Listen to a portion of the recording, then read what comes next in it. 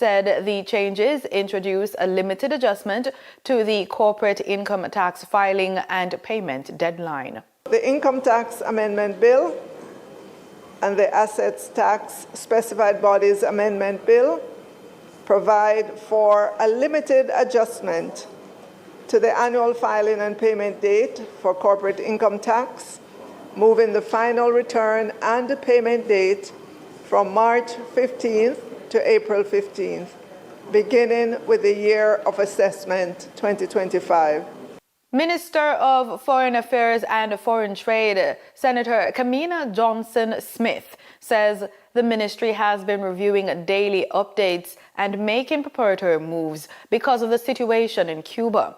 The development comes as Cuba was dependent on Venezuela for much of its jet fuel and other oil products, but that has been sparsely available since mid-December when the United States blocked the South American country's exports. The Foreign Affairs Minister gave an update on the situation during Wednesday's post-cabinet press brief. On Monday, Cabinet discussed the situation and is considering what support could be provided to students under the scholarship program for the continuation of their studies should they be disrupted on a prolonged basis or Children with special needs are set to benefit from major technical upgrades at the Michael College University's Child Assessment and Research in Education Center, following a new partnership involving Digicel Foundation and the Ministry of Education. Permanent Secretary in the Ministry of Education, Youth, Skills and Information, Dr. Kassan Troop, says the project will involve the upgrading of 5 classrooms to meet innovative learning environment standards. We are building out 5 classrooms over by Michael Care. We're looking at ICT support, smart rooms, smart technology in the rooms. We're looking at making sure the room is fitted for purpose. And so we are really grateful. The windows will be renovated, the flooring, the doors, everything you can think of to make it smart and adequate for students who need this kind of support. She says renovations will also cover improvements to windows, flooring, and doors to ensure the spaces are fully equipped and appropriate for students with special needs.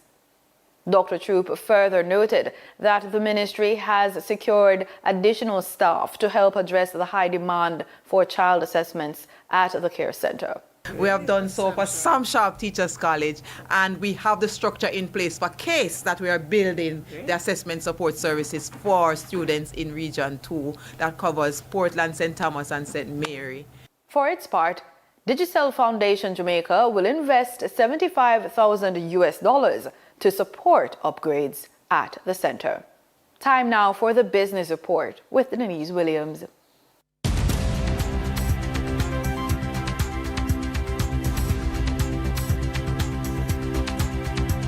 Welcome to today's business report. I'm Denise Williams, bringing you the developments shaping markets, capital access, and business decision-making across Jamaica and the region.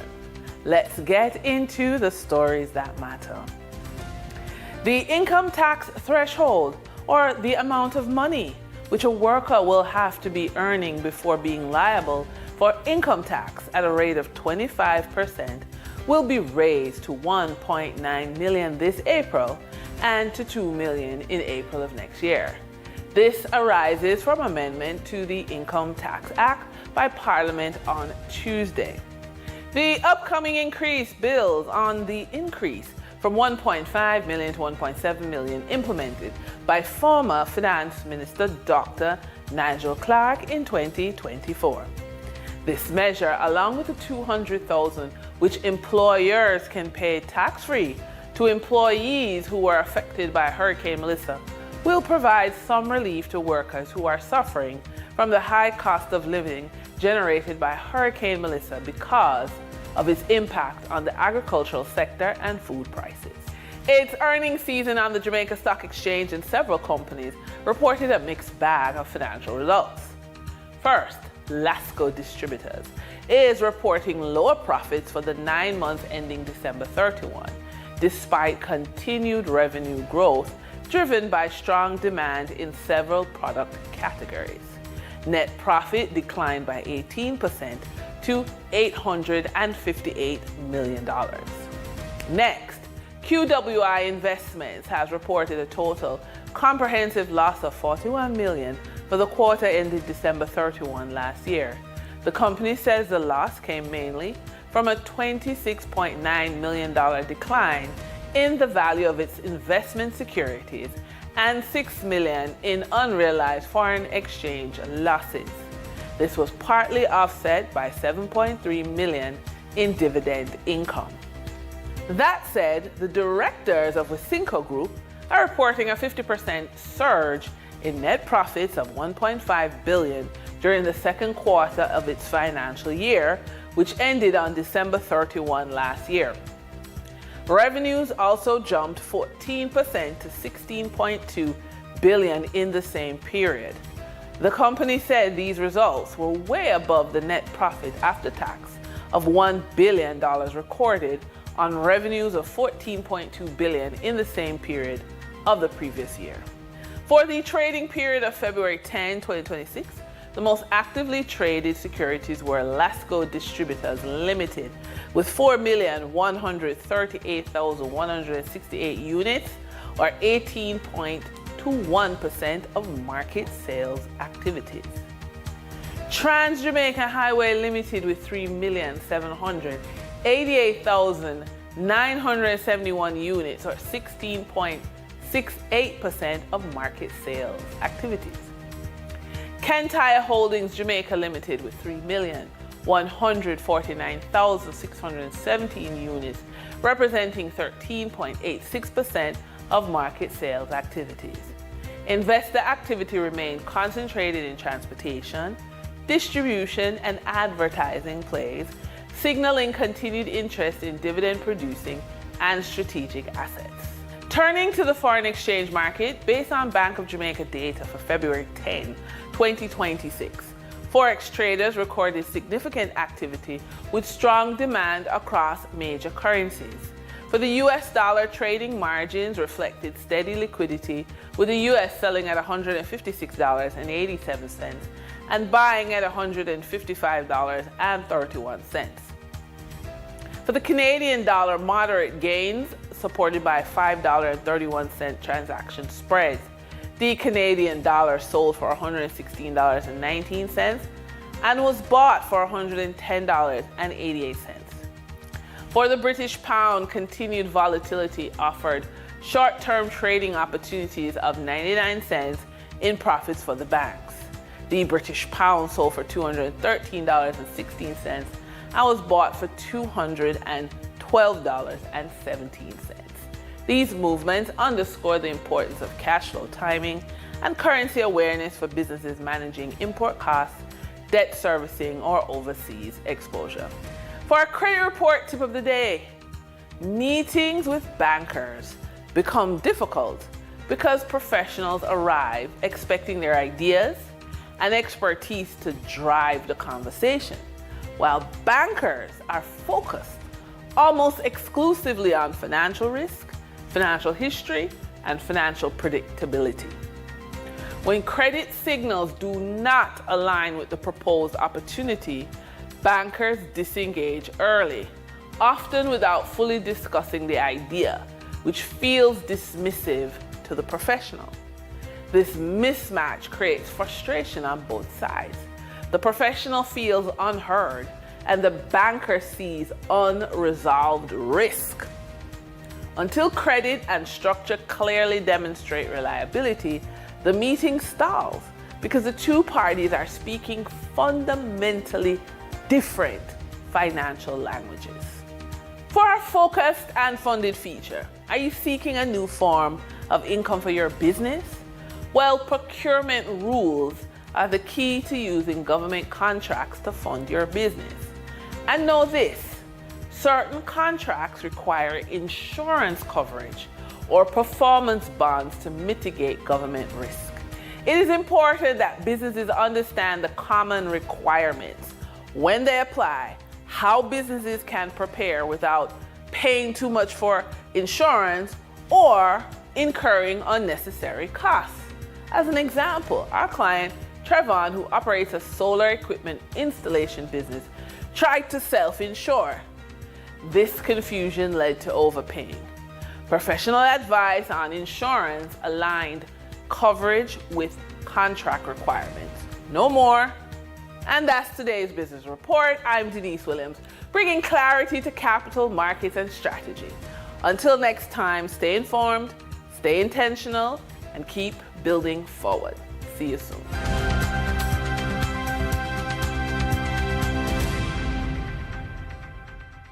In regional news, Cuba's deepening energy crisis has escalated, with the island now reporting that it is running out of jet fuel.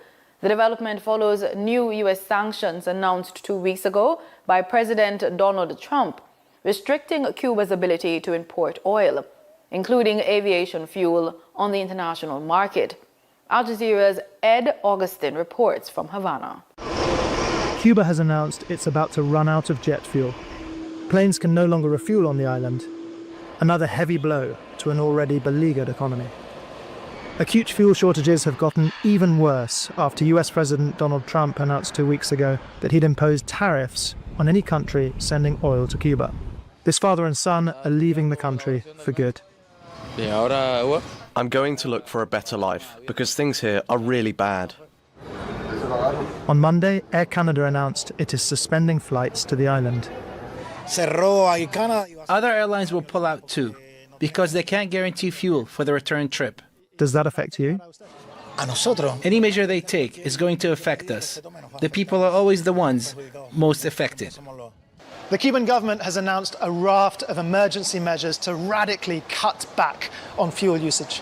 For example, vital services, they say, are to keep running. Fuel is to be prioritized to food, health, national defense, and to make sure that critical water supply is still reaching regular people. At the same time, hospitals have already shut down in the last days, and across the country, non-vital, non-emergency surgery has been paused. Last year, Venezuela and Mexico were Cuba's main oil providers.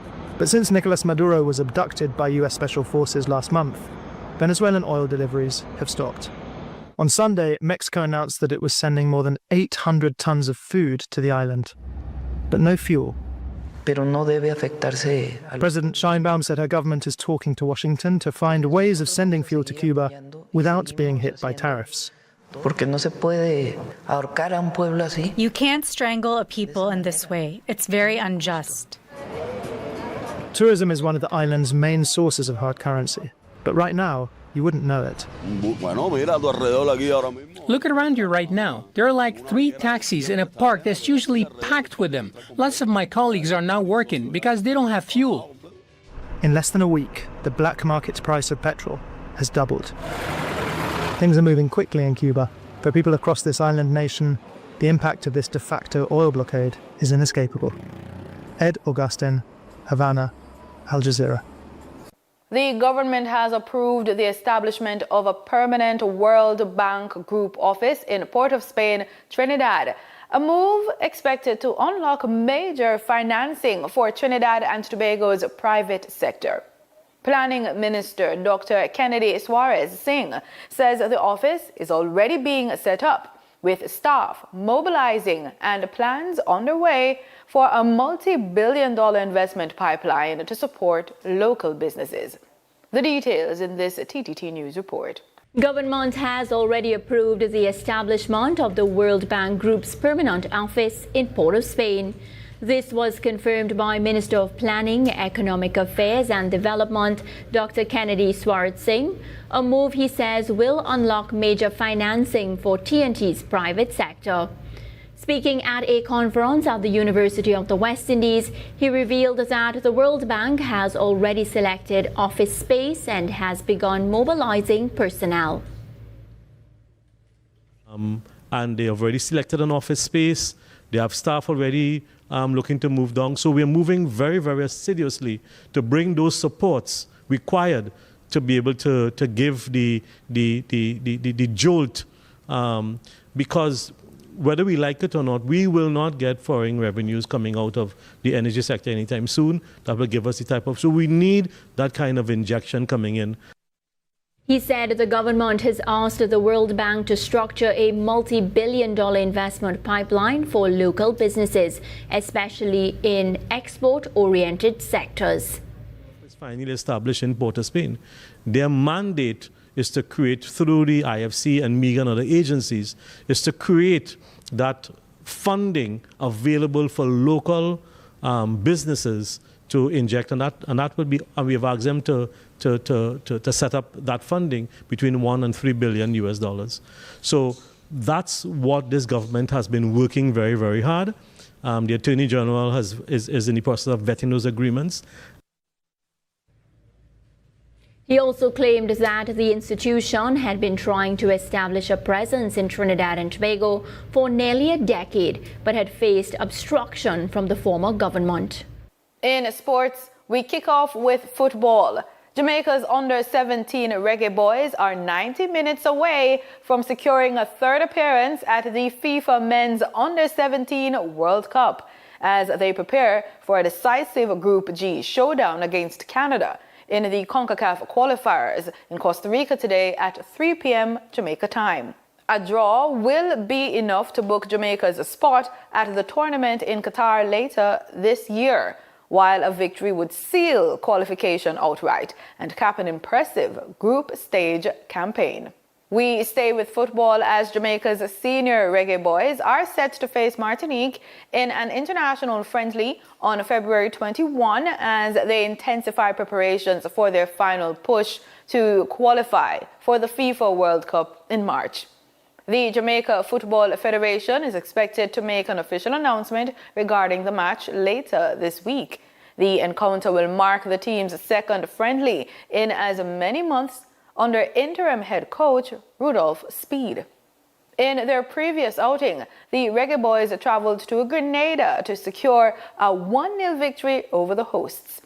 Martinique, currently ranked 13th in CONCACAF, were last in action in November when they suffered a 2-0 defeat to Cuba and played to a 0-0 draw with the Dominican Republic.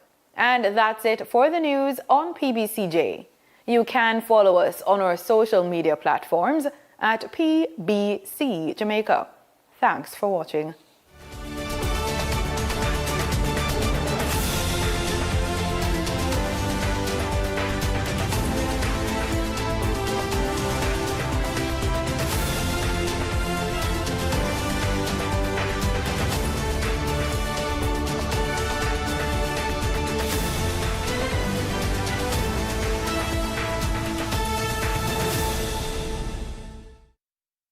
How can someone take up the form of a pig? You're dealing with a being whom God has never stripped of his power, but allow him the freedom to do what he wants, to demonstrate his own powerlessness with all of his powers against God.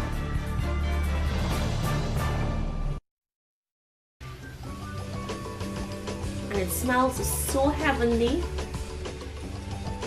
And if you guys have never tried this, trust me, when you try it, you're really going to love it. Once everything is nice and tender, using the back of your spoon, you're going to smash down on the pieces. Now I like this very smooth, so I'll smash it down until it's really, really smooth.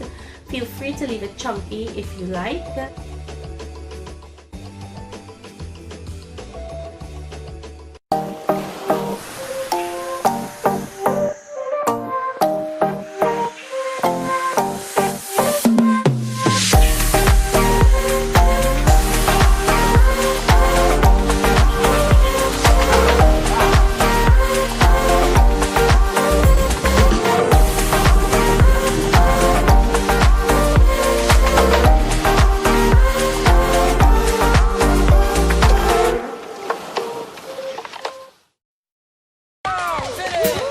I feel a little bit nervous, but I think that my team can really bring it. I really want to win the Genius Cup. I just love the thrill of victory. Awesome. Calvin and Adelina are feeling confident, but anybody could win this. So let's judge these walking recyclers. Bring on the judge. My name is Ahmad, and I'm a mechanical engineer. For small island developing states like Trinidad and Tobago, and by extension the Caribbean, the negative effects of climate change can be catastrophic, ranging from devastating floods to drier dry seasons impacting food security to more intense storms, and the list goes on. It is projected that the world could reach the preferable 1.5 degrees Celsius global warming limit set out in the Paris Agreement in a decade or less. And so, apart from mitigation measures, adaptation is vital. That's where TNT's rollout of the Caribbean Climate Online Risk and Adaptation Tool, CCORAL, under the Caribbean Community Climate Change Center comes in. Head of the Multilateral Environmental Agreements Unit at the Ministry of Planning and Development, Kishan Kumar Singh, says no sector is immune from the effects of climate change. Training in CCORAL has been provided by the center, which is also referred to as 5Cs, for 28 people across different sectors. And so we hope that this training, which will also include the trainers aspect, can now be imparted within ministries, divisions, agencies, local government bodies, for example, so that they can now take the tool, use it, and really mainstream it into their operations. In a nutshell, there are 4 stages under CCORAL. The first, the identification process, which is a quick screening comprising 10 questions that would categorize a plan or project at either high, medium, or low priority. The second stage guides preparation of the task to be undertaken. The third step is the analysis, negotiations, and approval process, which would outline the feasibility of the program or project. And finally, there's the implementation, monitoring, and evaluation phase. According to 5Cs, while CCORAL will not give you a direct answer, it would provide a guideline for building a climate change, climate resilient lens for policies, programs, projects, strategies, legislation, and the likes. It is also applicable to national planning and the drafting of budgets. One of the training groups applied CCORAL to the Otaheite Bay Shoreline Stabilization Project, and CCORAL showed up several gaps in the plan, from a lack of stakeholder consultation to climate resilience not being factored into the brief for the project. Minister of Planning and Development Penelope Beckel says this country is grappling with an increase in adverse weather events, rising sea levels and changing weather patterns, which can pose not only threats to life but to the economy as well, by damaging infrastructure and disrupting vital sectors including tourism, agriculture, and energy. She says the tools in CCORAL can be tailored to the needs of the country. This toolbox equips us with the means to respond effectively to climate change challenges, ensuring that our decisions are backed by science and experience. Head of the 5Cs Project Development and Management Unit, Keith Nichols, says since CCORAL was introduced a decade ago, training has been undertaken in a few Caribbean countries, with St. Kitts and Nevis and Grenada adopting the disaster risk management tool. He's hoping that the Ministry of Planning head in that direction. I think, Minister, it's a fitting tribute to the 10 years of CCORAL rollout to have Trinidad adopt formally CCORAL as a decision support tool. But as it stands now, that is not the case. The Ministry of Planning says there's no need to wait for the formal adoption of CCORAL for it to be used across agencies. The ministry plans to integrate it into the screening for the public sector investment program. It is calling for more agencies to get on board and for those who have been trained to train others. Financing for the training is provided by the European Union Global Climate Change Alliance and the CARIForum program. Funding for the session in TNT was through the Green Climate Fund. There is also U.S. aid, which provides support from time to time. Alicia Boucher, TV6 News. A 5-mile-long garbage patch was discovered in the Caribbean Sea in 2017. We do have a Caribbean garbage patch. We have been trying to get data to find out about it, but there's not a lot of data around, and I really want to implore those in authority, especially those regionally at the CARICOM level, to please take a look at what's happening in our Caribbean waters. We need a study right now, and we need a collaboration regionally to see about what's happening in our Caribbean waters. which that Caribbean garbage patch is off of Central America. Ironically, environmental consultant Talia Mohammed joined with Nadia Rudder and Kiara McNeil to form the women-led NGO Ideas Eye Foundation that very year, 2017. Unlike the garbage patch, which more than doubled, measuring 12 miles long in 2021, the NGO hasn't seen that level of impact on the public waste practices. Scientists estimate that 80% of the garbage patch comprises of plastic. Images and videos show plastic forks, bottles and wrappers. Mohammed says every individual has a choice. Use plastic for what it's made for. Plastic is very, very important to the medical industry and very important to even innovation. A lot of how we create things now in terms of 3D printing, they're using plastics. So chairs, tables, just things that are not going to be buy and throw away. A recently completed waste categorization report done by SwimCall found that 20% of waste entering landfills in TNT are plastics. I am of the opinion that single-use plastic should be banned because we will always have those with the bad habits.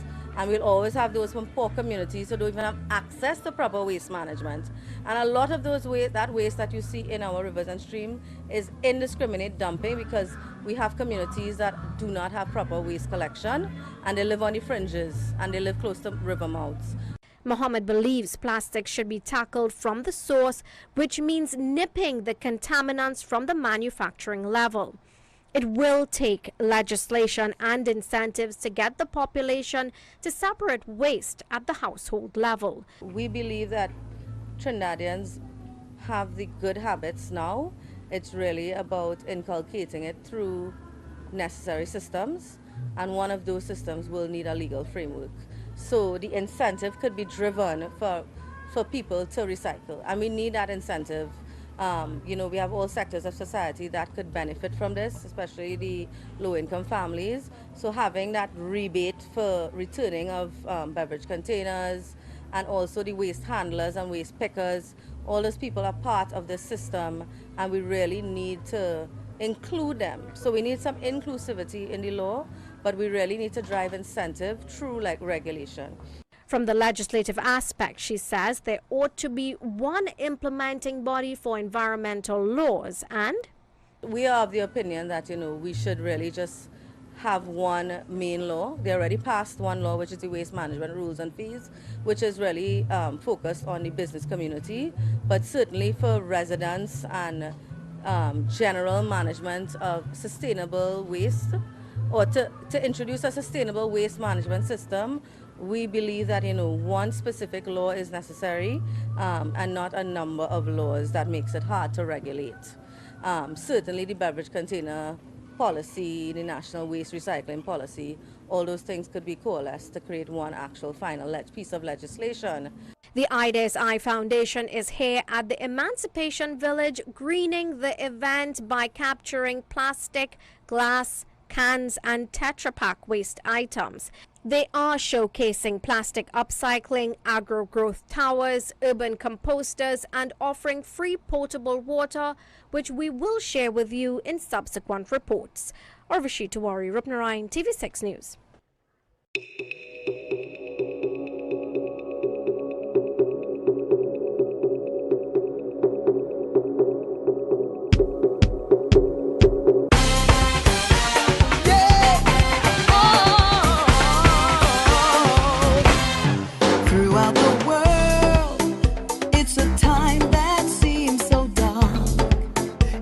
We're closer, not apart. The sun still shines.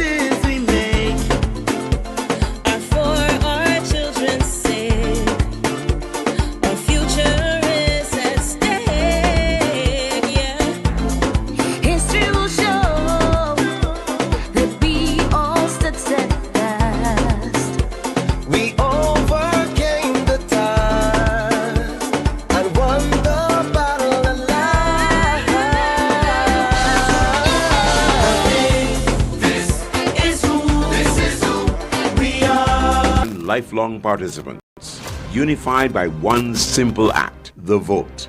The Barbados Labour Party dominated the last election cycles, winning all 30 seats in the House of Parliament in 2018 and again in 2022. The Democratic Labour Party is challenging that dominance. A diverse field of political parties and independent candidates, including Friends of Democracy, the People's Coalition for Progress, and a number of smaller movements also enter the race. Among the issues dominating the campaign, the cost of living, crime, climate, and youth. Tonight is no longer about the rallies or speeches. It's about the vote, transparency, trust. Counting of ballots now begins. A careful, deliberate process that reflects the will of the people, no matter the outcome. Democracy speaks as Barbados decides.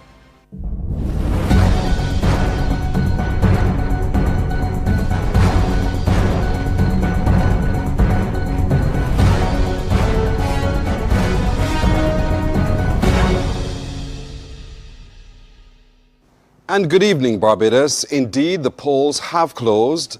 The ballots are about to begin to be counted, and the fate of our nation is now in the hands of you, the people.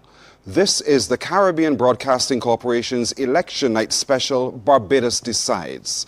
From our studios to the communities all across Barbados, the region, and the diaspora, we bring you real-time results, razor-sharp analysis. I am Pearson Bowen, and tonight we're tracking every result, every seat, every trend, every reaction, and starting with an esteemed lineup of experts in our studio. Joining me is our co-anchor this evening, Stetson Babb. Well, thank you, Pearson. That's right. The stakes are indeed high, and our panel is ready to break it all down. We have or expect to have join us throughout this evening Ambassador, the Most Honorable Elizabeth Thompson here tonight as the representative of the Barbados Labour Party. The representative of the Friends of Democracy is John Delaney, a freelance marketing consultant. We are also joined by Dr. Ronnie Yearwood. He's, of course, senior law lecturer at the University of the West Indies, Cave Hill campus, and political analyst Peter Wickham, director of CADRIS. We also expect to have from the People's Coalition for Progress, Lynette Eastman. We also have reporters fanning out across every constituency, bringing you live updates as the results pour in. Pearson. Thank you, Stetson. Indeed, we do, and we'd like to check in with some of those announcers right now, those who are out reporting for us. Let's first check in at the Darrell Jordan Secondary School, where Anmar Goodrich Boyce is watching that marginal constituency, St. Lucie. Anmar. Yeah, good night to you, Pearson, and good night to all of our viewers and listeners on CBC TV8. Yes, I'm just outside of the auditorium here at the Darrell Jordan Secondary School in St. Lucie. It is the counting centre for the constituency of St. Lucie. I can tell you that the atmosphere here, relatively quiet.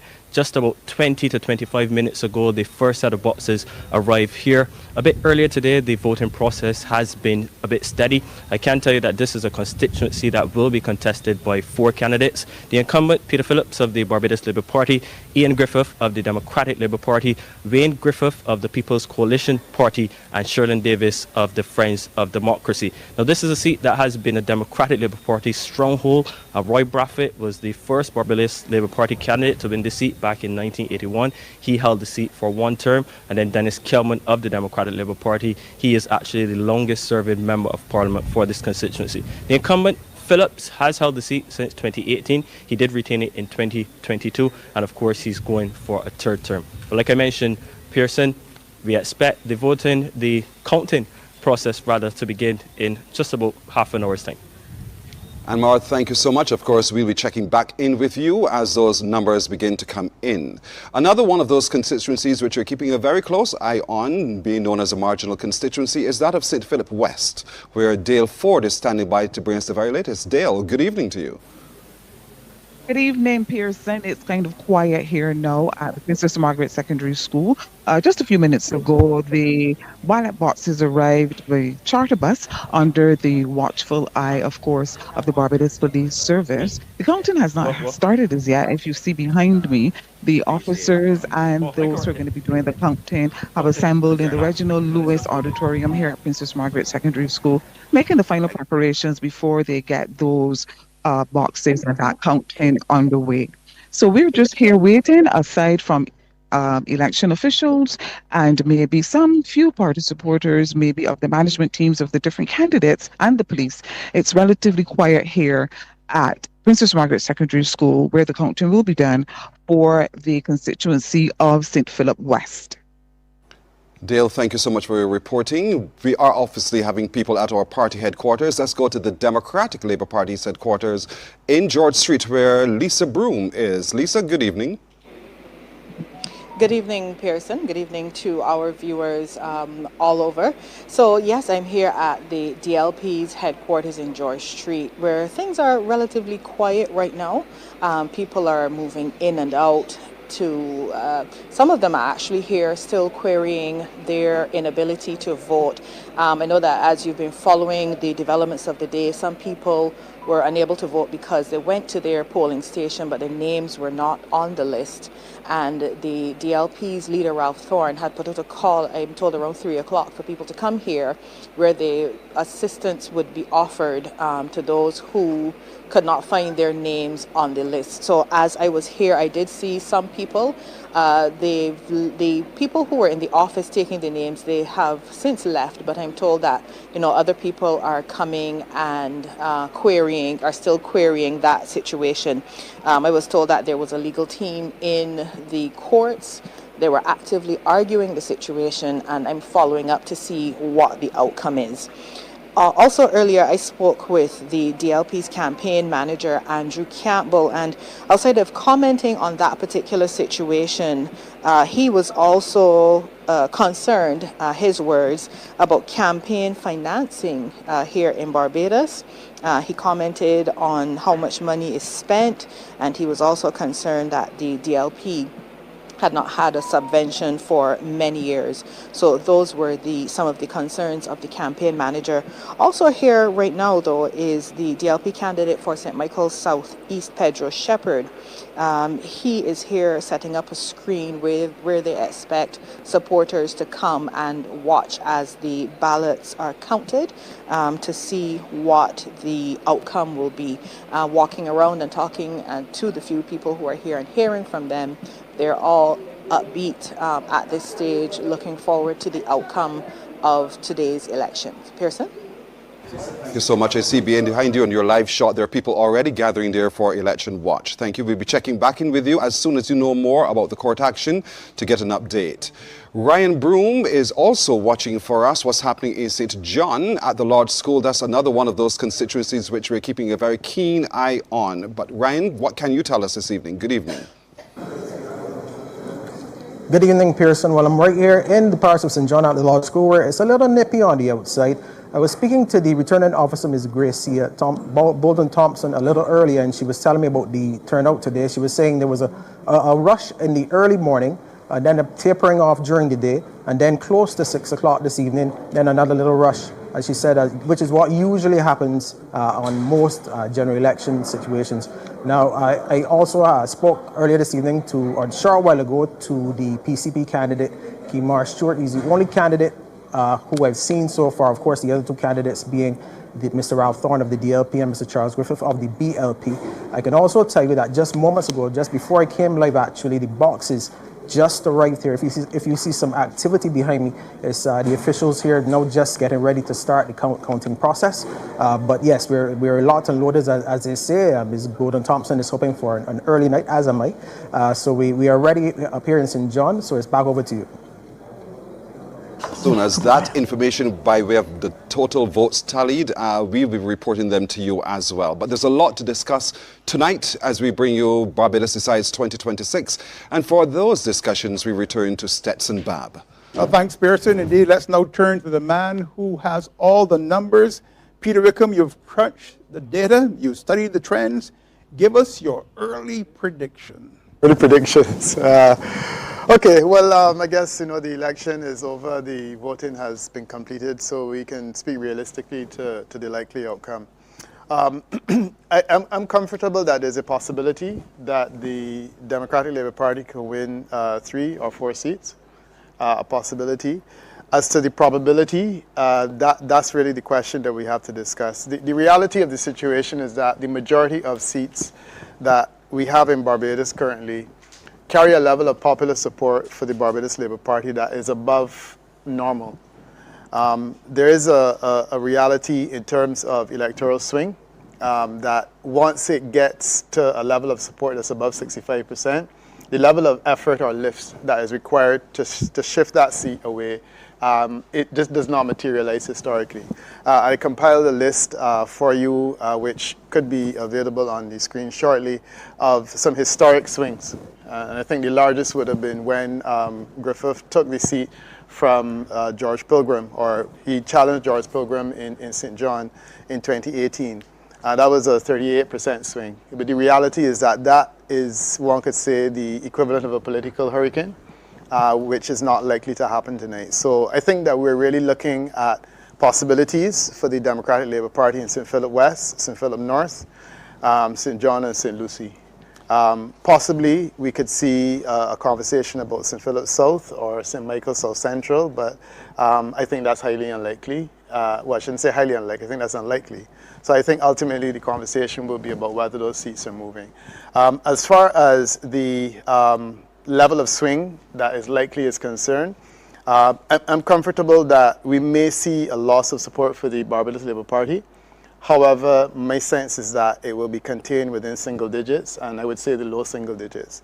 So I saw another agency projected a swing of 8%.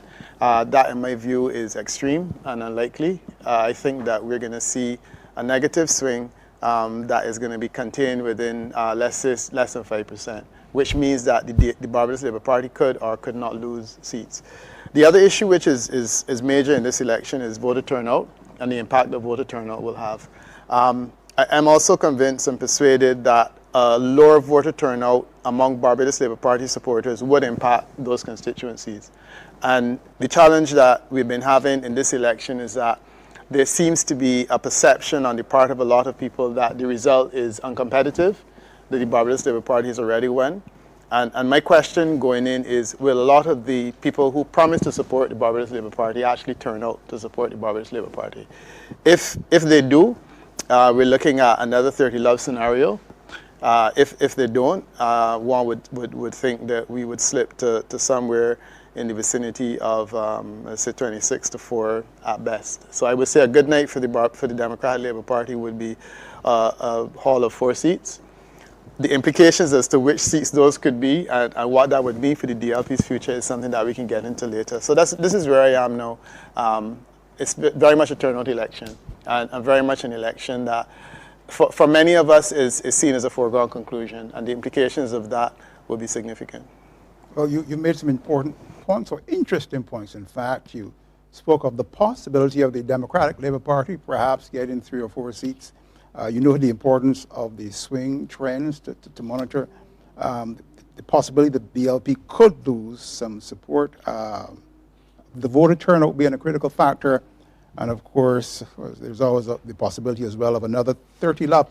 We're now joined by the Most Honourable Elizabeth Thompson, the representative of the Barbados Labour Party. Good evening to you, ma'am. Good evening to you, Stetson. Good evening. Your thoughts on what Peter Wickham had to say? Peter is the political analyst, I'm the politician. I agree with him insofar as all ballot boxes are empty at the beginning of the day, and you can never be absolutely certain how they will fill up. I think that the Barbados Labour Party has an excellent election machinery and that it worked well today. Whether that will translate into a high turnout or a turnout which favors them across the country, we will see during the course of the evening. I think it will. I believe that Peter touched on a point which is very important, and that is the issue of whether or not Barbados Labour Party supporters and the electorate generally felt that the conclusion was foregone, so that there really was not a huge need for them to go out and vote. In addition to that, this is a government in its third term or seeking a third term, which always impacts the voter perception of the candidate, the party, and as well as the level of campaigning done by the multiple parties on this occasion. So I think it will be very, very interesting at the end of the evening to come to our final conclusions about what has transpired and why. Ambassador Thompson represented the Barbados Labour Party. Let's remind our listeners, our audience of the panel tonight. We also expect to have joining us Lynette Eastman. Lynette Eastman representing the People's Coalition for Progress. We have on the panel currently the Friends of Democracy's representative is John Delaney, and we have Dr. Ronnie Yearwood, Senior Law Lecturer at the UWI Careful Campus. Your initial thoughts, Dr. Yearwood? I think much of what Peter has said. Peter is a numbers man. I had the privilege and honor of working with Peter, so I can say I'm an adjacent numbers man. So I appreciate the detail of the numbers. I think sometimes folks in this game like to dismiss numbers on feelings, but the reality, the numbers are looking to a Barbados Labour Party win. It would be, an issue of how well the Democratic Labour Party performs, and really, as Peter said, we can get into that later. And what does that look like? Is a performance of 1 or 2 seats well for a party with a history of forming the government, and is that enough to propel it into a future government of Barbados anytime in the near future or not too distant future? Apart from that, I know we will get into issues around the nature of the actual polling and election. I think that's something that we would want to discuss because I've been seeing a lot of social media commentary on this, and there are some fallacies that need to be dismissed about the actual electoral process, because I get a sense, yes, there were issues with the electoral process, but some folks, I feel, are catching up 60 years on actually how the process works. And it's amazing the kind of commentary I'm saying, like, the fact that your name is called out, that's normal. That's how we verify voting. So perhaps maybe we do a little chat on the actual process so people appreciate that there are no anomalies. These things happen, and a little chat among ourselves could be useful, I think, to the public tonight as well. Indeed. Mr. Delaney of the Friends of Democracy. Mr. Wickham is predicting a good night for the Democratic Labour Party will be 3 to 4 seats. Dr. Ronnie Yearwood suggests indeed that a win for the BLP is probably inevitable. You may beg to differ, perhaps? Not beg to differ on the point of a win probably for the BLP. I think that most certainly is the likelihood. In terms of the DLP's success, though, I do question the likelihood of that. Things that would have happened before the election, in particular the term as opposition leader that Ralph Thorne would have had. And then you also look at the way that the campaign was run. For me, there are some key things that you'd need to do as a party to show your respect for the voters in Barbados. They're very intelligent voters, and so you need to show respect for them. One of them is showing your record and a manifesto. You cannot wait until 4 days before. That does not give persons enough time to read. That does not give enough persons time to truly understand what it is that you are presenting to them. And especially coming off of a time in which you essentially had no parliamentary representation in terms of the DLP. The one seat that they would have had with the opposition leader crossing, he would have complained lots of times about the way in which he was held from serving the people of Christchurch. So you essentially don't have much to show for a record. You have to come out the gate early, very early on, and let persons know this is our plan for you, and give persons time to have that public discourse, give persons time to talk about it at these spot meetings and on the rallies. I think they waited a bit too late, and so I think that will be one of the points to their detriment when it comes to the results that we will hear about shortly. If I may, I should like to apologize in advance because You can tell that I'm quite hoarse. I'm having an allergy, and I may be coughing during the course of the night, so I don't want to keep saying excuse me. So I'm just going to ask to be excused now. That's it. Sorry. Ambassador Thompson, that's an experience that many of us have had over the last several weeks and months. I got the dust in the atmosphere. Panel, and we'll be joined very shortly, as a matter of fact, by Lynette Eastman, representing the People's Coalition for Progress. Panel, what are the bellwether constituencies, and what are the signs that you're looking for as the results start to come in? This is an interesting point.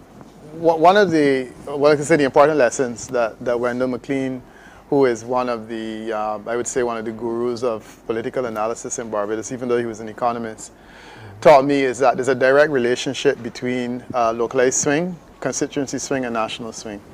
As a result, if we see movement in St. John, we can tell what's going to happen nationally.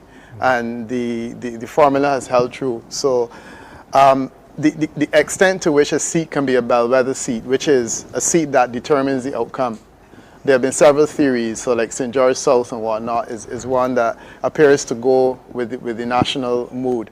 Having said that, however, I think that we have a small enough number of seats that what we can do is look to see movement and shifts and change, and that will more or less indicate the way that things are going. The situation in Barbados electoral map has evolved significantly since 1994, with the weakening of the Democratic Labour Party, a strengthening of the BLP. And as a result of that, a lot of the old principles about what seat made a difference have essentially been out the window. I mean, there was a time that we couldn't fathom the idea of St. John being lost. St. John has been lost to the DLP not once but twice. We see whether it will be thrice today. So that is an interesting part of the conversation. The other point that I wanted to make about the bellwether, or you're saying the critical seats that we're looking at. We need to interrupt you. We'll go over to do you have results? Let's go over to Pearson. Setson, I'm told that Damien Best is standing by to bring us some details. Damien is actually at the Combermere School looking at the polling results coming in from St. Michael's Central. Damien, good evening. Studio A. Yes, good evening to you, Pearson. Good evening to all viewers and listeners here in Barbados and across the globe. I'm actually at the Combermere Cafe, just a few yards away from the Major Newt Hall here at the Combermere School in Waterford, St. Michael. What I can tell you so far, bring you up to date, is that about 3 buses have arrived here from the different polling stations across St. Michael Central. And those 5 stations are Christchurch, that's actually Church of Nazarene, Bank Hall, Abundant Life Assembly, Lower Bank Hall, New Testament Church of God, through the Bridge, George Lamin Primary School, Bridge Road, and of course here at the Combermere School. Now contesting this seat is a new face in Tyra Trotman of the Barbados Labour Party, Andrew Wowell, a veteran of the Democratic Labour Party now, after running in St. John for 2 terms as well, 2 elections, unsuccessful there, Anthony Hines of the People's Coalition for Progress, and Raymond Wiggins of the Friends of Democracy. So as we speak, 3 busloads of boxes have arrived here at Combermere School. Earlier I noted, coming here, just around 6:03, there were a couple people who arrived late. And I can tell you the security were not playing. That gate at Combermere School was shut tight at 6 o'clock sharp. And those individuals, a little bit annoyed, but they missed their chance to cast their vote here at Combermere School. So we'll see what happens there with that situation. But I saw earlier Andrew Worrell making his checks around the Combermere School and ensuring that everything is A-okay from the Democratic Labour Party side. I haven't seen Tyra Trotman as well, but we'll wait to see if she will come around and check as well. But that is the update so far here from Combermere School. A-okay so far in terms of the officials. Smooth entry into the Major Note Hall, and then the counting should begin maybe in about an hour's time or less. From the Combermere School, Damien Best is back to you in the studio. Results, you'll share them with us as we'll share them with our viewers and listeners as well, as we do want to remind you that this broadcast of Barbados Decides is being heard on the 3 radio stations of the Caribbean Broadcasting Corporation, 94.7 FM, 100.7 FM, and 98.1 The One. Also being streamed on our website and Facebook channels. We do have a poll question we want to ask of you tonight. We want you to be interactive with us, and so I'll share that with you in just a little while as we wait to hear more. But much still to be discussed, as we are now joined by the representative from the United People Party, and so Stetson, it's over to you. Pearson, indeed. Lynette Eastman, representing the People's Coalition for Progress. Welcome to the panel. And the panel was just discussing the issue of bellwether constituencies and the trends that we may be looking for and keep an eye on as the results start to come in. Peter Wickham, we were finishing the point with you, and then we'll get the reaction from the rest of the panel.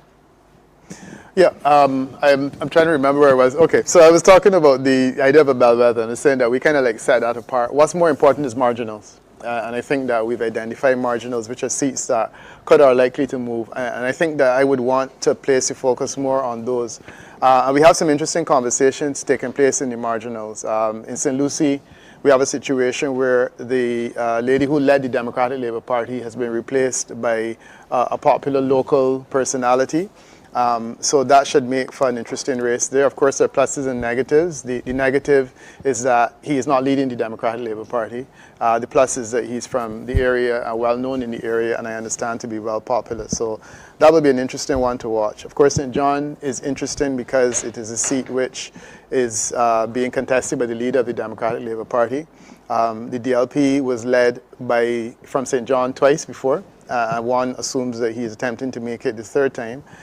So his presence there will be interesting, but there is a sense in which he is, one could say, a carpetbagger, in that he's coming into St. John from outside, and moreover, he's coming into the DLP from outside. And I think that will make for an interesting conversation in St. John. It's not lost on me that the leadership of the Barbados Labour Party seems to have taken a special interest in St. John. One could argue that the full weight of the Barbados Labour Party seems to have taken a special interest in St. John. Frankly, I would be surprised, and I think that certainly the BLP would be disappointed if they lose St. John tonight. So we'll have to watch that one. St. Philip West and North are two very strong seats for the Democratic Labour Party historically. Indeed, the Democratic Labour Party has dominated St. Philip historically. In the case of St. Philip North, you have a situation where the strong candidate is now a candidate for the Barbados Labour Party and would have appeared on platforms in St. Philip on the platform alongside an individual that he would have run against previously. And my sense is that the DLP has been significantly weakened in St. Philip North. Of course, I say with due respect to Ms. Lynette Eastman, who is from St. Philip, and can perhaps speak more to that. The other significant thing with St. Philip West is that it is, again, a relatively marginal constituency. The same two candidates are facing off again, which should make it a lot more predictable. But the third-party factor in St. Philip, again, with due respect to Lynette Eastman, is going to be a huge determinant as to what happens in St. Philip West, in my view. And I think that also will help the Barbados Labour Party in St. Philip if they're going to hold on to that seat. So that's my sense that I'm watching. Those are the bellwethers. Well, not the bellwethers, those are the marginals, explained to some extent.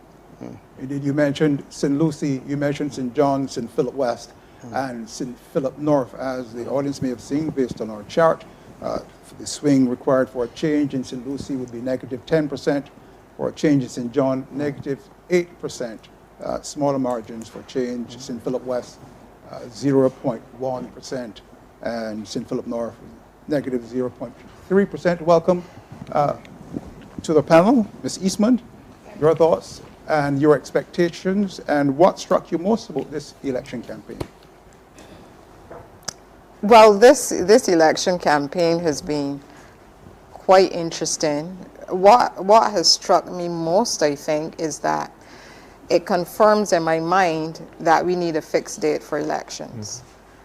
And no one has been able to explain to me why we cannot have a fixed date, except that people find it a bit titillating, to speculate as to when the Prime Minister would call it. But apart from that, what is the positive in us not knowing when elections are being called. It certainly would give all candidates an opportunity to prepare properly. And I believe while that might not be, while that might take something away from the shenanigans of politicians, I think for the democracy of Barbados, it would work well for us if we did know when elections would be called. Now, this is the case in most advanced countries. They actually know when elections will be called. It's only if there's a natural disaster or a vote of no confidence or something like that, that you might call it, and then the parliament would agree, and likely the president. It's only if there's an issue like that, you know, that you would call it earlier, and that would be allowed for in the legislation. But I can't quite figure out why we are sticking to that very old-fashioned, you know, Barbados is supposed to be now technology-driven. We're supposed to be advanced, a high-ranking country, and still we stick to this old-fashioned notion of not knowing when elections will be called. So then you leave it to the discretion, it seems the absolute discretion of the leader as to when elections will be called. So then Barbados, for absolutely no reason, is faced with what you call snap elections. I mean, as if it is a thing to be accepted.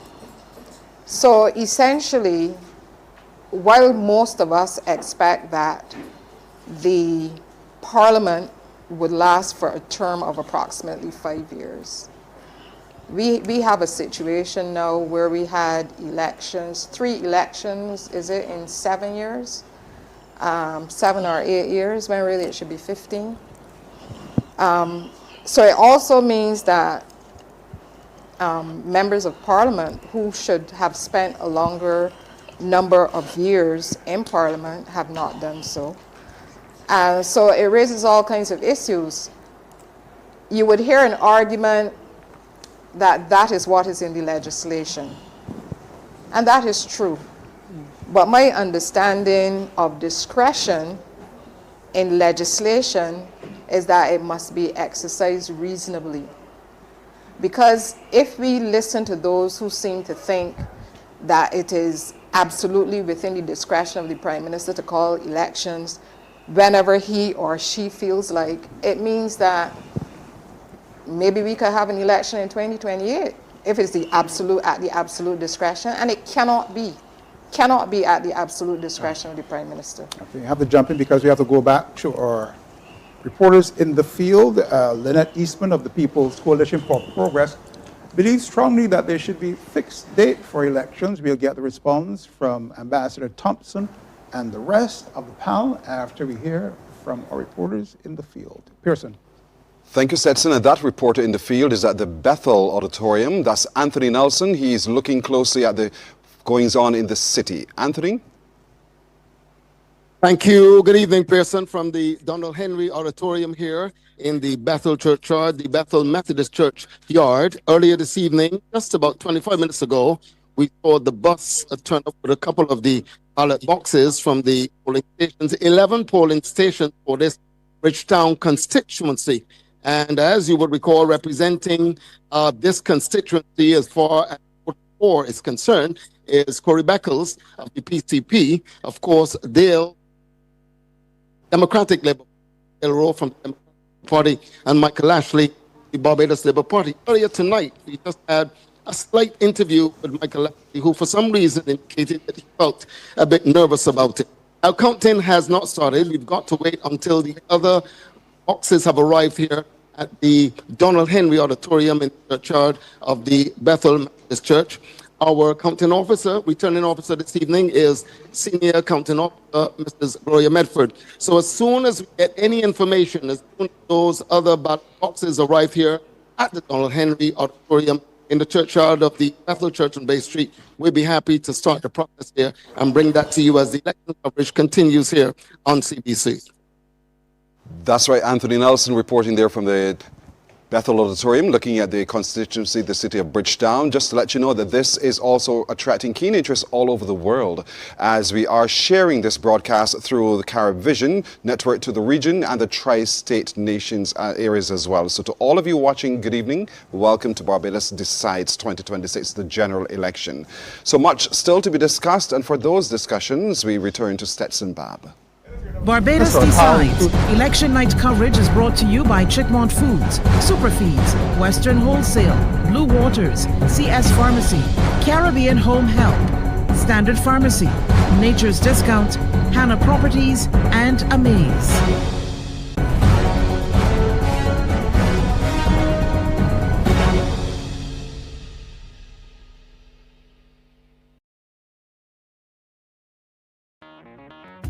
Community Files. It's an opportunity to shape modern legislation while ensuring that the law remains fair, effective, and responsive to the needs of society. The Law Reform Commission invites the public, including civil society groups and professional bodies, to submit written proposals for the reform of the law. Proposals for law reform should not exceed 1,500 words and must be submitted by Monday, February 16th. Written proposals will not preclude oral discussion with their authors. Submissions may be sent via email to lawreform@barbados.gov.bb or delivered in hard copy to the Law Reform Commission, Henry Ford and David Simmons Legal and Judicial Complex, Coleridge Street, Bridgetown.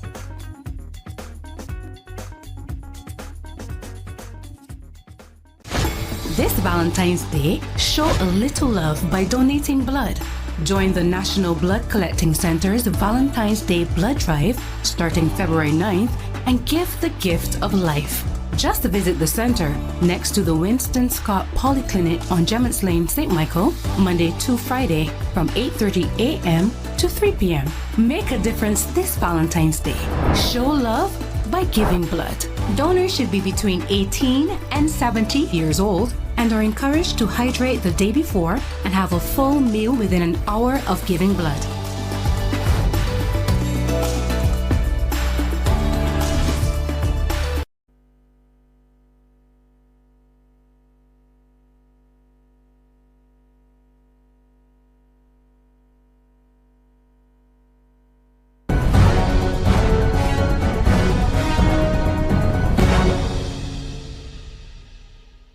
This is Barbados Decides, the general election of 2026 being heard all across the world from the Caribbean Broadcasting Corporation, Barbados. We'll be on the air with you right through as we hear from our reporters who are in every constituency to bring us every result. And as soon as we do get results, we will be sharing them with you. We'll be monitoring the trends, whether it's a swing for or against, or we'll have continued discussion as well. In having those discussions, we did extend an invitation to a representative from the Democratic Labour Party. That invitation has been declined. And so we return to those discussions now, being moderated by Stetson Bab. And if you're now joining us, just a reminder, our panel tonight, our resident analyst, Peter Wickham of Cadres. We also have from the University of the West Indies, Dr. Ronnie Yearwood. Representing the Barbados Labour Party, the Most Honourable Elizabeth Thompson. The Friends of Democracy's representative is John Delaney, and from the People's Coalition for Progress, Lynette Eastman. When we went to break just before that, Ambassador Thompson, the issue was the question of whether Barbados should have fixed election dates. Your thoughts? Excuse me.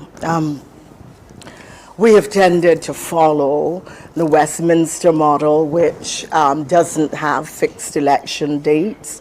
The calling of an election is at the discretion of a prime minister, and therefore a term can be a maximum of 5+ years, and we know that Frondell Stewart took it to the max in 2008. I heard Ms. Eastman speak about how outdated a system this is and so on. I am I found that rather curious, because she sat in a cabinet which had non-fixed election dates, and I never once heard her object to that. In addition to that, there was a CRC, a Constitutional Reform Commission, and a Parliamentary Reform Commission, to which, as far as I'm aware, I certainly sat on the PRC. She made absolutely no submissions supporting fixed election dates, but that's her position tonight, and she's entitled to have it. But the law allows a Prime Minister to call elections at dates at his or her discretion, and the Prime Minister has taken that option. She's perfectly within the parameters of the laws of Barbados. Mr. Delaney, of Friends of Democracy, fixed election dates, is that something desirable in your opinion? It definitely has. Having non-fixed election dates has definitely brought some excitement, as Ms. Eastman would have said. I think, though, there are two questions that we need to consider when deciding, or rather before deciding. One of them is regarding accomplishments. We look at what has been accomplished by the current administration over this last term, and you can even extend to the term that started in 2018. And in their own manifesto, they admitted 70% of that completed. Why then was an election called early without that other 30%? Is that a 30% of the manifesto that Barbadians deserve to see a full term served out so that those things can be accomplished? I think that while they have done a good job in producing their record and telling persons what they've done, I think Barbadians still do have some questions. And our talk on the campaign trail, we have heard from Barbadians the questions as to the things that have been left undone, especially in those those battleground constituencies where persons feel a bit slighted by the MP. Another question that we have to ask, and you would hear it echoed right throughout from morning till night into even tomorrow, the question of the readiness and preparedness of the Electoral and Boundaries Commission. In particular, with a new system that we were going through this year, with the having to go on to the website and check your registration, and persons who then needed to be added or removed from the list. Sorry, I'm not going to let that pass. There was nothing new about having to check to see if you were registered. I'm sorry, just wanted to make that clear. No problem. And I think that they would have to be the ones to kind of give some insight and to say, with snap elections being called, do they feel like they've been given ample time to prepare and to sort out a lot of those issues, especially because you do not want an election which, sure, the majority of Barbadians would get their preferred candidate, their preferred administration, their preferred prime minister, but you have so many persons still left feeling slighted and feel unjust and undone by the system. Okay. Senior Law Lecturer at the UWI Cavell Campus, Dr. Ronnie Earwood, on this issue of fixed election dates, and also as well the issue of any perceived difficulties with the electoral list. Okay, I think we need to unpack the idea a little bit and step back, because I've been hearing a lot about this idea of early elections, the powers of the Prime Minister, and we have to approach this from a strict legal perspective. A Prime Minister, not this Prime Minister, let's be very clear, a Prime Minister, that means every single Prime Minister of Barbados is allowed to call an elections when they want. Now, if people have now woken up to the fact they do not want that to be the system, let us have that discussion, but do not impute improper motives as if that power does not belong to the office of a Prime Minister and has been exercised by every single Prime Minister to their advantage and in their prerogative since Barbados has had elections from time immemorial to now. That would include Aaron Barrow, Owen Arthur, Erskine Sandiford, Frondell Stewart, David Thompson, and May Morley. Every single one. So there's nothing peculiar about a Prime Minister using the power allowed to them under the Constitution. This power is not magical. It doesn't come from a back pocket. It is what the Constitution says. And I want people to really appreciate that, because the framing of this, sometimes it seems that this is something special and peculiar to this, to that. So from a legal perspective, you go to the Constitution gives the Prime Minister clear power to call an election. Now, if you say you don't like that, that is fine. Let us have that discussion. And on that note, then I can agree that we should have fixed terms, because I do not believe that prerogative should still exist under a modern Republican constitution. So I think that's where we need to veer for, but we need to be clear. The point you're making is about the it. prerogative of the Prime Minister is enshrined in the It Constitution. is enshrined in the Constitution. There's nothing peculiar about it. And the Constitution allows for a maximum time for the government to go for 5 years. So therefore, within that 5-year period, a Prime Minister can call an election at any time. There is nothing that says that the government has to serve 5 years. This is not defending any government. The average length of a government in Barbados for the Barbados Labour Party has been 54 months. The average length for the Democratic Labour Party has been 57 months. The only time that we've gone right up to the line was with Fundle Stewart. We know what happened with that. So I think we just need to appreciate the facts. We have to debate. We don't like the system. And it's good that we're having a debate. Perhaps now we've matured enough that we can move towards fixed terms. And this is where I would have to disagree with Ambassador Thompson. I think there is value in fixed term elections because it allows the entire system to function. Now, in terms of the Electoral Boundaries Commission not being prepared for an election, that should not have been the case. Because yearly, the Electoral Boundaries Commission is supposed to update the list and keep track of the list. I think what this issue around the Electoral Boundaries Commission shows, and it is perhaps others can speak to this, it shows a larger symptom of a dysfunctionality within our entire political structure, because you have a situation where one of the main political parties is not functioning to its optimum, providing the checks and balances that the system needs to operate. So the Electoral Boundaries Commission issue is not simply at the Electoral Boundaries Commission. There are wider issues of what this is throwing up in terms of the function of the civil service, knowledge base, perhaps retirement of institutional knowledge, change of structures, and there's a lot going on here that we need to drill down, understand why has the Electoral Boundaries Commission been placed in this situation. Furthermore, the Electoral Boundaries Commission has representatives from the opposition and from the government. So you cannot sit as those representatives, wait till after the process, and suddenly you have an issue with the Electoral Boundaries Commission. If you did, you should have just said so from the beginning. Let's get a perspective from our resident political analyst, Peter Wickham. Yeah, I'm enjoying the conversation, and I am finding myself agreeing with Ronnie a lot. I guess the time has come. So yeah, it was interesting that the shortest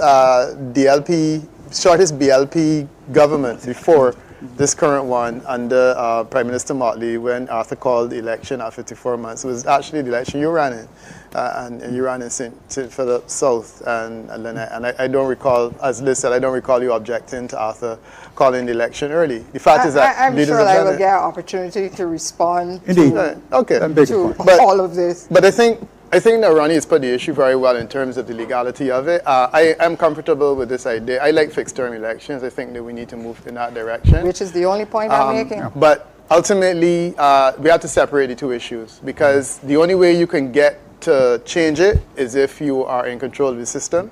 And I think that is a question of representation and lobbying. And then maybe we can change it. If the party that you represent is successful in the future, I look forward to that. And I do think it would be a development. The important Peter, thing let's take a about pin there, because we're going to get back to you to finish your point, and the other panelists are very keen to weigh in on this issue of fixed term election dates, or rather a fixed date for elections. Back to you, Pearson. Thank you, Stetson. We'll continue with that discussion in just a moment, but we'll go to hear what's happening in St. George South now, as our reporter there, Keith Goddard, joins us from the Ellerton Primary School. Keith, good evening to you. Oh, hi, good evening, Stetson. Just confirming that you can hear me.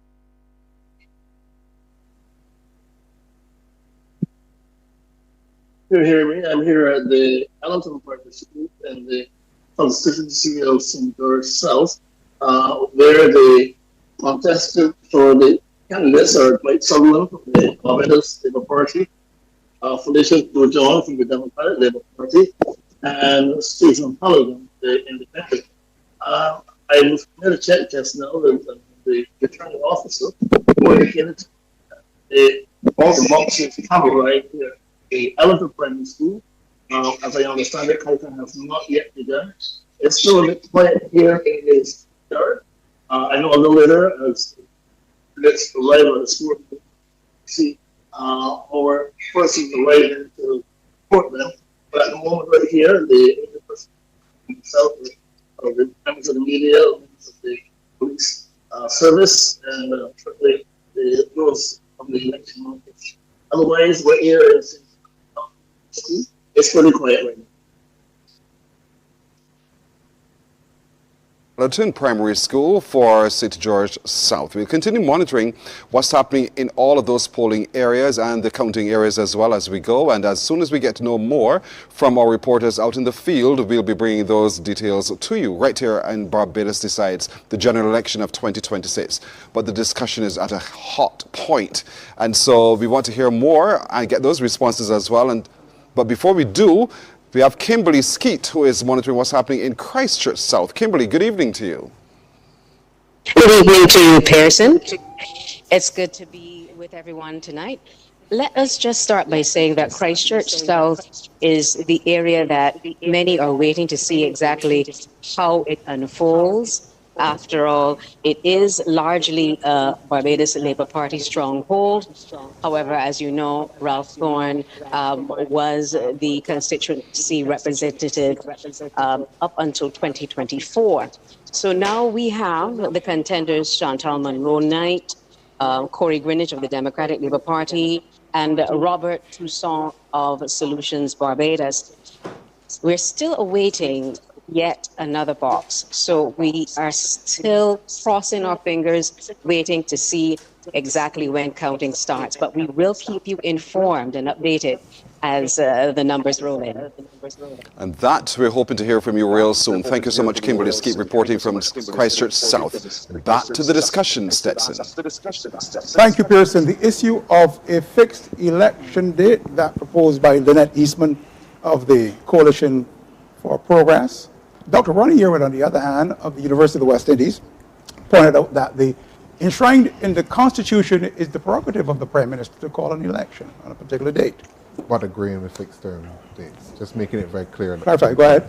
No, just making it very clear that that is the current state. The Prime Minister has the prerogative to call an election when they want. There's nothing nefarious or there's nothing odd about that, because I've seen a lot of social media around this as if this is a new power. It's always existed. Every Prime Minister has used it. I think if people are waking up to the fact that they don't like that colonial Westminster system of giving the Prime Minister that power, let's have that change. I was on a podcast a few weeks ago and I said, let's go for fixed term dates, but I don't think we should attach any kind of strange or odd behavior to the office of the Prime Minister. And realize tonight, when I'm speaking a lot, I'm speaking to the office of a Prime Minister. People like to personalize the office, but I'm talking about the powers, the Constitution, what does the law allow, what can a Prime Minister do, what can he not do. Going to get back to our reporters in the field, and Pearson Morgan. We'll do it nicely, thank you. That's all right. And so Crystal Hoyt is monitoring what's happening in St. Michael Northwest. She's at the Ellerslie School. Crystal, good evening to you. Good evening, Pearson. Well, as you can see behind me, ballot boxes are arriving at Ellerslie Secondary in St. Michael Northwest. Now that voting has concluded, the attention now shifts from polling stations to counting centers. This is the second bus to arrive. The first bus came just before 8 p.m. and we're awaiting a total of 15 boxes, which are to be counted under the watchful eye of returning officer Charles Haynes. Now, some background on this constituency, as there are 7,178 constituents registered. The seat is currently held by Neil Rowe of the Barbados Labour Party, who has represented the constituency since the party returned to government in 2018. Challenging him is Ryan Walters of the Democratic Labour Party, who political analysts noted had mounted one of the more vigorous opposition campaigns this cycle, citing strong constituency engagement and visibility compared to several other challengers across the island. But we will see whether the opposition can convert campaign momentum into a seat here in St. Michael Northwest. And while the counting has not begun because all of the boxes Seems as if she's going on to say have not yet arrived. She'll continue to do so and will bring us the results as they unfold as well. Feels a little late and a little slow in getting that counting started, but Stetson, we want to get back to you now for the continued discussion. He ran for FOD. When we left off, I believe, I want to get his perspective from Peter Rickham.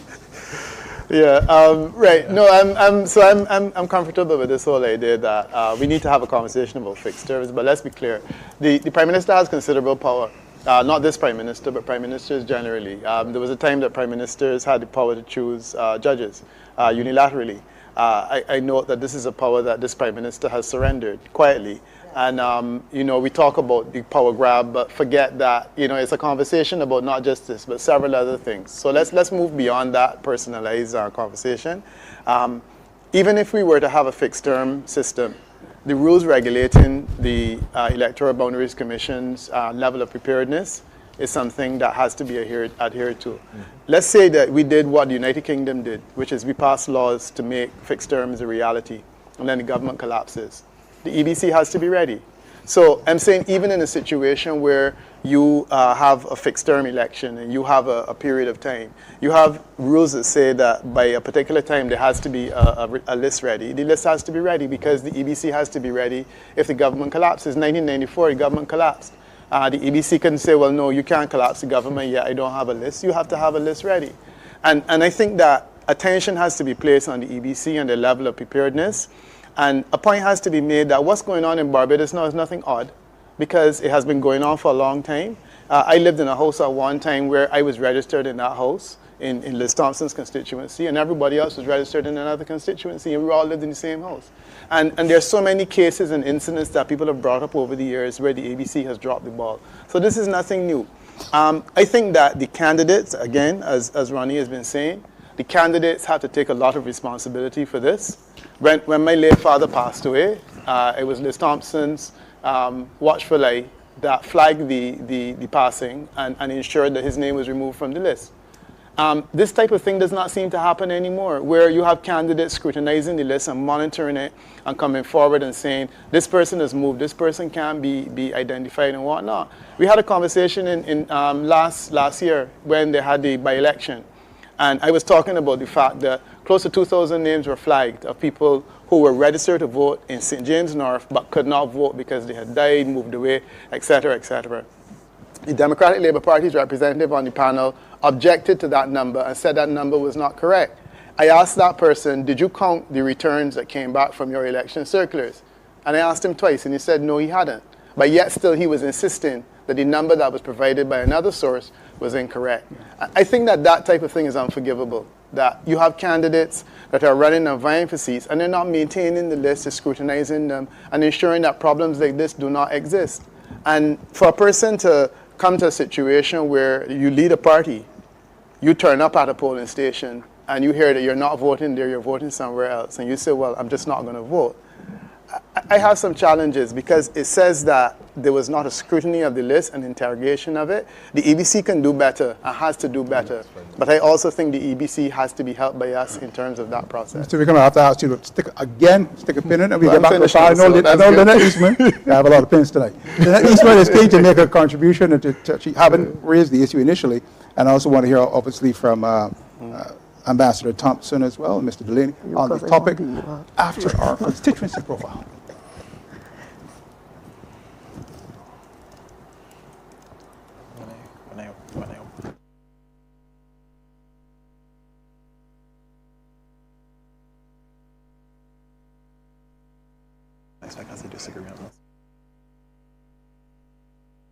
All right, so let's while we get that sorted out, let's get back to our panel. Ms. Eastman, you wanted to have a chance to weigh in on this. No, it isn't that I want to weigh in. I raised the issue, and I want to respond to the comments that were made. Now, first of all, Ambassador Thompson referred to the fact that I was in cabinet in 2008 and did not raise the issue of fixed date elections. Now, I would like to think that between 2008, when I last sat in the cabinet, and 2026, that my thoughts would have evolved. Those times I wonder about people, and I wonder if they have not evolved as a human being, and that their thoughts haven't evolved. Mine have. And therefore, I raised this issue. Now, Mr. Yearwood pointed out that these things are enshrined in the Constitution. No, I did not say this because I assume that everybody in Barbados would know that the reason that the Prime Minister is able to call elections is because it's stated in the legislation. No, they do not. So, you'll be surprised. well, Mr. Yearwood says that you will be surprised. Says that the public does not know that the elections are run through the Constitution of Barbados, and that might be so. I also realize that his answer is influenced by what he's seen on social media. So it isn't what I said, it is what he had seen on social media. Because I said very clearly, he or she. Now the Prime Minister at the moment is a she, not a he. So I was referring to any Prime Minister. No, I wasn't talking about you personally. I'm just giving an answer generally for how the public perceives these. Okay, and I think we have to be as commentators so I clear thought as well. I thought you were replying to what I said. So that's what you saw on social media. Okay, fine. Now, in terms of the Westminster model, that we say that we tend to follow. Now, why is Barbados tending to follow the Westminster model? There are so many other Commonwealth countries that do not follow it. And I keep saying to people, we in Barbados no longer seem to want to do the heavy lifting on anything, especially when it comes to our democracy. Now, we reviewed the Constitution. We said that we were going to a republic, and still we're saying that we tend to follow the Westminster model because in order for the republic to be palatable, we said that all we were going to do was to change the head of state and do nothing else, which is negative. Now, that you see that prerogative which the Prime Minister, which he or she exercises, that prerogative is like a prerogative that a monarch would have, not a Prime Minister. It's that kind of, I'm going to take you to the polls whenever I feel like. That's not appropriate now under a republic. And I want to say too that in terms of fixed dates, I wasn't linking it to the register, the voters list or anything like that. That was not made in my statement. Ambassador Thompson, you're listening keenly. And Mr. Lynn? Yeah. Two things I believe we need to take away from the experience. Persons have given their opinion on how things have been run. Persons have given their opinion, the public, as well as parties have given their opinion on the election date. I think this is where, especially for smaller parties like a Friends of Democracy, like a People's Coalition for Progress, they can show their worth outside of an election, outside of a campaign period. Because these are the issues which you can't wait till the campaign trail starts then to solve and then to advocate for. And so I would certainly like to see this issue among with many others, that these smaller parties, we've had 96 candidates in this election, that the smaller parties which have helped to boost that number really take the reins for the rest of the term, however long this next term is until 2031 or whenever, and really advocate for these things, really have conversations, have town hall meetings and discussions with the EBC, with the public, really show that you are not just concerned about it now when the snap election is called, but it's a concern right throughout the year. This is Barbados Decides 2026. Election coverage on CBC TV8. We'll be right back.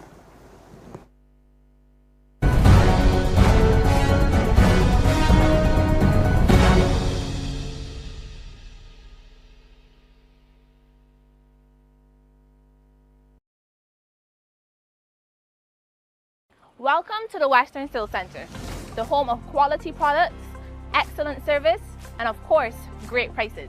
Come on, let's check it out. We've extended our product selection to offer a new and exciting range of products, from personal care items to household essentials, to meat and veg, and everything else in between. We are open Monday to Friday, 7:30 a.m. to 6 p.m., giving you plenty of time to browse and stock up. Come on down to the Western Sales Center, the heartbeat of Western, where great quality, products, and excellent prices are in store.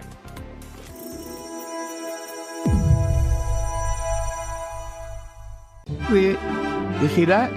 Come on, incredible, man. I wish I could still do something like that. Hi, Tom. Yes, are you glued to the couch, reminiscent of the old days when you were able to climb without any back pain? Wait, how you You could start with some exercise and some supported energy supplements. Ask about them at Nature's Discount. Run all the way to Nature's Discount. The Caribbean Home Health Nursing Agency offers reliable and compassionate private nurses right to your home. Our private nurse care is ideal for persons recovering from an illness, surgery, or requires personalized medical assistance. We also provide companionship care that can be just as vital as the physical assistance. The Caribbean Home Health family provides the safety, comfort, and professionalism to those persons in need. Give us a call today and start living your best life.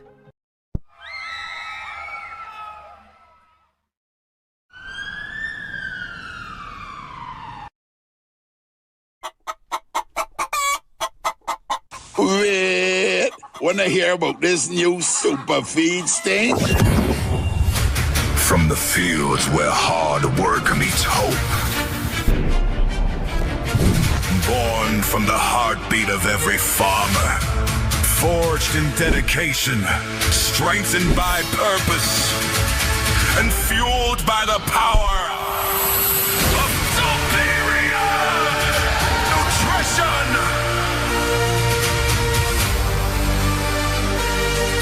It's a bird! It's a grain!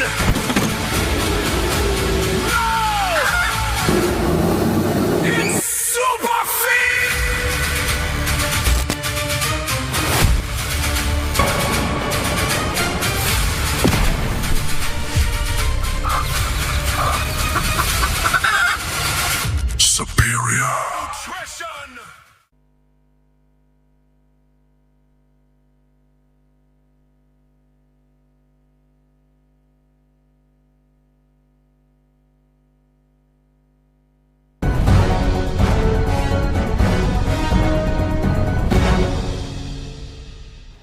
This is Barbados Decides, the general election of 2026. A very good evening to all of you, wherever you are joining us on the stations of the Caribbean Broadcasting Corporation, also being seen across our social media platforms, and thanks to our media partner CaribVision in 16 Caribbean territories, the New York tri-state area, Canada, Colombia, and Latin America.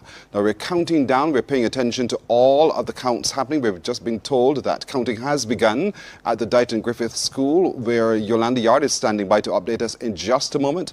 And as soon as those ballots are counted and we get some results, we will share them with you right here. But the discussion continues with our esteemed panel, moderated by this evening's Stetson Babb. Stetson, back over to you. Thank you. And in case you are now joining us, our panel comprises Ambassador, the Most Honorable Elizabeth Thompson, representing the Barbados Labour Party. From the Friends of Democracy, we have Mr. John Delaney. We also have the Senior Law Lecturer at the UWI Cayfield campus, Dr. Ronnie Yearwood. Our resident political analyst is, of course, Mr. Peter Wickham. And from the People's Coalition for Progress, Ms. Lynette Eastman. Let's hear from Ambassador Thompson. The issue was fixed election dates. Yes, thanks. And it did go into a number of things on the EBC, which I also want to pick up. First of all, I don't think that this was a snap election, because everybody was anticipating it. People have been for weeks speculating as to the election date. A snap election is one where the Prime Minister just calls it out of the blue and people really are not expecting it at all. This was an expected election, albeit that it came short of the full 5 years. Again, I think that, I don't know if I should say Ronnie or Dr. Yearwood, but he made the point very well about the fact that this has been the law in Barbados for a long time, so that the Prime Minister did not act with any shenanigans or outside of the parameters of the law. I think that it is also necessary to make the point that the UK used to have this model of prime ministerial discretion, and then they went to fixed election and have now come back again to prime ministerial discretion. I reiterate that there was a Constitutional Reform Commission and a Parliamentary Reform Commission so that people could make submissions about what they wanted to see. I believe that the Democratic Labour Party, led by Ronnie, as it then was, made submissions. So that those submissions, the PRC report has been debated in Parliament, and I guess in due course the Constitutional Reform Commission will be as well, and we will have the government say how they are going to shape the Republic in response to the recommendations by people. But the final point that I want to make is this whole notion of the EBC.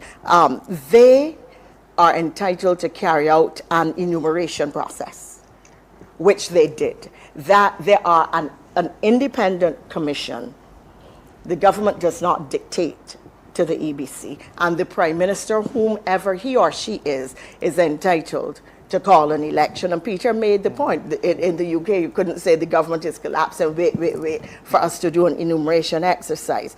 That was conducted last year, and twice in November, a voters list was published in the printed press and electronic media, asking people to check their names on the list. They were given 4 weeks to do so. There were repeated public reminders by the Electoral and Boundaries Commission. We are saying the EBC, but people don't necessarily know. The Electoral and Boundaries Commission published repeated reminders. The Democratic Labour Party did. The Barbados Labour Party did. The Prime Minister did herself. People were asked to check to make sure they were on the list. The period was extended because of the date that the bank holiday was called. And in fact, people had an opportunity to say, I am or I am not on the list. The challenge is that until the election was called and the date for verifying that you were on the list came, people just weren't bothering themselves. I checked, and I found out that, just like Peter, I had voted one place all my life, and that I was now registered in a completely new area where I didn't even know where the polling station was. I see Mr. Delaney nodding, looking very keen to get into the discussion, which we'll do in a short while. By the way, introducing the panel, I should have mentioned that the Democratic Labour Party, DLP, they were also invited to send a panelist, and they have not done so, but I believe, Pearson, you have some correspondence in the field. We do indeed. Mishron Robinson, we've posted at the Christchurch, in Christchurch South. We're looking at the St. Christopher Primary School. She's in Christchurch East, as a matter of fact. Mishron, good evening to you. What can you tell us?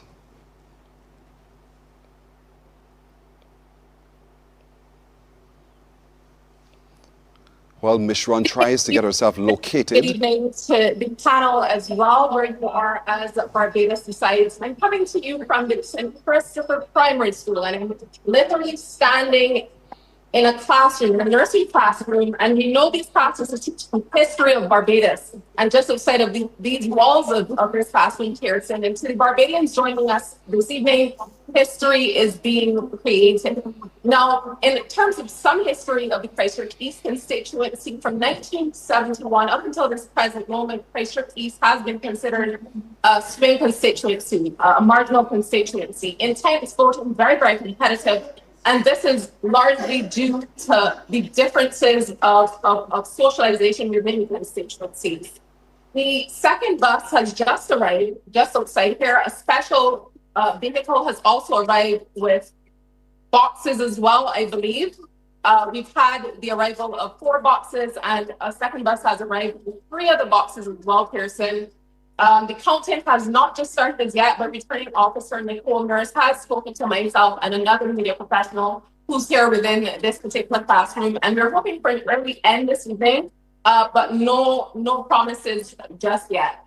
Earlier this evening, I can also add, Pearson, we've had a number of voters out here by the St. Christopher Primary School turn up for voting possibly after work and so forth. But we've had a smooth evening, quiet, a little bit chilly with winds coming off of the southern coast and Carib Valley as well. But we're awaiting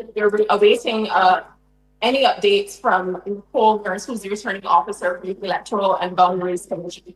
But I'm here in a nursery classroom As I mentioned, history being taught within these walls to young students within Christchurch inside the St. Christopher Primary School. And just outside of these walls, history will be recited for this 2026 general election as well. Back over to you, School Thursday. Ms. Ron, and for that we thank you, because nothing is impossible. We're just above your head right there in that classroom as well. We're going back to St. Lucie where Anmar Goodrich-Boyce is. I believe he has an update to share with us. Anmar? I can confirm that the counting process has started here at the Darrell Jordan Secondary School for the constituency of St. Lucie. All 21 boxes are actually here on location as well. And I have standing next to me one of the candidates, Mr. Wayne Griffith, representing the People's Coalition for Progress. Mr. Griffith, thank you so much for joining us on CBC TV 8. Just give us a bit of a sense as to what brought you here to the counting centre. Well, good night, everyone. Well, at this time, you know, we have to bring together our counting agents. They came to make sure that they're comfortable and they're ready. They're seeing what's going on and understand the process. And we hope that everything flows as it should. We are confident in the agents here to get the job done. Yeah, you mentioned everything flowing as possible, as good as possible, that is. What were your thoughts on what you saw today in terms of the voter turnout? Well, I visited a handful, I would say, of polling stations, and there was definitely a constant flow of voters. And then the thing about St. Lucie turns out to vote most of the time. I believe the statistics will show that when you compare all 30 constituencies, that typically St. Lucie is among the top 5 of those who have turned out to vote. So we don't make sport down here when it comes to that, to our representation, and I believe that is one of the key issues that came up in the campaigning. There are things happening, but you know, it's how we do things, and that is really big challenges are in terms of trying to get the support to follow on from that. You mentioned the campaign. How was the campaign trail for you? Well, I was campaigning now for a long time. This is actually my 3rd time on the ballot, and I just am keen to bring true representation to the people of St. Lucie, because we think that we want to get people to understand we're not a two-party state, and there are other voices that can be heard and who have good ideas, people who are committed and enthusiastic about the constituency. And I found that when you compare my canvas this time to when I first ran in 2018, it was a real marked difference, because people were more receptive to the message of the alternative voices. They didn't see you as a third party and a joke. They saw you as someone who wants to bring real representation to the constituency and accepted you on that merit.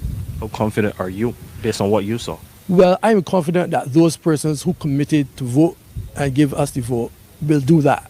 Now, the problem is that you don't get to reach 100% of the possible voters, but I am confident that I will get that support that was committed to me. Now, we know that the statistics show people still vote for the traditional two parties, and it will take some time. We're committed to taking the time to see it through, where eventually you will see alternative parties getting more than 20-25% in the vote.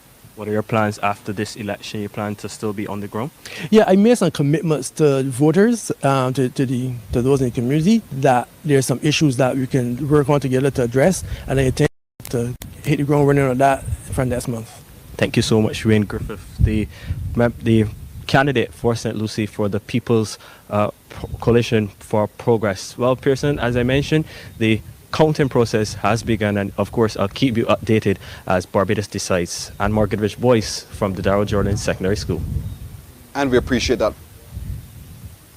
earlier to show you those who are contending for that seat there in the parish of St. Lucie. If we could share that again so that you get a lot more familiar with those who are in the race, because representing the Barbados Labour Party is Peter Phillips, who is the incumbent. Ian Griffith, new to the race, he is representing the Democratic Labour Party. Davis is from the Friends of Democracy Party, and W. Griffith, who is representing the PCP. So there's a lot happening in St. Lucie. That's one of the constituencies which we're keeping a very keen eye on, and we'll be bringing you updates as it comes to hand. China Haynes is reporting now from St. James South. She's based at Queen's College. She reports to us now. China, very good evening to you. Hello, good evening. China Haynes here from Queen's College in the constituency of St. James South. which encompasses Queen's College, right here, West Irish Primary School, Western Light Church of Nazarene, Melbourne Cricket Club, and Hall's Revival Pentecostal Church. Now, Hall's Revival Pentecostal Church does sound new because it is. It's a new polling station for those constituents of SH1 who formerly voted at the Caribbean Meteorological Institute in Husbands. Now, as a reminder, the incumbent, Sandra Husbands, for the Barbados Labour Party, won back in 2018 and 2022. She runs again, along with Pedro Graves from the Democratic Labour Party and Matthew Thorne of the newly formed Friends of Democracy. So when I arrived here around 6 p.m., way ahead of the receiving of the ballots, it was quite calm. It was very quiet. It still is relatively quiet right here, as activity definitely isn't up to the highest right now. We haven't gotten any confirmation from Harcourt Ravel, who is the returning officer, but we will keep you informed right here in Queen's College. Right now, we are going to wait for that. And in the meantime, stay tuned. China Haynes, St. James South. Thank you, China, for reporting there from Queen's College. Indeed, it's almost 9:30, and yet not one result is in. Is this usual or unusual? What does this mean for the outcome at the end of it all? But the discussion continues with Stetson Babb. Thank you, Pearson. As a matter of fact, Peter Rickham, our resident analyst, is this unusual for results to not be in some level result to be in the end? I think probably Liz, Ambassador Thompson, would have a better idea in terms of the reach. But certainly the panels I've been involved in, by now we would have seen something. And certainly the St. John, St. Andrew, the constituencies that are smaller, that have a large number of boxes, usually you get some kind of information coming out of those boxes. Is that particularly significant in any way? I'm not sure. Perhaps, I mean, remember this is your first election that's being observed.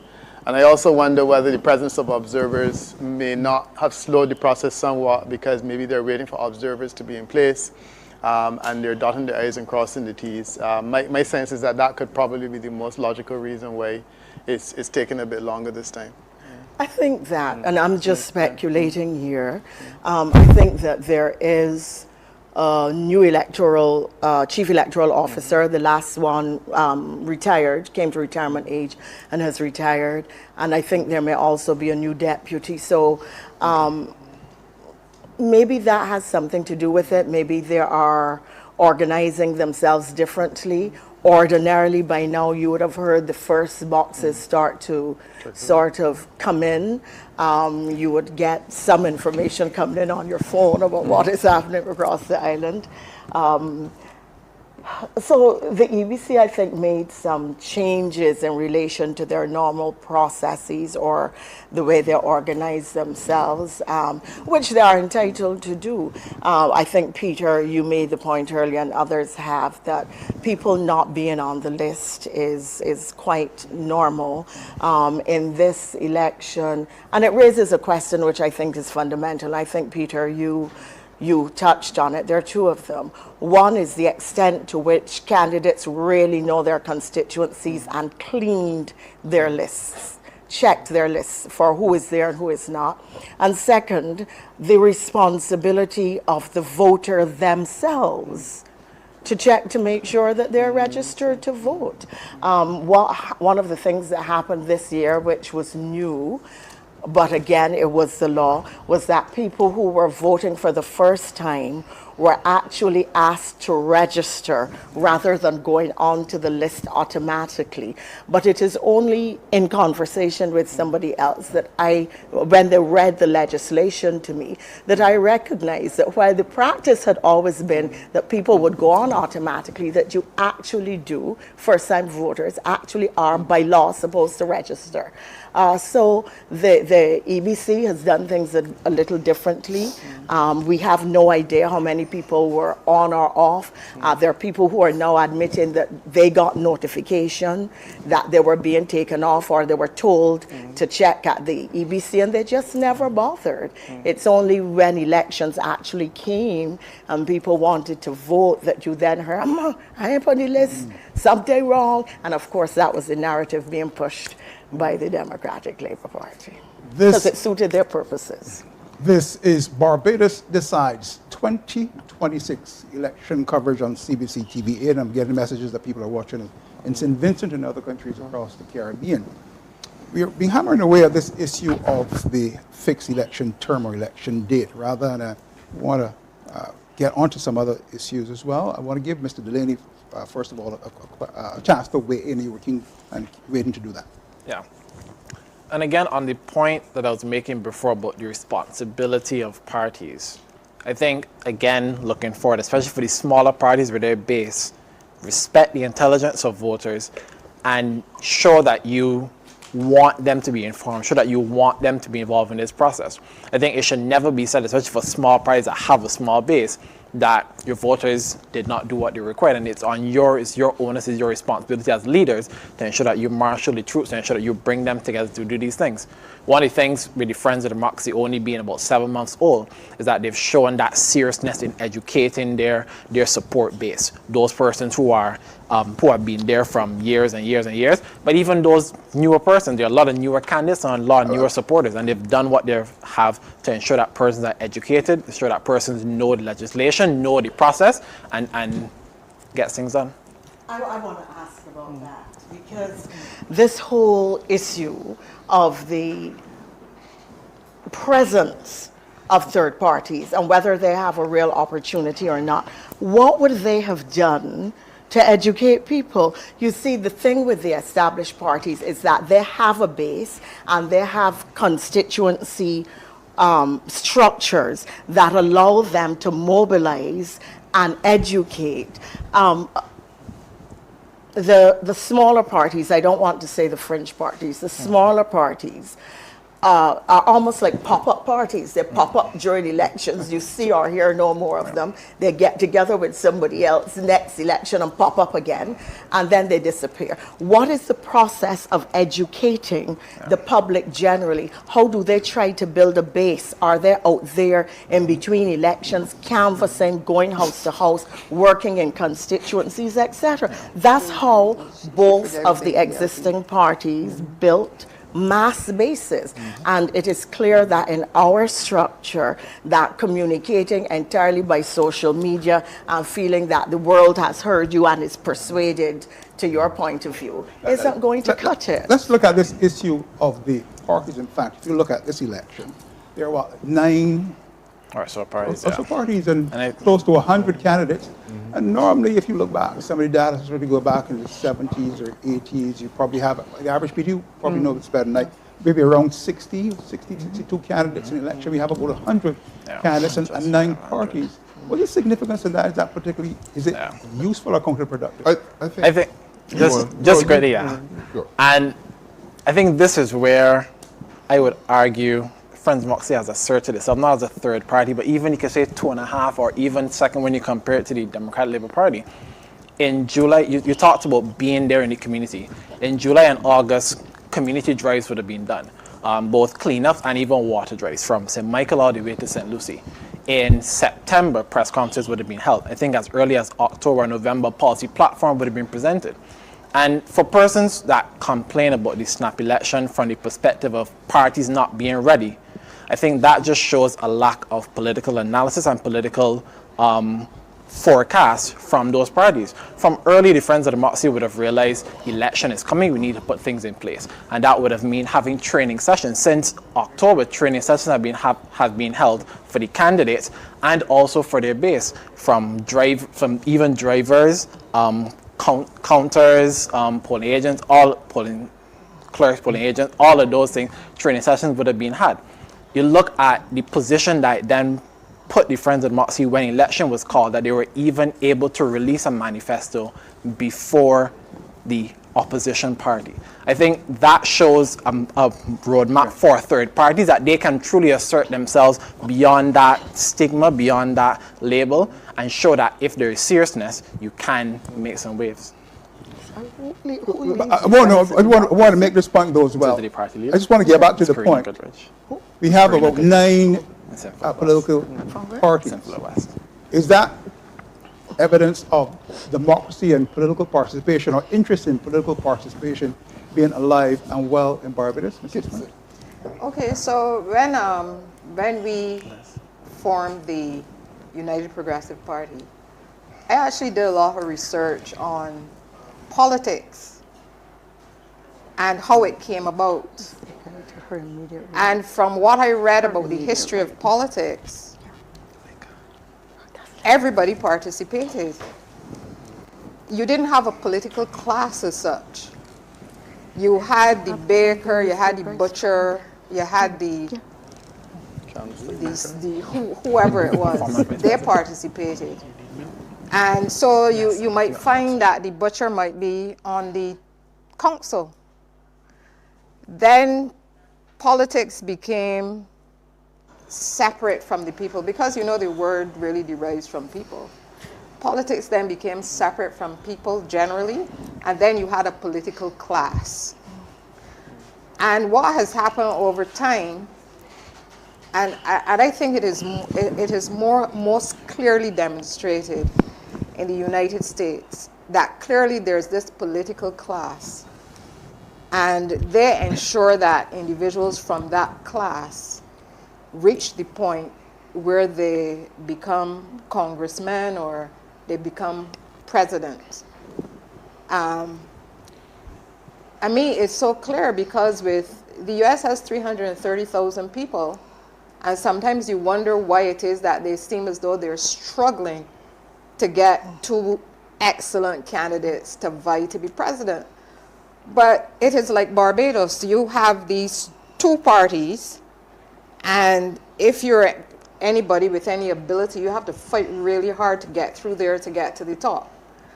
And what has happened also is that it's driven by money, and it's deliberately so.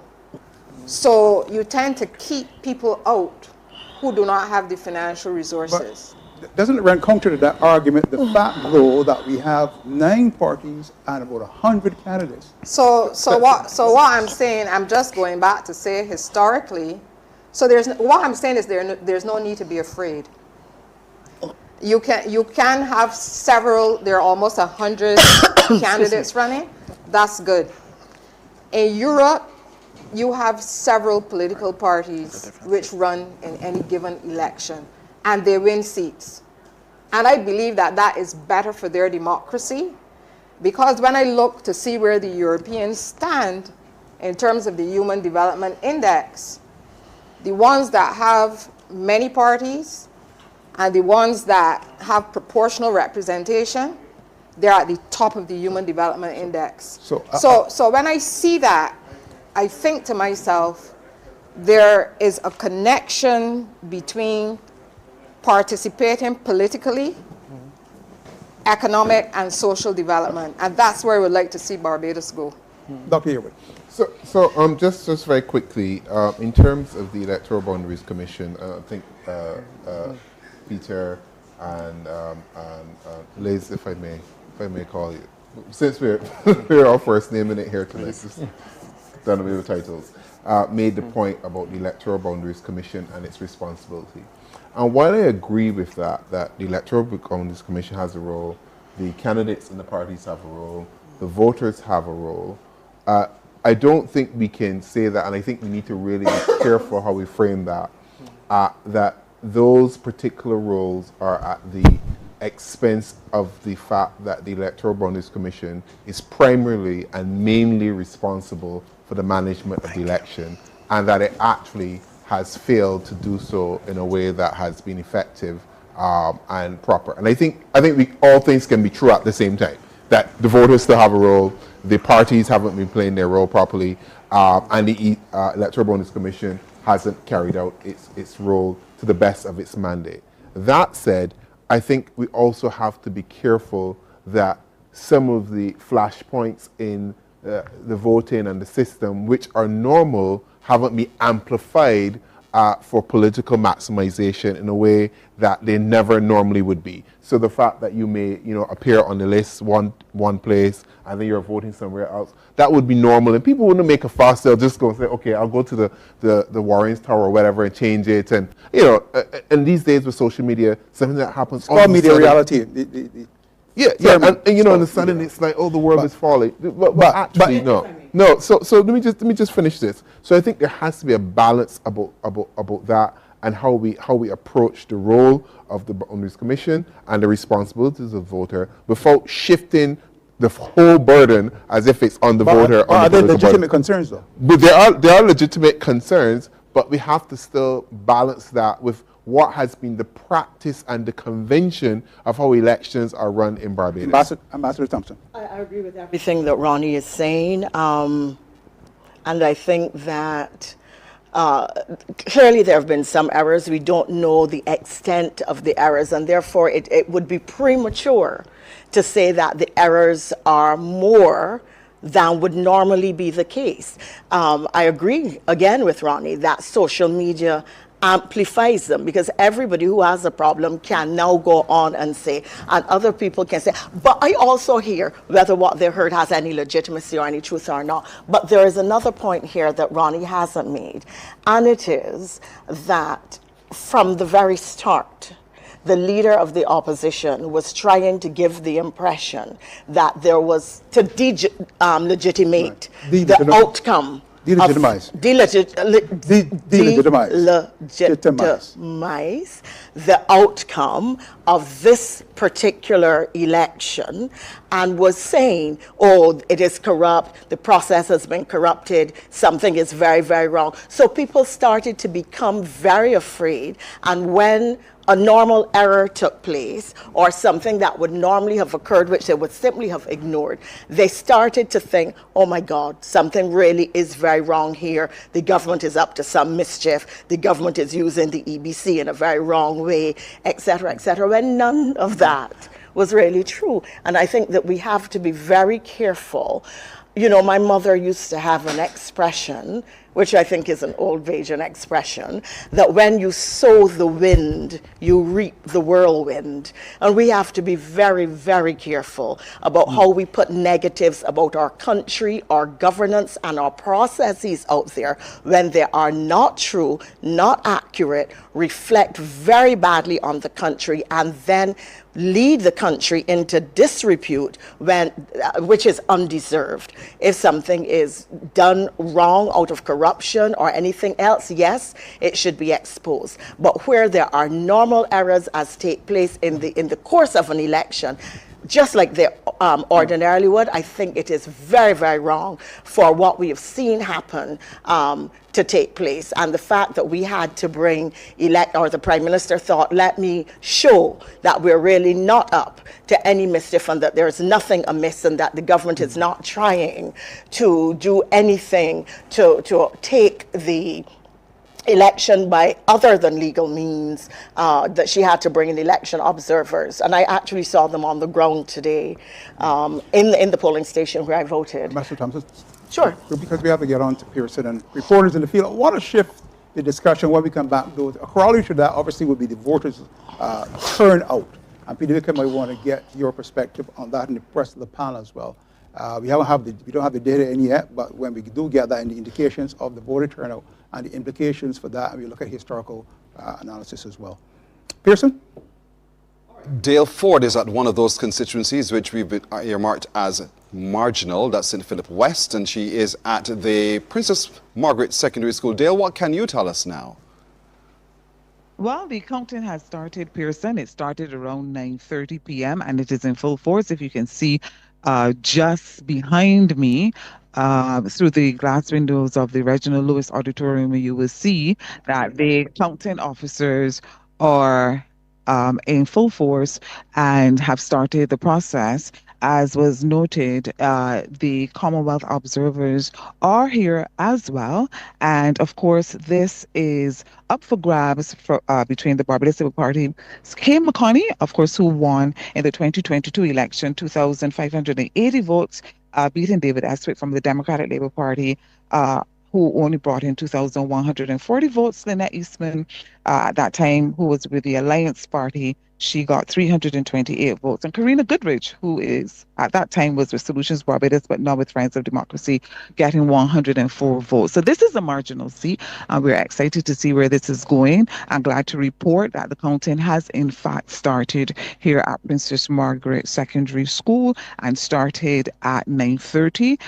In my first report, I told you that the boxes had come in, but one other box came in maybe 10 or 15 minutes after after that. And the official counting has started. We've seen the agents for at least two political parties, the Democratic Labour Party and the Barbados Labour Party. And as I noted, the Commonwealth observers are here as well. And all of this is being done under the scrutiny of returning officer Pauline Morgan. So, as I said, if you can see behind me, the counting has started here at Princess Margaret Secondary School, and I will be back a little later when I have some more details about what is happening and the progress of the counting. We thank you for that, but also allowing us to see in through the window as to how that process unfolds as well. Dale Ford reporting there from the Princess Margaret Secondary School as we watch St. Philip West. We're getting similar reports coming in from many of the constituencies as well of counting having been started. We heard it started in St. Philip North, St. Andrews, St. John, Christchurch South, St. George North, St. James Central, St. Thomas, Christchurch East Central, St. Michael North East, St. Michael South and St. Michael West. So in major part all across the constituencies, counting has started. There's been a little delay in some instances where the boxes arrived owing to the boxes that housed the ballots for the special forces who had early voting. Their arrival had to be delayed just a little bit, and so now that everything is together, we're expecting very soon to hear some results. So that's what's happening to the moment, and as we get to know a whole lot more from our reporters who are at all of the constituencies, for the sake of our viewers who are not yet quite familiar with how Barbados works, there are 11 parishes broken down into 30 constituencies. 30 constituencies would have had their independent polling going on today, and so they're all gathered now at their respective counting stations, all 30 of them, and so it's from there we'll get those results as they continue to flow in. The discussion, however, happens right here on CBC TV8 with Stetson Babb. This is Barbados Decides 2026 general election coverage on CBC TV, radio, and web. Back to our discussion panel. Ambassador Thompson, you want to make a point about, we mentioned earlier, we have about 9 parties, close to 100 candidates. That's significant.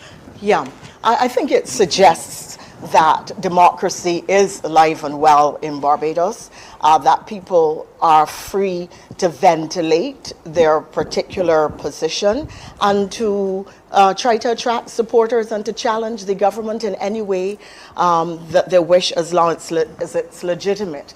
But I do want to make a point about something that I heard earlier, which made me a little nervous. Chairs have 4 legs. Dogs have 4 legs. So dogs and chairs are the same thing.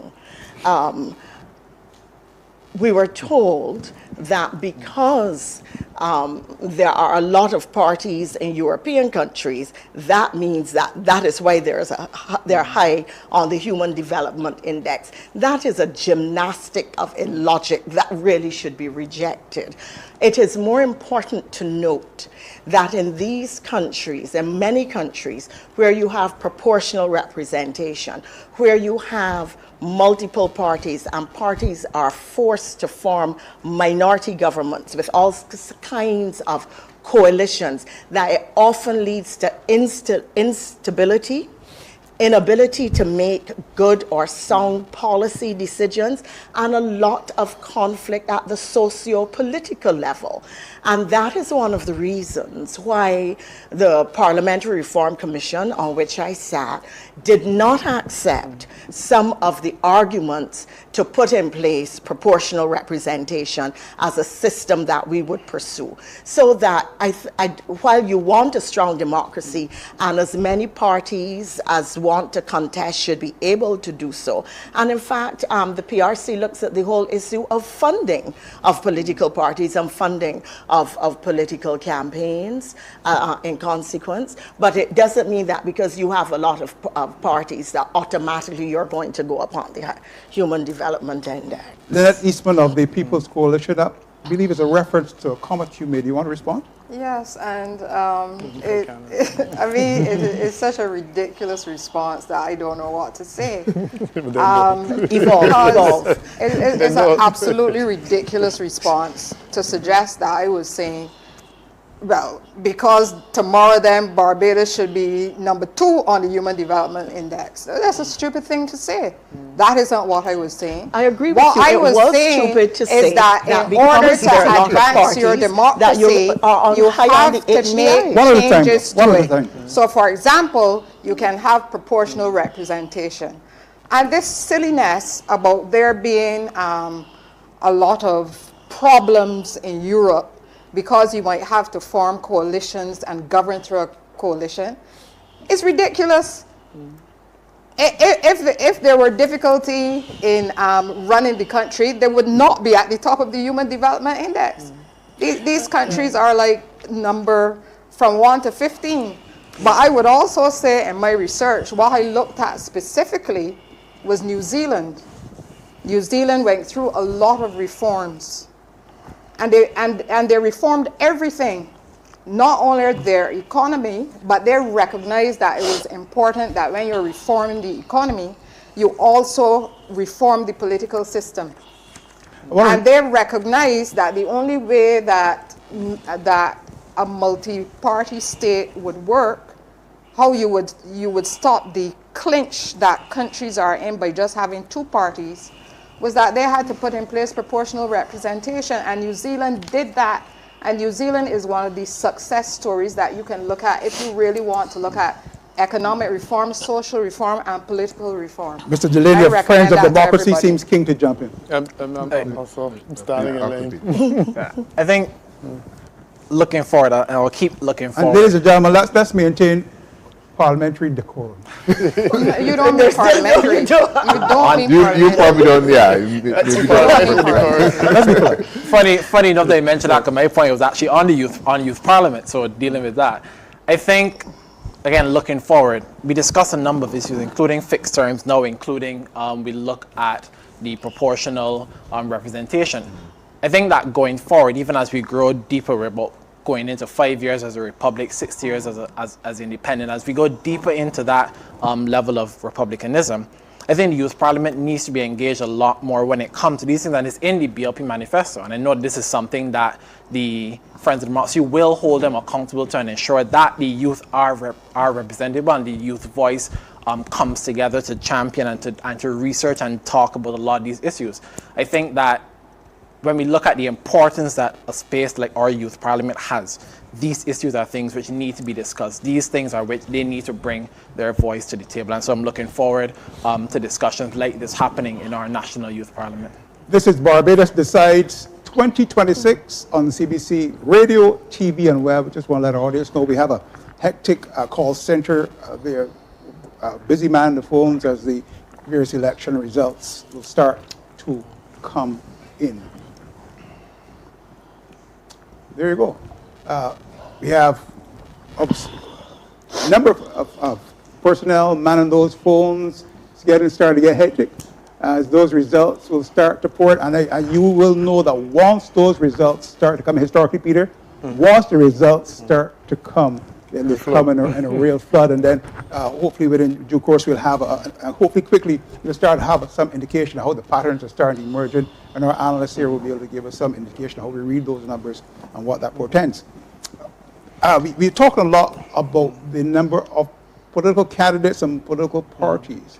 A corollary to that is as well a discussion about, which was suggesting the opposite rather, which is about voter apathy as indicated by the voter turnout. And if you go back historically at some of the data I was looking at far back as maybe 1976, voter turnout was like 74%, I think, as recently as 2018 was like around 62%. Our election in 2022 around 42%. Peter, is that correct? Yeah. Of course, you would use as a factor in there, again, factor the fact that it was coming with the COVID-19 pandemic, and that would have some implications. Voter turnout, Peter, and Mr. Wickham, rather, and Dr. Yearwood, how significant is that? Is that? What does that indicate to you? Yeah, before we get to voter turnout, I wanted to use this graphic that I had prepared with respect to the third parties, because there was a lot of interest in knowing the impact that third parties have, or alternative parties, and this is essentially the popular support the alternative parties in Barbados would have received since 1971. And you can see that really only in 1994, that was the one occasion that we actually had an alternative party that won a seat. And to do that, they had to get 13% support.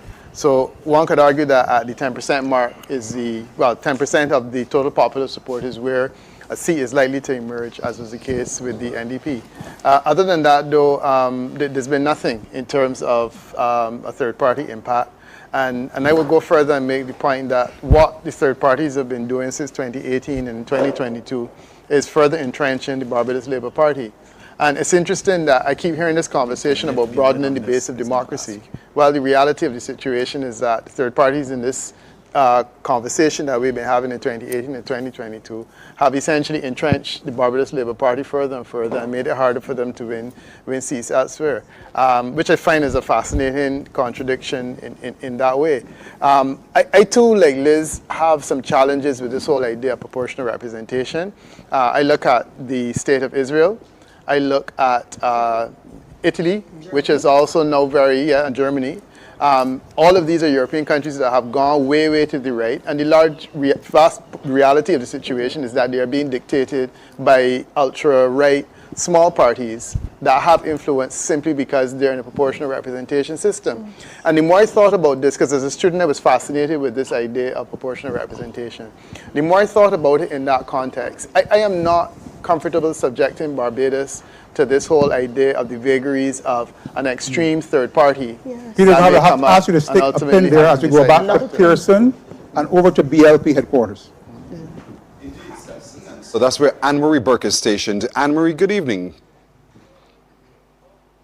Good evening to you, Pearson.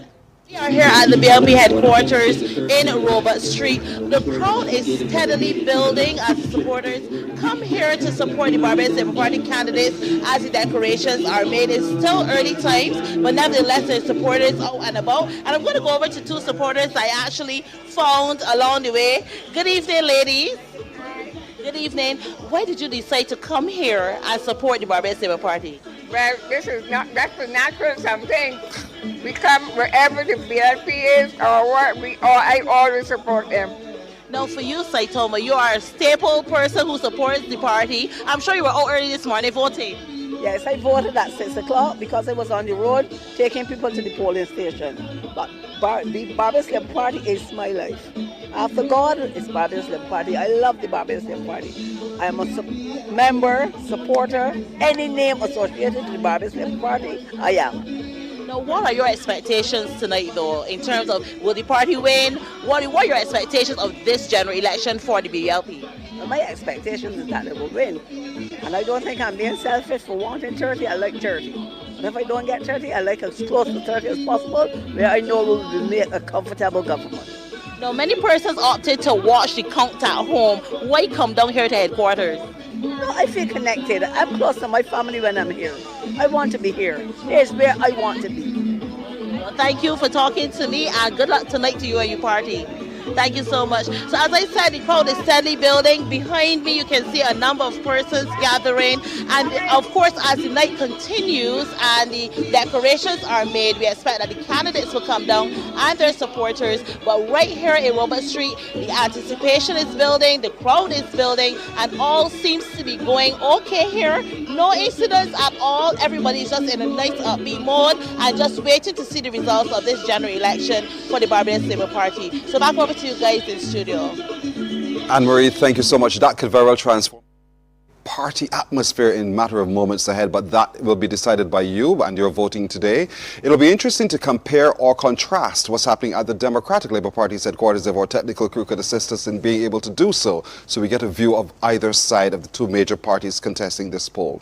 But the decision and the discussion continues with Stetson. Stetson?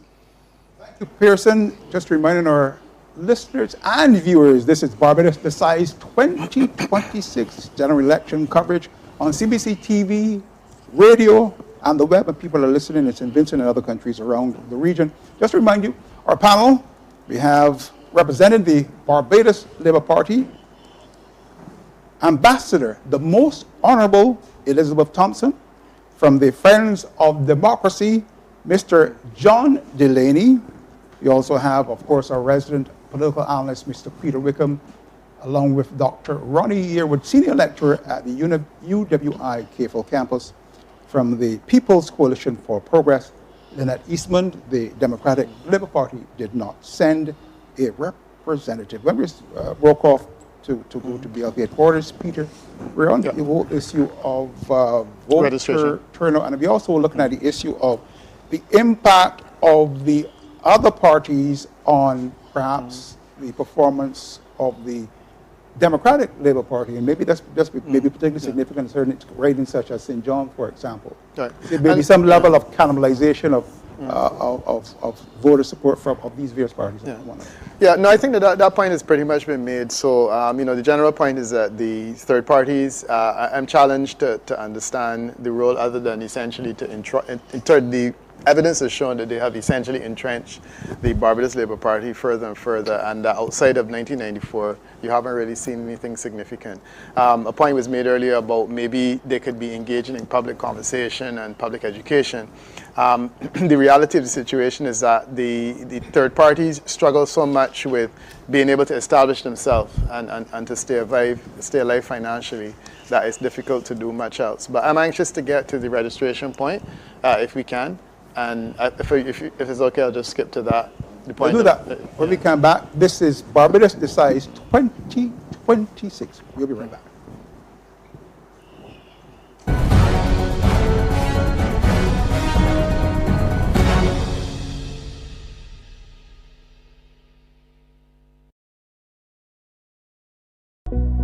Do you need your prescriptions filled fast with friendly and reliable service? Are you looking for vitamins, cosmetics, or over-the-counter medicines? We got you. Visit one of our 2 locations, Standard Pharmacy on Tweedside Road and CS Pharmacy on Broad Street.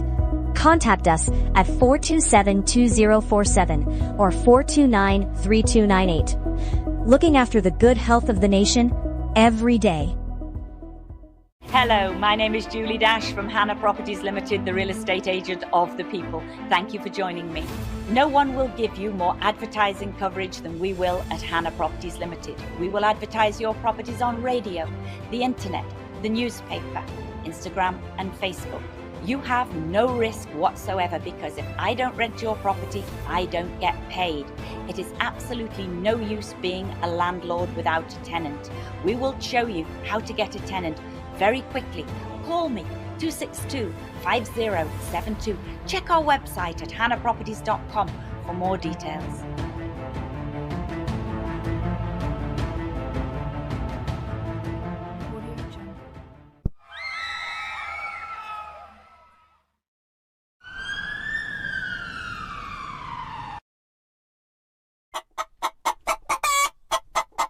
Wait, wanna hear about this new super feed stain? From the fields where hard work meets hope. Born from the heartbeat of every farmer.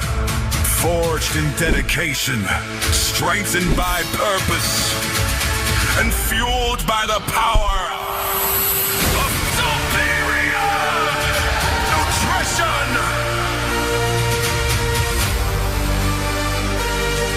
It's a bird! It's a grain! No! It's super feed!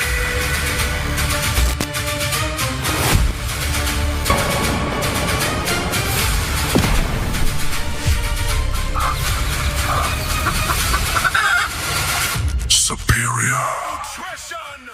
Need natural medicine that really works? Amaze is the miracle store with very effective natural products for cancer, diabetes, high blood pressure, cholesterol, weight loss, arthritis, cataract, glaucoma, fibroids, PCOS, menopause, viruses, acid reflux, detoxing, prostate and male dysfunction, butter and oils for balding, eyelash and eyebrow growth serum, health foods, and much more. Open Monday to Friday, 9 a.m. to 6 p.m. Saturdays, 9 a.m. to 5 p.m. Amaze, 12 and 13 Harvest Plaza, Oistins. Telephone 420-7809. Come in and be amazed. We have what you need.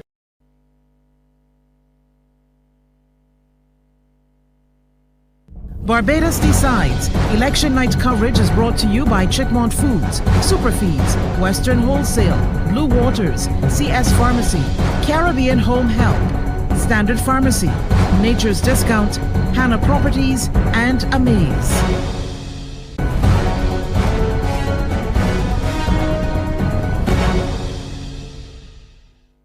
Welcome back to Barbados Decides 2026 general election coverage on CBC TV, radio, and web. People watching across the country and across the Caribbean. Our panel, Peter Wickham, Ronnie Yearwood, Mr. Delaney, Lynette Eastman, the Most Honorable Elizabeth Thompson. You were talking earlier, our political analyst, Peter Wickham, about voter registration, voter turnout, and for instance, we have what? About 270,000 people registered to vote this year? Which is where I wanted to start the conversation, because I think that's a bit high still. You know, in St. James North, we identified, say, 2,000 excess voters, and that's in one constituency. My expectation is that the voters list would have been pruned by certainly a lot more than the 8,000 that came off. So when they say to us that the number right now is 273,000, suggesting that there are 273,000 Barbadians over the age of 18 that can vote, not including it just doesn't seem right.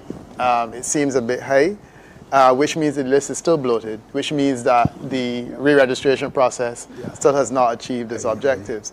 But the other important point is that if you look at the size of the constituencies, St. Philip South is the largest with about 12,400 voters. St. Philip West isn't far away with 11,573. But then you have the smallest, which would be St. Michael Central with 6,000 voters. So the difference between the smallest and the largest is like 6,000 voters. And that disparity in size is something certainly that we have to address. I had also prepared a graphic. I don't know if we can have it on the screen, but there's some interesting arrangements where you have, let's say the top 10 of them have 10,000 voters or more, and then you have another set with 9, and then the smallest ones with 6. Clearly, we're going to need to look at perhaps creating another seat, or alternatively achieving a greater level of equilibrium. But for sure, there needs to be some concentration, some reflection on the party and also on the numbers of people that are registered that can't vote. Peter, I would say that for those of us who are not intuitively numerate, that there were 270,000 Songs say. Was curious. Yeah. The other thing that's interesting too is the increases and decreases. So you have, for example, St. Philip South, which is large already, is increasing by 4% this time around. With the list being clean, one would expect decreases across the board. And we've only had decreases in like about 5 or 6 places. I think the biggest decrease was in St. Michael South, that dropped by 6%. We had one, St. George North, dropped by 4%. But we have some whopping increases. Christchurch East Central has grown by 10%. A lot of this is very, very difficult to explain, and I think that it has a lot to do with our essentially not having completely pruned the list, and essentially it means that we still have some work to do in terms of making it happen. Excuse me. So if we look at some of the statistics, Peter, we have 9,500. That's 5%.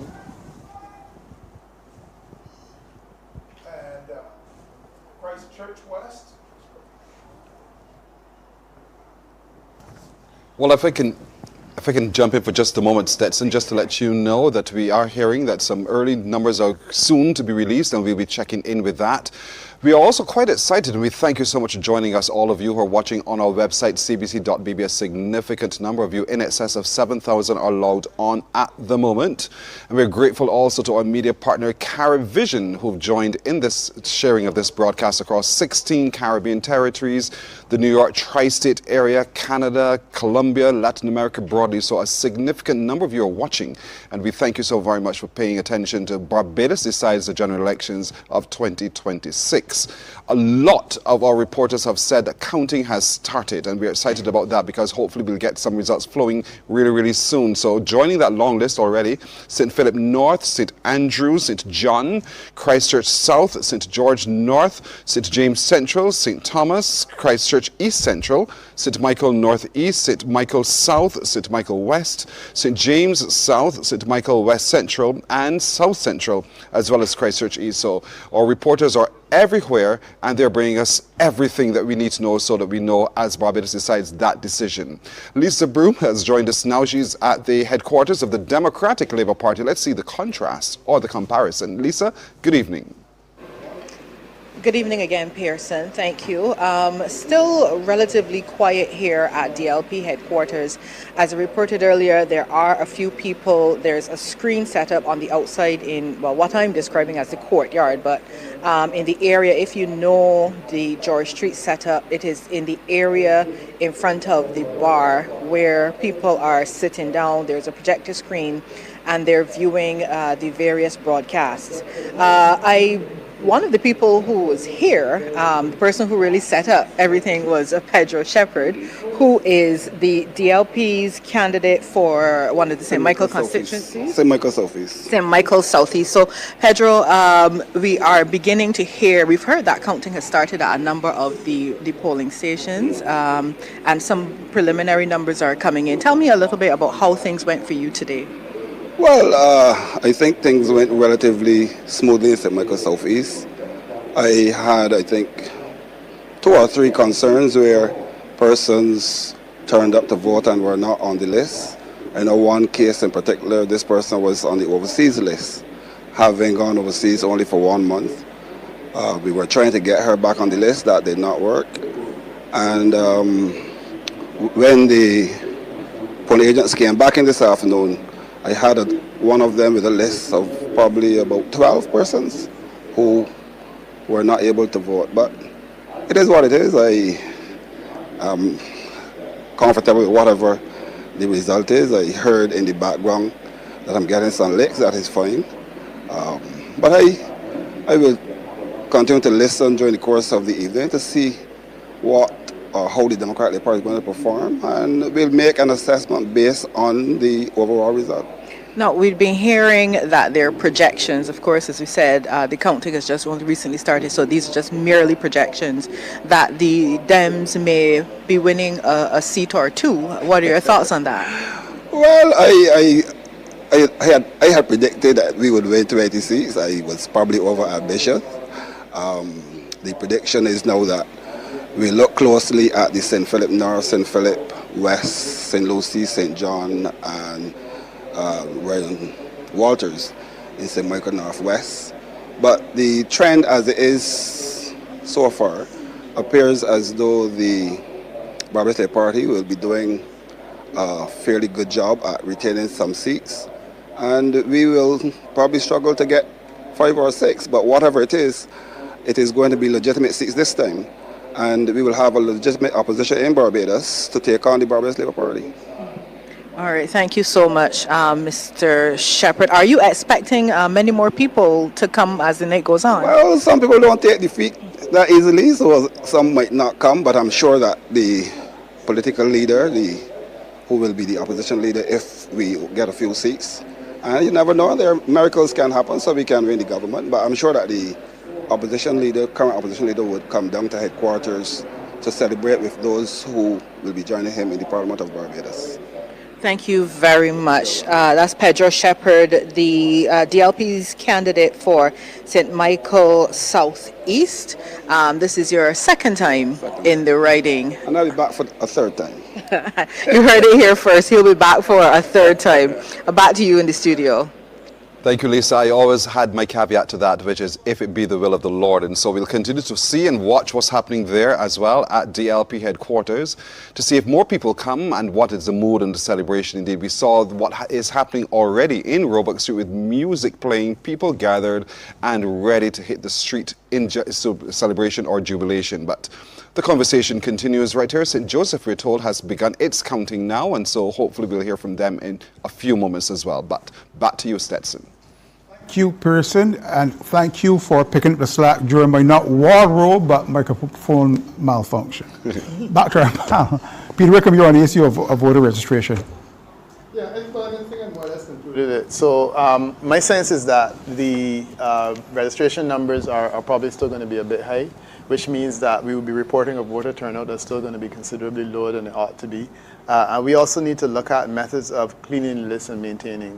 One of the challenges that I've had over the years is that we talk about vote apathy and we base it on the voter turnout numbers, which I think is a fundamental error, because those voter turnout numbers do not reflect accurately the numbers of people who do not participate in elections. And I think that we have some results going in here. So I don't know if you wanted to switch the conversation to that note instead, in as much as Pearson, what do you have? Results. Yeah. Well, like you, I'm trying to go too, because what I can see on the screen just behind you, I'm not yet seeing it on my monitor right here, is, here we go, that so far votes in represent that Bradshaw has, in the St. Michael Southeast constituency, so far garnered 1,049 votes. That's 1,049 votes to Pedro Shepherd's 206 votes and Turney's 12 votes. That's Bradshaw 1,049, Shepherd 206, Turney 12. Bradshaw thus far having 82.7% of the votes counted to Shepherd's 16.26% and Turney's 0.95%. Back to you. Northeast, Sanjay Bradshaw versus Pedro Shepherd. 82% of the vote counted so far versus 16% for Pedro Shepherd. Peter Wickham, it's all yours. Yeah, I mean, this is not a seat that I expected the Democratic Labour Party to make any impact on. And these results already, even though we don't really know which polling divisions they're coming from, and I'm hoping that we can get that information, it's not going to change a whole lot. There's 80-something% ahead. Even though there's a small number counted, it's not going to be a game changer. So that seat was not expected to move, and clearly it probably won't at this rate. But it's not one of the seats that we're watching with interest. But if we can get the polling divisions from which those numbers are taken, then perhaps we can look at a swing. That might be useful. But outside of that, it's an expected, anticipated outcome in St. Michael Southeast. Of course, we don't have a representative of the Democratic Labour Party on the panel, but we do have from the Barbados Labour Party, Ambassador Thompson. Nothing to, I don't want to say right home about here. Really very happy for the Deputy Prime Minister, of course, but not an unexpected result. As I said earlier, I think there are some boxes I think we may have been off here that I expect that are going to swing big toward the Barbados Labour Party tonight. I think Chris Gibbs is going to be one of them. I don't want to call all at this stage, but I think there are a few. But in those constituencies that perhaps we agree might be the battleground constituencies, those are the results that we want to hear. Other members of the panel, feel free to weigh in. Just a point of interest, and I think that viewers might be interested to hear. In the last election, Sanjay Bradshaw scored 76%. So that's a safe seat by any measure. And my sense is that it is not likely to grow significantly beyond that, because when you get into that territory, seats tend not to grow any further. Patrick Tannis ran on the last occasion. I'm sorry, not Patrick Tannis, because he ran for the APP. But Pedro Shepherd would have run there before, and he got 19% of support. So I imagine that he would want to grow his support from 19, because that's not a particularly significant number. But it's a safe seat, 76 versus 19, and it pretty much looks on track to retain that level of support. Sorry, I just wanted to ask, 76% last time to 19? To 19. And on this occasion? Well, I mean, already it's 80-something%, but that's with a small number counted. Let's take a pay. We're going to Pearson. Yes, indeed. I'm told that Trevor Clark is monitoring North, and I'm not sure what he has to report for us now. Trevor?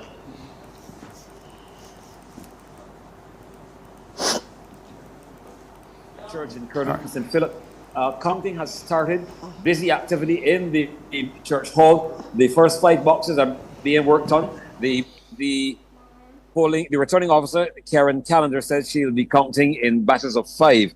They started late because they were waiting for the arrival of the Special Forces boxes. But all in all, everything is started. It's quiet on the outside, but busy on the inside. Boxes counting in batches of 5. I believe that anytime soon, we'll be getting at least a hand queue from one of the agents that they're ready to give us some results. The agents of the parties in order, the polling agents, they are all here from the Barbados Labour Party, for Indar Weir, Neil Marshall from the Democratic Labour Party, Omar Smith, the Friends of Democracy, and John Lane Scantlebury, the Bajan Reform Party. So that's an update as to what's going on here at the Faith New Testament Church of God in Curtin, St. Philip. Back to you. Thank you, Trevor, reporting for St. Philip South. But we do already know, as we shared with you moments ago, some of the results have already come in for St. Michael's Southeast, where Santia Bradshaw continues to lead in that riding. But if you look there, you would have seen on your screen just moments ago those who are contesting the constituency of St. Philip South, Indar Ward, Neil Marshall, Mr. Smith, and Mr. Canterbury as well. 4 men hoping for the opportunity to take that seat of St. Philip South. But the debate and the conversation continues. Before we do, I believe that Rachel Agard is standing by to join us now. Rachel, good evening. Good evening, Pearson. How are you doing?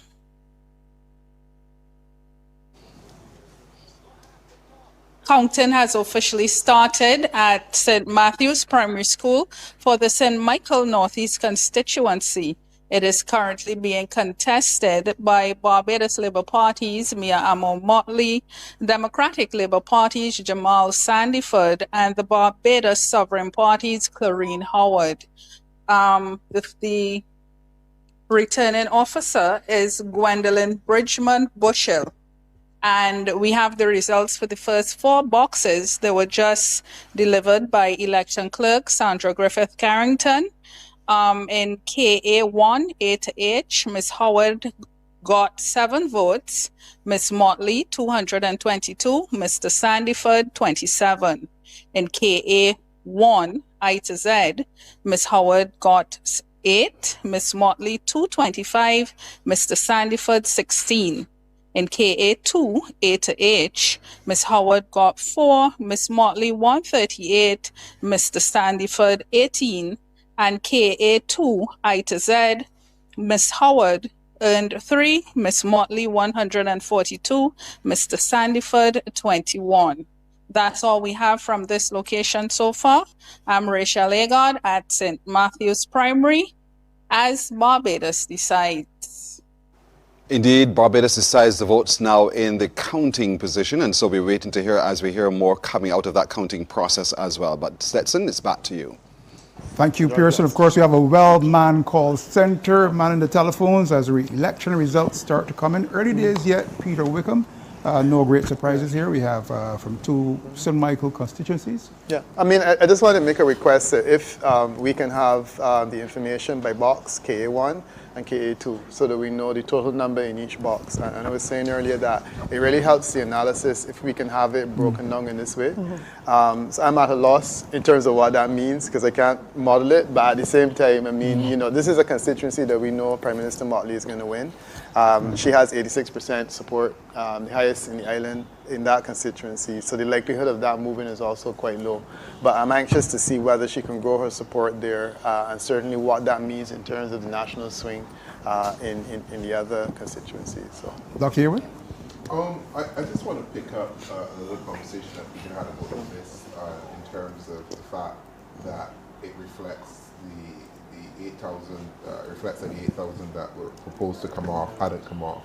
And what it seems to me, and this is just a little bit of speculation, is that after all the complaints leading up to the election, the Electoral Boundaries Commission just seemed to almost hit the reset button, and the list was just published as is, so that nobody could then complain that they were taken off or removed. Everybody's on. So, you know, people were saying that folks who died are on. And I think they just literally just threw the list at the elections of it. Like, you know what, I'm just going to put everything out there so that there can't be any complaints to say that no one had the chance or they were on it. Because those numbers on the list are a little bit, not even a little, they're way too high for a list that should have been clean. The other point... So Michael West, we're going to Pearson? Yeah. All right, so St. Michael West, as you know, Gibbs and Fanis beating it out indeed for that constituency. So far, the results to us indicate that Chris Gibbs has 116 votes to Damien Fanis 31 votes. 116, that's 116 so far in for Chris Gibbs, and for Damien Fanis, that's 31, that's 78.91% versus 21.09%. Stetson. Any likelihood that we can hear where those boxes are coming from? Excuse me. frustrating. And then the other point, just to follow up about the number of candidates and parties and voter apathy. The question is, do we have voter apathy per se, or that people just don't have choices, or they feel there are no alternatives to vote for? And I think if you really drill down it, I don't think people are apathetic. Barbadians are very engaged politically. They may not be engaged in general elections, but they're engaged for their causes, you know, whatever it's saving this or organizing this. If you really get young people do a lot of engagement. They're just not necessarily in a party or in a general election. So the challenge is, how do you get them into that electoral process? And I don't think people are apathetic. They just think, what's the point of voting if there are not enough credible choices? And the reality is, there are not enough credible choices in the process. And as you said earlier, if you think it's a foregone conclusion. Stick a pin, and we'll be doing this as the results come in. More quickly, St. Michael Central, I believe, Pearson? That's correct. Where Damien Best is stationed. Damien, good evening. Straight into the returning officer, Pearson. Good night. Anthony Hines, he polled 4 votes. Tyra Trotman, 84 votes. Raymond Biggins, 6 votes.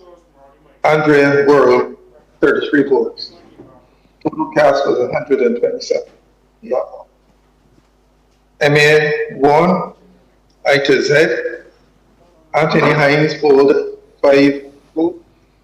Tyra Trotman, 85 votes. Raymond Biggins, 3. Andrea Worrell, 26.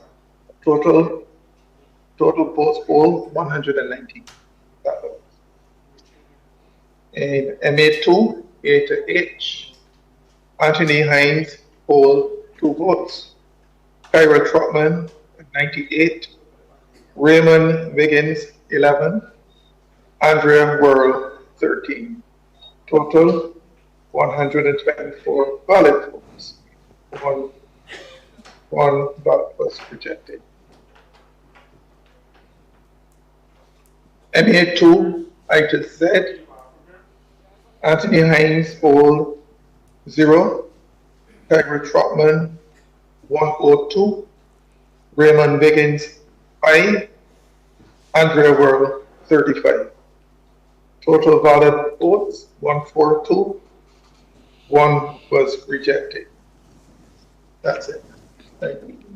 Thank you so much. So there you have it. Quick update here from Combermere School, the returning officer, bringing the numbers back to us.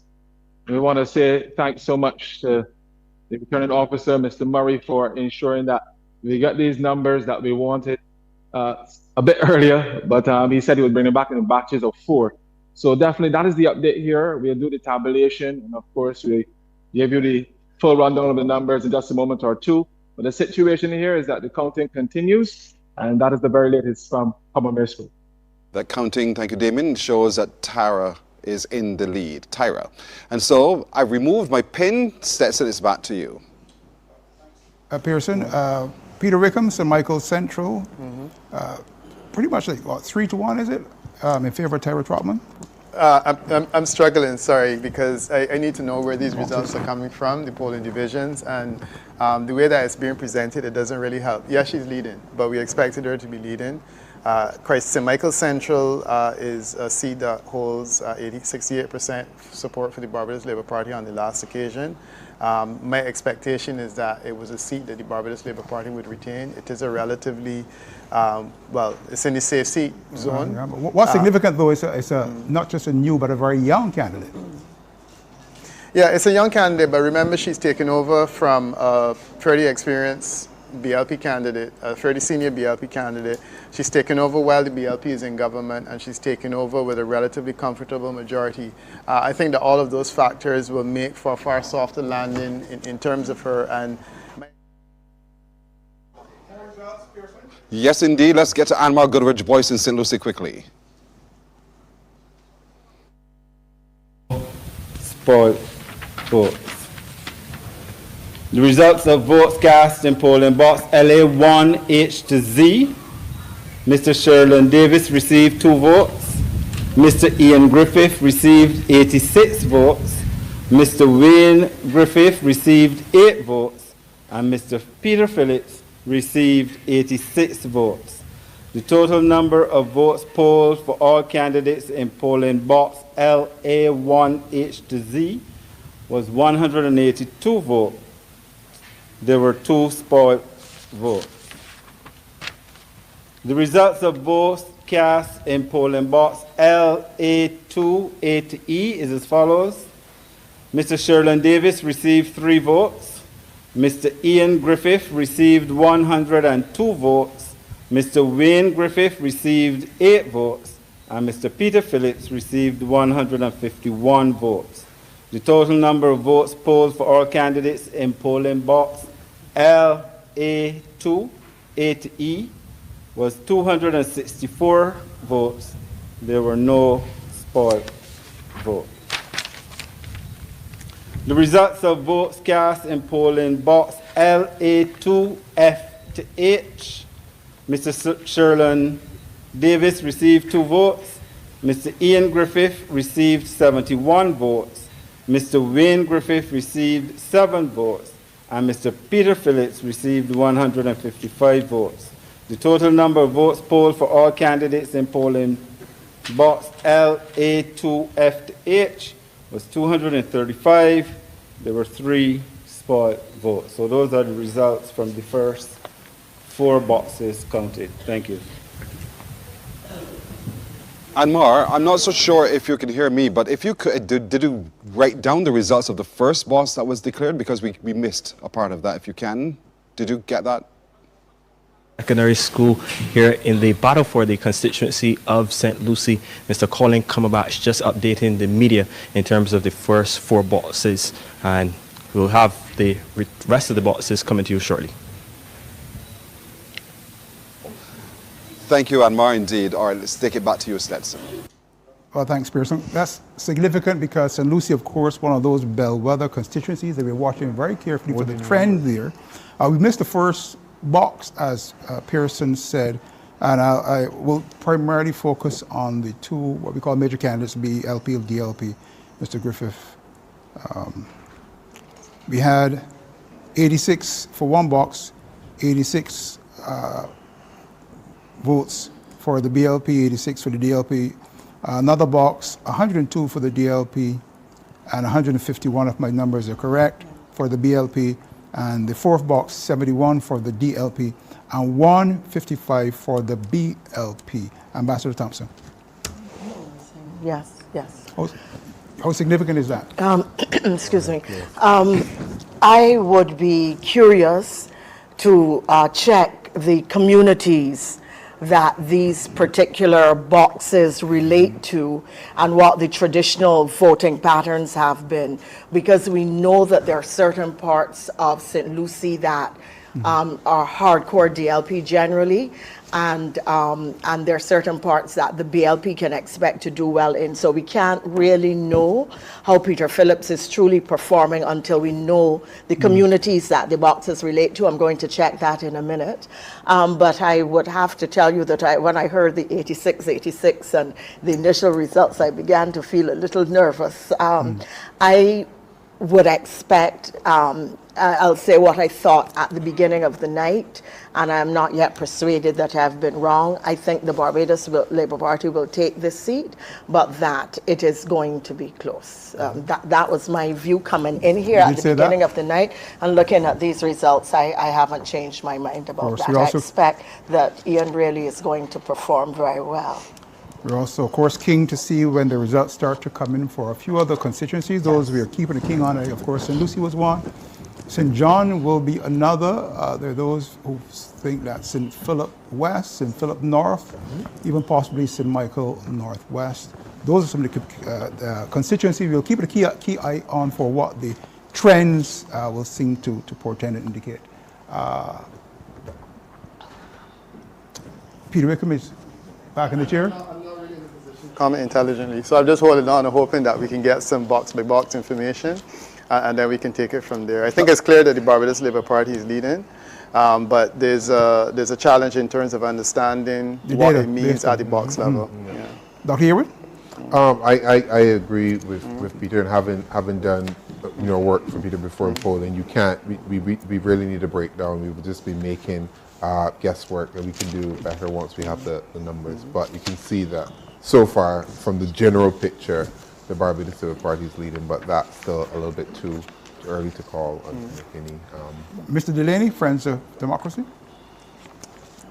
Yeah, I think the numbers that we're seeing not the best from FOD when it comes to St. Lucie, but something to work with. And I think one of the more important things that persons want to hear from us, the newer party, is that they're here to stay. Your representative that you see in Sherlyn Davis is not a face and a name that you will only hear and stop hearing on February 11th tonight. It is a name and a face in which persons can get used to seeing, get used to hearing. We look forward to the service that he's able to give the community, even if not as a member of parliament. That makes me raise a question, and it really has to do with canvassing generally. Griffith, the other Griffith from St. Lucie, Wayne Griffith, I'm sorry, I couldn't remember his first name. Wayne Griffith from St. Lucie indicated that, the response this time was much, much better, et cetera, and yet we're seeing only 8 votes. And it has to do, and I often say this, I tried to make this point to the DLP representative last time, Barbadian voters are generally extremely polite. And when you go to them, and I mean, I've been running in elections and working in elections. Well, I've been running since 1991, but working in elections for much longer than that. People are very, very polite, and they do not tell you. Well, very few people tell you, look, move from my place here, because I voted for you. Or put up a sign. Or put up a sign, yeah. Most people receive you very warmly, particularly if they like worse. you. Rest, and they'll be gracious, and you can leave with the view that the person is with you, and you must not mistake courtesy, Barbadian courtesy, or even when they voice discontent with the incumbent, that means that it's a vote for you. And here we heard the candidate earlier, Wayne Griffith, in St. Lucie saying earlier, how wonderfully he was received and how much better it has been this time. I don't know what he got last time. He said this is a state. I don't think he quite said that. I think that is a great elaboration of what he said. When he was speaking about his reception, he was talking about the fact that Barbadians seem more open to listening to a party other than the BLP and DLP. And we don't know what percentage that is, but I understand from the surveys that were done, I think it's Professor Devonish, he said that people are prepared to consider another party. So that's what he said. He also said that those who made a commitment to him to vote for him, he believed that they would vote for him. He didn't say how many. All 8 of them. So exactly. Crazy, or 24, however many it was. So that's what he said. But I also want to comment on the fact that Peter suggested that the existence of these other parties somehow caused the entrenchment of the Barbados Labour Party. But I'm not seeing that from the results so far. From the results so far, the BLP has done very well against the Democratic Labour Party candidate. It isn't like the votes of the independents or other parties caused them to do badly. I don't see that. And because you're saying that they do badly on their own. You're saying that, or rather, are you saying that the votes of the alternative parties are so insignificant as to have any impact on the outcome? Well, Peter said too that as far as he could see, they weren't having any impact. But then he turned around and said that they were entrenching the Barbados Labour Party. So if you're not having any impact, you shouldn't be able to cause the entrenchment of any party. Paul, due respect, back to the results. St. Michael Northwest, is it, Madam Producer? St. Michael Central. St. Michael Central, there you go. Tyler Trotman, 369 votes for the Barbados Labour Party. Pearson, I'll turn it over to you. That's right. And this is what we're receiving now. What's the polling station? I'm not clear in the top left, what that polling station is. But Tyra Trotman receiving 306. Okay, it's flipping on me. MA1, Trotman 169 votes to Worrell's 59, Wiggins 9, and Hines 9. That's in MA1. In MA2, Trotman garnered 200 votes, 200, to Worrell's 35, Wiggins 11, and Hines 2. That's in MA2. Those are results in thus far. And the total thus far comes to Trotman 369 votes, to Worrell's 94 votes, Wiggins 20, and Hines 11. So Trotman so far gathering 74.7% to Worrell's 19.03, Wiggins 4, and Hines 2% of the votes. Back to you. So I'm looking more at the percentages and the actual individual actual quantities. It's looking like Peter Wickham, your analyst, something like 3 to 1, something like 4 to 1, Tyra Trotman of the BLP. Sorry, stop again. We have back to Pearson, St. Lucie. Hotly contested constituency of St. Lucie, where Anmar Goodrich-Boyce has more to report for us. Anmar? Yes, that's right, Pearson. It is extremely close in terms of the battle to see who will become the next member of Parliament for the constituency of St. Lucie. Just moments ago, the returning officer, Colin Cumberbatch, he gave us the results in the first 4 boxes. I have them here on my phone, so I'll read them for you. In LA1, A to G, the Barbados Labour Party's candidate, Peter Phillips, 99 votes. The Democratic Labour Party's Ian Griffith, 98 votes. Friends of Democracy, Sherlyn Davis, 1 vote, and the People's Coalition for Progress Party, that candidate, Wayne Griffith, 6 votes.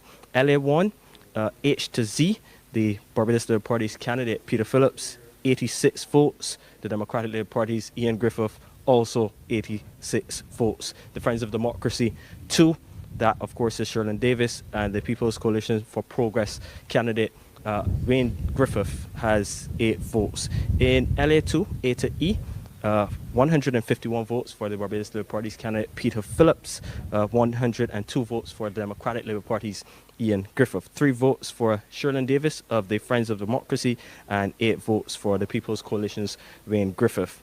And finally, LA2, F to H, 155 votes for Peter Phillips of the Barbados Labour Party, 71 votes for the Democratic Labour Party's Ian Griffith, and 2 votes for the Friends of Democracy's Sherlyn Davis, and 7 votes for the People's Coalition Progress.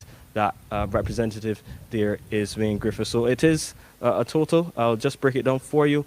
Peter Phillips leading the way for the Barbados Labour Party, the incumbent, 491 votes. Ian Griffith, his biggest challenger from the Democratic Labour Party, 357 votes. Sherlyn Davis, Friends of Democracy, 8 votes. Wayne Griffith of the People's Coalition Progress, 29 votes. So those are the results, the early results, the first 4 boxes from the Darrell Jordan Secondary School as we're tracking the results. And this is what is expected to be a very keenly contested seat here in St. Lucie. As Barbados decides, Anmar Goodrich-Boyce, Pearson, it's back over to you.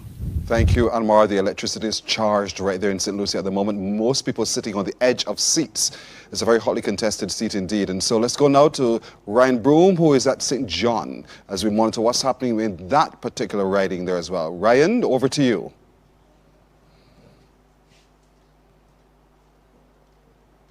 All right, we're hoping that Ryan will again get himself settled so that he can bring us some information out of St. John, the constituency of St. John, which is hotly contested as well. It's one of those marginal seats that we're keeping a very keen eye on because it's also one being contested by the opposition leader. So Ryan, if you're ready, it's over to you.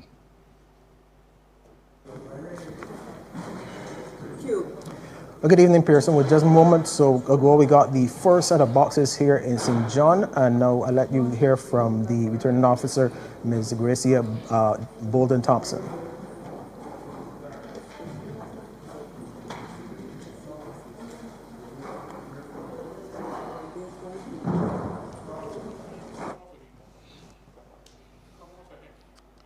All right. So we're not sure what's happening there technically with Ryan. We'll get that sorted out as soon as possible because like the other constituencies, we're also watching that one very, very closely. And we're very all eager to hear the results coming out of that polling there today. So while we wait, we'll take it back to you, Stetson, for continued discussion. And then when Ryan is settled, we'll bring it back to you. Thanks, Pearson. I'll let the panelists know, obviously, as soon as we get any data from any of the polling stations or from the constituencies, we'll, of course, break. Let's go. Okay. The numbers. I can tell you, given the information in JA1, Griffith, garnering 183 votes. To Thorns, 101 votes, 101, and Kemar Stewart's 25 votes. Once again, Griffith 183 to Thorns 101.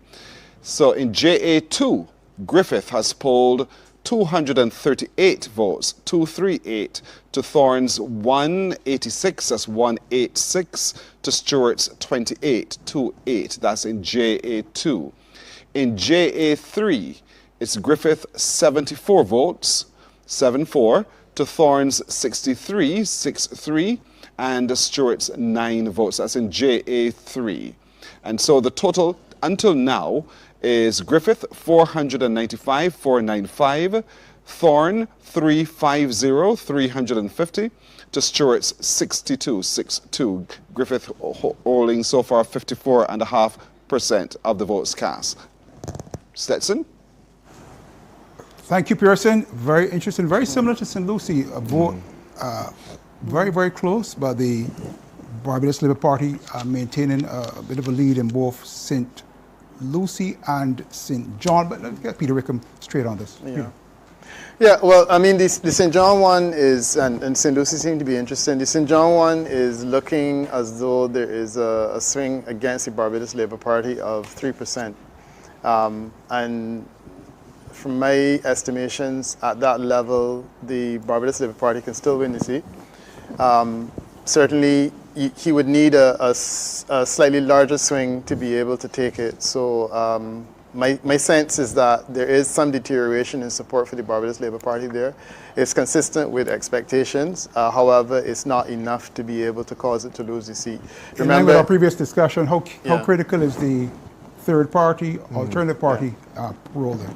And that's important because, I mean, already we're seeing Kemar is generating, but certainly he has what? I see 7% so far in these early numbers. And that's enough, you know, that's enough to make a difference in terms of the output because let's say he is now projecting at 55%. This is the Barbados Labour Party's candidate. That extra percentage would help in the situation. So my expectation now in St. John is that St. John will go back to the Barbados Labour Party. Kemar Stewart will help. There is a reduction in support for the BLP in that constituency, consistent with my expectations, but not a sufficiently large deterioration to be able to cause it to lose the seat. Is there somebody trying to St. Lucie? St. Lucie I've been able to work out because there's insufficient data, but there's also a negative swing in St. Lucie, but again, I don't think it's big enough. Dr. Herwood? Yeah. I think it just goes to Peter's point. Some of the effects that the third party candidates or the other parties are having in some of the more marginal constituencies, and we're seeing the effect there in St. John because you can't ignore. You just can't ignore those. I want to quickly give Mr. Delaney a chance to get it. Please, go ahead. Yeah, and I think, again, when you look at statistics in general, and the political analysts can chime in, generally around 2.5 to 9.9%, that is where you get those early adopters, those persons who are willing to give a chance, those persons who are willing to invest in a different opposition and in a different option. And I think that, again, the messaging that persons like a Sherlyn Davis would give to their constituents, to that 2% or 4% that comes out and votes for them, is that we are here to stay. You are the early adopters, you are the ones that have given us support in this 2026 election, and we will continue to work with you even from outside of the steps and the walls and the seats of Parliament. And so I think that that's a blueprint that you want to see all of the third and alternative parties building on, not starting one constituency and maybe move to the next, or start now, take a break for 3 years and then come back. I think that if third parties are serious about making an impact, if these 96 candidates are serious about making that impact, take hold of that 2.5 to 9% of voters that comes out and supports you, build your base, so that in the next election you can continue to think on that. I think that has been a detriment to a lot of third parties, that they have not properly capitalized on those early adopters who have come out and shown their support behind them. Ambassador Thompson, the early results from some of these key states, key constituencies, are in line with your predictions. I've been around the block a long time, Stetson. It's the truth. I do have a very political question. Based on the results that I saw so far, I'm expecting, like Peter, that the Barbados Labour Party will hold St. John. Equally, when I look at what is happening in St. Michael, is it West Central with Tyra and Central, beg your pardon, with Tyra and Warrell Andre. I'm so sorry. I'm so accustomed calling him by his nickname now that I had to rein myself. Second urgent, we have to go back to Pearson St. John. Okay. Yes, indeed. So I'm being told that the returning officer has approached us, and so let's go right over to St. John now. Ready? Okay. Okay, we're here in St. John where we're about to get more results coming in. 4 more boxes, I understand. Returning officer's statement of the polls for polling station JA488. Charles McDonald Griffith, 115. Kimar Jabari Devontis Strode, 11. Ralph Anthony Thorne, 36. Box JA4 I to Z. Charles McDonald Griffith, 85. Kimar Jabari Devontis Strode, 7. Ralph Anthony Thorne, 42. Sonia. JB1, 88. Let me 84. Charles McDonald Griffith, 102.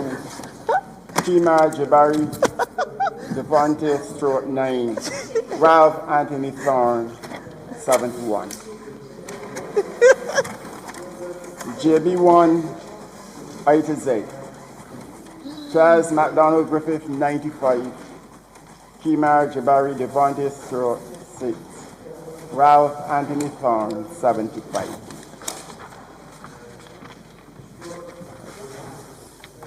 Okay. I think we've covered all. Okay. Thank you so much. Okay, I covered the one with 162, 115. We had more than 13. Yes, so many. I think that's What's your name, sir? My name is Richard Yeah, Harris. check them. Right, so we had that from Mr. Richard Harris, the Deputy Returning Officer here in St. John. It's back to you in the studio. Ryan, thank you. We apologize for the extraneous comments you heard earlier on, and I'm hoping that Ryan and his team there will put it all together. And so we'll continue our coverage of Barbados decides the general election 2026. Back to you, Stetson. Thank you, Pearson. Ladies, gentlemen, what have we seen so far? Your thoughts? If I may, I was speaking. Thanks. Sorry, if ever so much. The question that I wanted to ask, when I started seeing the result between Andre Worrell and Tyra Trotman, I was very curious to see St. John, and I think we really have to ask a question here. Ralph Thorne insisted on moving to St. John, forced out Kimar Stewart, forced out Andre Worrell, both of whom were St. John men. But he never declared that he was going to run in St. John. He kept baiting us and teasing us and so, but he never said he was running. I mean, Ronnie, but he forced out Andre. Andre Worrell is a born and bred St. John man. He forced him into urban Barbados where he wasn't known, where he did not know people, so that Ralph could move into what he thought was himself a sinecure for the Democratic Labour Party. He is now clearly losing Andre. He is losing the Democratic Labour Party base of St. John very badly, because he's a political leader and that he is polling so poorly next to someone who was said to be unpopular really says a great deal about him. Sorry, Ambassador, we have to go to St. Philip West, Pearson. Yes, let's go over to St. Philip West and hear what's happening there. Dale Ford. Yes, good evening again, Pearson. I have with me the returning officer, Ms. Pauline Morgan, to give us the first set of results. Good evening, Ms. Morgan. Good evening to you. Day 1, A to H, Eastman 11, Estwick 91, Goodridge 23, Makoni 115. PJ 1, A to Z, Eastman 3, Estwick 103, Goodridge 8, Makoni 113. PJ 2, that's A to Z. Eastman 9, Estwick 126, Goodridge 16, and Makoni 96. That gives a grand total: Eastman 23, Estwick 320, Goodridge 47, and Makoni 324. So there you have it, and the initial boxes PJ1 A to H, PJ1 I to 7, and PJ to Z. We have Eastman a total of 23 in these initial countings, Estwick 320, Goodridge 47, and K. Makoni 324 votes. And of course, we will be keeping on top of the counting here at Princess Margaret Secondary School for the constituency of St. Philip West. And we'll keep on top of it with you, Dale, as well. This is Barbados Decides, the general election of 2026. We're back in a moment. Barbados Decides. Election night coverage is brought to you by Chickmont Foods, Superfeeds, Western Wholesale, Blue Waters, CS Pharmacy, Caribbean Home Health, Standard Pharmacy, Nature's Discount, Hannah Properties, and Amaze.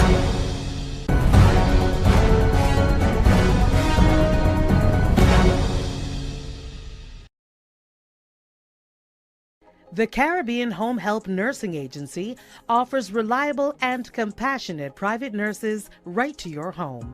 Our private nurse care is ideal for persons recovering from an illness, surgery, or requires personalized medical assistance. We also provide companionship care that can be just as vital as the physical assistance. The Caribbean Home Health family provides the safety, comfort, and professionalism to those persons in need. Give us a call today and start living your best life. Welcome to the Western Sales Center, the home of quality products, excellent service, and of course, great prices. Come on, let's check it out. We've extended our product selection to offer a new and exciting range of products, from personal care items to household essentials, to meat and veg, and everything else in between. We are open Monday to Friday, 7:30 a.m. to 6 p.m., giving you plenty of time to browse and stock up. Come on down to the Western Sales Center, the heartbeat of Western, where great quality, products, and excellent prices are in store.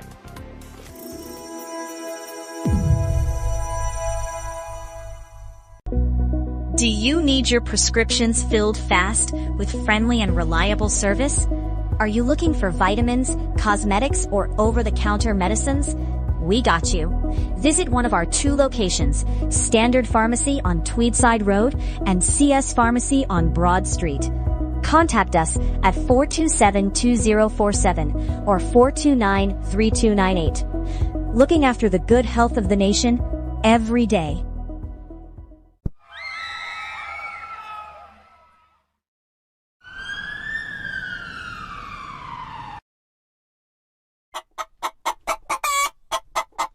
Wait, wanna hear about this new super feeds thing? From the fields where hard work meets hope. Born from the heartbeat of every farmer. Forged in dedication, strengthened by purpose, and fueled by the power of superior nutrition.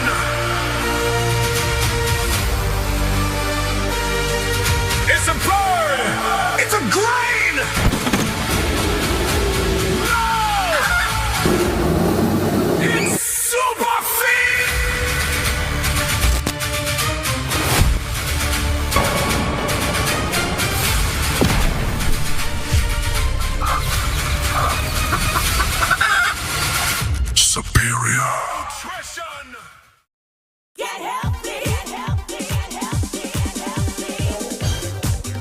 Do you struggle with maintaining healthy blood sugar levels or experience occasional digestive discomfort?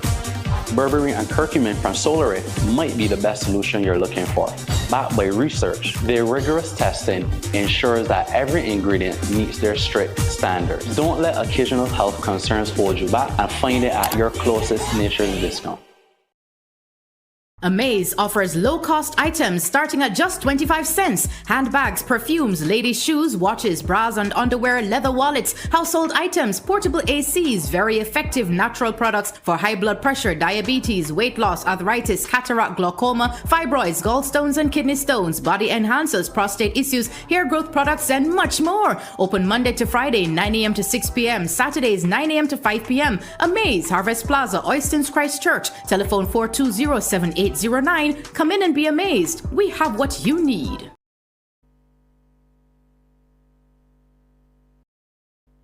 Barbados Decides. Election night coverage is brought to you by Chickmont Foods, Superfeeds, Western Wholesale, Blue Waters, CS Pharmacy, Caribbean Home Help, Standard Pharmacy, Nature's Discount, Hannah Properties, and Amaze.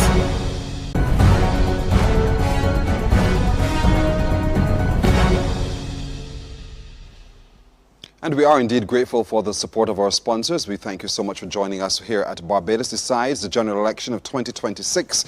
We're also excited about the people who are watching from all over the world, thanks to that partnership with CaribVision. Those of you watching in the 16 Caribbean territories where CaribVision is part of your package, or in the New York tri-state area, Canada, Colombia, or Latin America, thank you for watching and staying with us here as well. But thankful we're also being heard across the platforms of the Caribbean Broadcasting Corporation, and we are thankful for your being there as well. But let's go now to Christchurch South and get some information coming in there.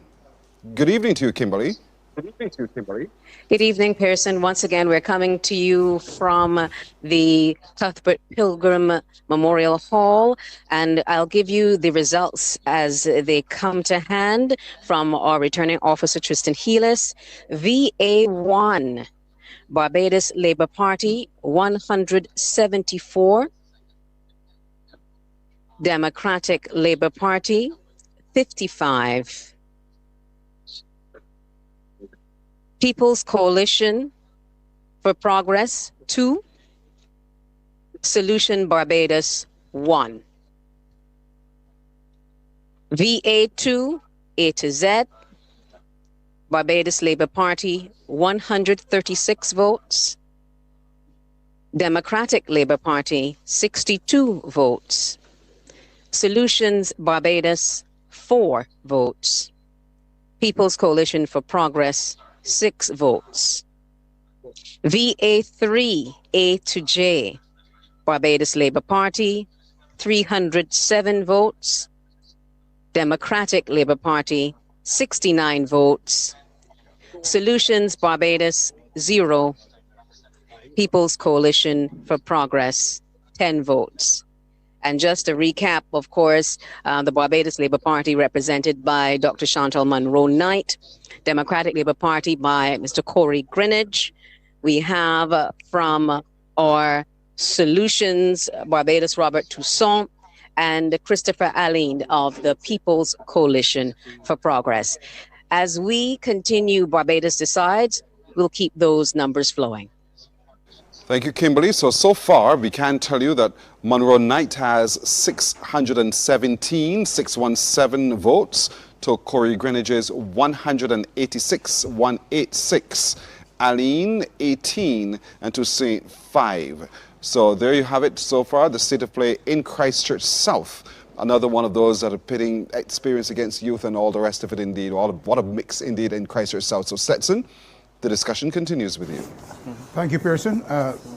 Alice Peter Wickham, Christchurch South, new candidate, Dr. Chantal Monroe-Knight, roughly about 74% of the vote. They're clearly pretty comfortable, projected to win there, I would think. St. Philip West, a little tighter, as is St. John and St. Lucie. What are your projections? A bit before, please. Peter and Everybody has been messaging, saying they could hear me talking and laughing over the returning officer just now. Please, please, innocent, innocent. It was not me. We have no idea where it was coming from. I could attest to that. I wasn't. Thank you. There was no laughing. Sorry to interrupt. Let's make it. It was not Ambassador Thompson. In fact, my understanding is difficult. It was some intrusion from the counting center. Someone in the counting center was Thank speaking. you. And that went into the feed. Peter Wickham. Right. No, Stetson, the Christchurch South, and I want to thank Kimberly for the way in which she called through Christchurch South, because it made it easy to follow. And yes, you're right, it is 75% support for Chantal Monroe tonight. But the more interesting point is that there's a healthy 5% swing in favor of the Barbados Labour Party. I didn't have an expectation that the BLP would lose that seat, but I expected that the BLP may have lost some support. In as much as one could say overall the expectation was that there would be some contraction in terms. But thus far she is outperforming Ralph Thorne, and I think that that's a pretty impressive feat on her part. What does that say to you? Why? Well, I mean, she's a new candidate, and clearly she's a candidate that seems to be preferred. I get a sense that Christchurch South is a strong Barbados Labour Party area, and one in which there's a lot of anger and resentment as a result of the fact that they were essentially abandoned by Ralph Thorne. And maybe there was an effort on the part of supporters there to dig in their heels to demonstrate to Chantal that the love is still very much strong and there, and that it really is BLP country. Christchurch South historically has been a very strong Barbados Labour Party riding. It was created for Bree St. John for all intents and purposes, and the improvement there is certainly a credit to her. Let's look at the others. St. Philip West, touch and go. St. John also tight. St. Lucie also close. Your thoughts, Peter? Yeah, I mean, St. Lucie and St. John are close, but not to the extent that I think there's a likelihood of the Barbados Labour Party losing them. In both instances, there is a slight deterioration, but I think the Barbados Labour Party can hold on to those two. My sense is that the battle really now is St. Philip West. There is a distinct possibility that St. Philip West could be lost by the Barbados Labour Party. What is interesting in St. Philip West, though, is last time the strength of the third party. So we're really looking to Lynette now to see whether she can assist in helping the St. Philip West candidate for the Barbados Labour Party over the line. Because quite frankly, if the Barbados Labour Party wins tonight, if Kay McConney wins tonight, she will certainly have Lynette and the other candidate there to thank for that performance. And indeed, St. Philip West is a constituency where Lynette Eastman, who's on our panel, she is a candidate in that constituency. Ms. Eastman, your comments? So my view is, I know that we've come up in this tradition where we believe that the country, the votes are divided between the Barbados Labour Party and the Democratic Labour Party. I think we have to move away from that. I really do not see myself as taking anybody's vote. I believe that people are voting for me, and they're voting for all of the candidates here as they see fit. The votes belong to the people. I think it is really kind of undermining or playing down the fact that people have a choice to make by saying that votes belong to the DLP or votes belong to the BLP. My view is that anybody who has something to say and they want to represent a constituency, they're able to run, and they should be able to get votes. They're able to pick up votes just like anybody else, and they're their votes. If you are a candidate that feels that you can influence the constituency in such a way, you should not really be worrying about if anybody else is running. You should be able to get your votes. So I really don't agree with the notion that these other parties or independents are robbing you of your votes. If they were your votes, they would be with you. It means that they're not yours. They belong to somebody else. I mean, I don't know. I think it's kind of splitting hairs at this stage because I think what Kay McConney wants is to win tonight. My sense is that the Barbados Labour Party would like to win that seat. It is traditionally a DLP seat. And if it is that she gets over the line by virtue of her own votes or by virtue of a combination of the two, you know, Liz Thompson knows that very well. She would recall in 94, when yourself and four others from the Barbados Labour Party got over the line because of the NDP's role. And to her credit, Ambassador Thompson was able to secure the seat on her own steam in 1999. That's a good segue in which with a pretty decent majority. That's a good segue in which to get a reaction from Ambassador Thompson. I want to make just 2 points here. One is that if Eswick is not winning in PJ2, which is normally his second strongest box, that is one of the boxes which he would be looking to secure a victory in St. Philip West. And if he is not winning and winning big in that box, he cannot carry the constituency, full stop. The second thing the point that I wish to make is this. Constituencies and constituency boundaries are artificial divisions, and particularly so in some communities. St. Philip is one of them. St. Philip is not 3 constituencies. St. Philip is an intersection of communities and families and people who line together and play cricket together, etc. If the Barbados Labour Party is winning in the other 2 St. Philip seats, the pressure that momentum is going to exert on St. Philip West, and with the families and the communities lying down at night with the man who lives in the next constituency cross day, saying, look, sweet boy, if you want to come back here tomorrow, now you better vote for you know, that's the kind of talk between couples and so, brothers and sisters and families. So St. Philip West is unlikely, in my view, to be able to go against the momentum of the BLP in St. Philip. If Ambassador, we may have some more results, so let's go to Pearson. That's right, and I'm told that Damien Best is with the returning officer there, St. Michael Central. Damien. 132. Raymond Biggins, 5. Andrea Worrell, 29. Total of 173 valid votes. 1 vote was rejected. 1 ballot. MB1 8H, Anthony Hines, 2 votes. Tyra Trotman, 93. Raymond Biggins, 27. Andrea Worrell, 26. 148 valid votes. 2 ballots were rejected. Overall total of 150. MB1 I to Z, Anthony Hines hold 2 votes. Tyra Trotman, 84. Raymond Biggins, 25. Andrea Worrell, 31. A total of 142 votes. That's it. Thank you so much, Mr. Murray. So there you have it. We caught Mr. Murray mid-sentence there as he started to announce the various boxes in the second batch of 4. I'll get the complete list for you in terms of the numbers, but the numbers are coming back pretty quickly now, and I'm going to give you the update in a moment or 2, but it does appear that the Barbados Labour Party candidate, Tyra Trotman, has a very comfortable lead at the moment. I mean, if you could just reflect those numbers for us after this commercial break, we'd be very grateful. So, Damien, don't go too far. This is Barbados Decides, the general election 2026, back in a moment.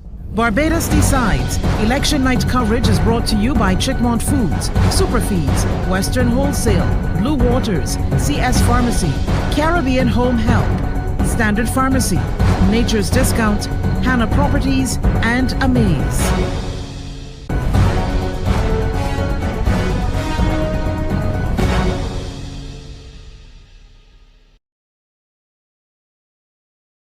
The Caribbean Home Help Nursing Agency offers reliable and compassionate private nurses right to your home.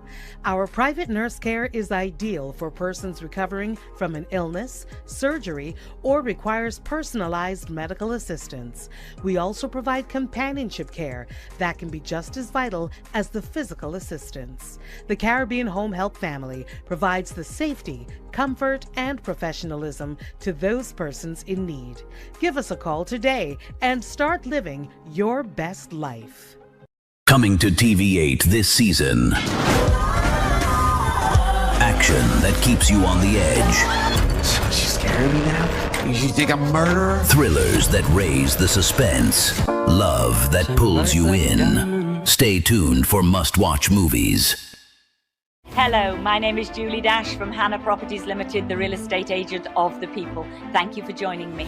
No one will give you more advertising coverage than we will at Hannah Properties Limited. We will advertise your properties on radio, the internet, the newspaper, Instagram and Facebook. You have no risk whatsoever because if I don't rent your property, I don't get paid. It is absolutely no use being a landlord without a tenant. We will show you how to get a tenant very quickly. Call me 262-5072. Check our website at hannahproperties.com for more details.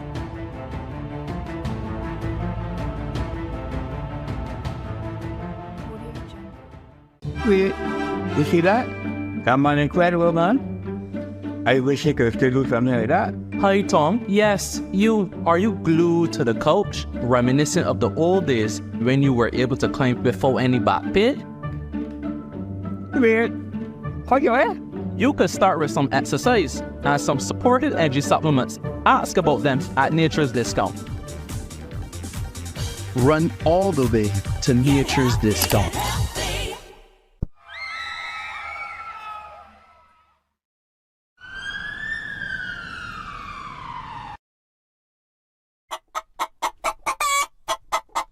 Wait, wanna hear about this new super feed stain?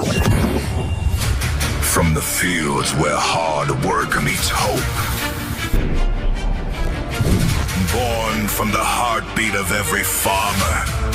Forged in dedication, strengthened by purpose, and fueled by the power of superior nutrition.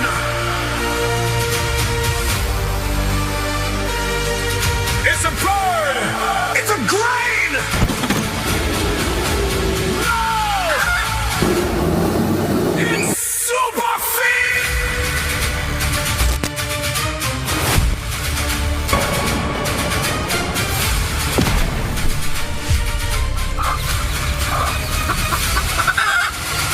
Superior. Need natural medicine that really works? Amaze is the miracle store with very effective natural products for cancer, diabetes, high blood pressure, cholesterol, weight loss, arthritis, cataract, glaucoma, fibroids, PCOS, menopause, viruses, acid reflux, detoxing, prostate and male dysfunction, butter and oils for balding, eyelash and eyebrow growth serum, health foods and much more. Open Monday to Friday 9 a.m. to 6 p.m. Saturdays 9 a.m. to 5 p.m. Amaze 12 and 13 Harvest Plaza, Oistins. Telephone 420-7809. Come in and be amazed. We have what you need.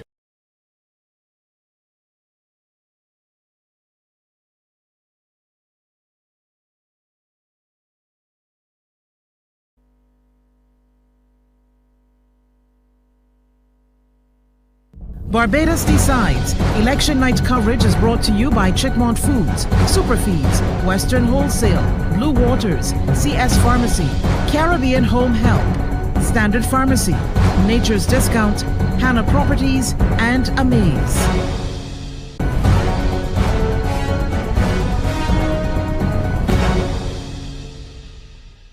Well, Barbadians voted today and the results are flowing in. Let's go now to the Bethel Auditorium where Anthony Nelson is standing by with some results from the city of Bridgetown. Anthony.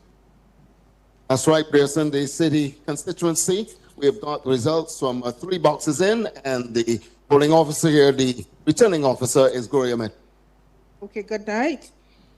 The A1, A to Z, Corey Beckles, Michael Lash, 106, Dale Rowe, that's a total of 104 different oil ballots.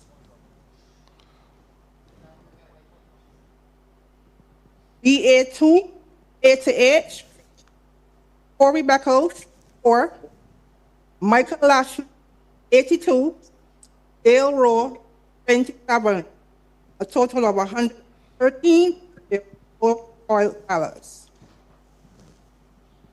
BA2, I to Z, Corey Beckles, 6, Michael Lashley, 93, Dale Row 16.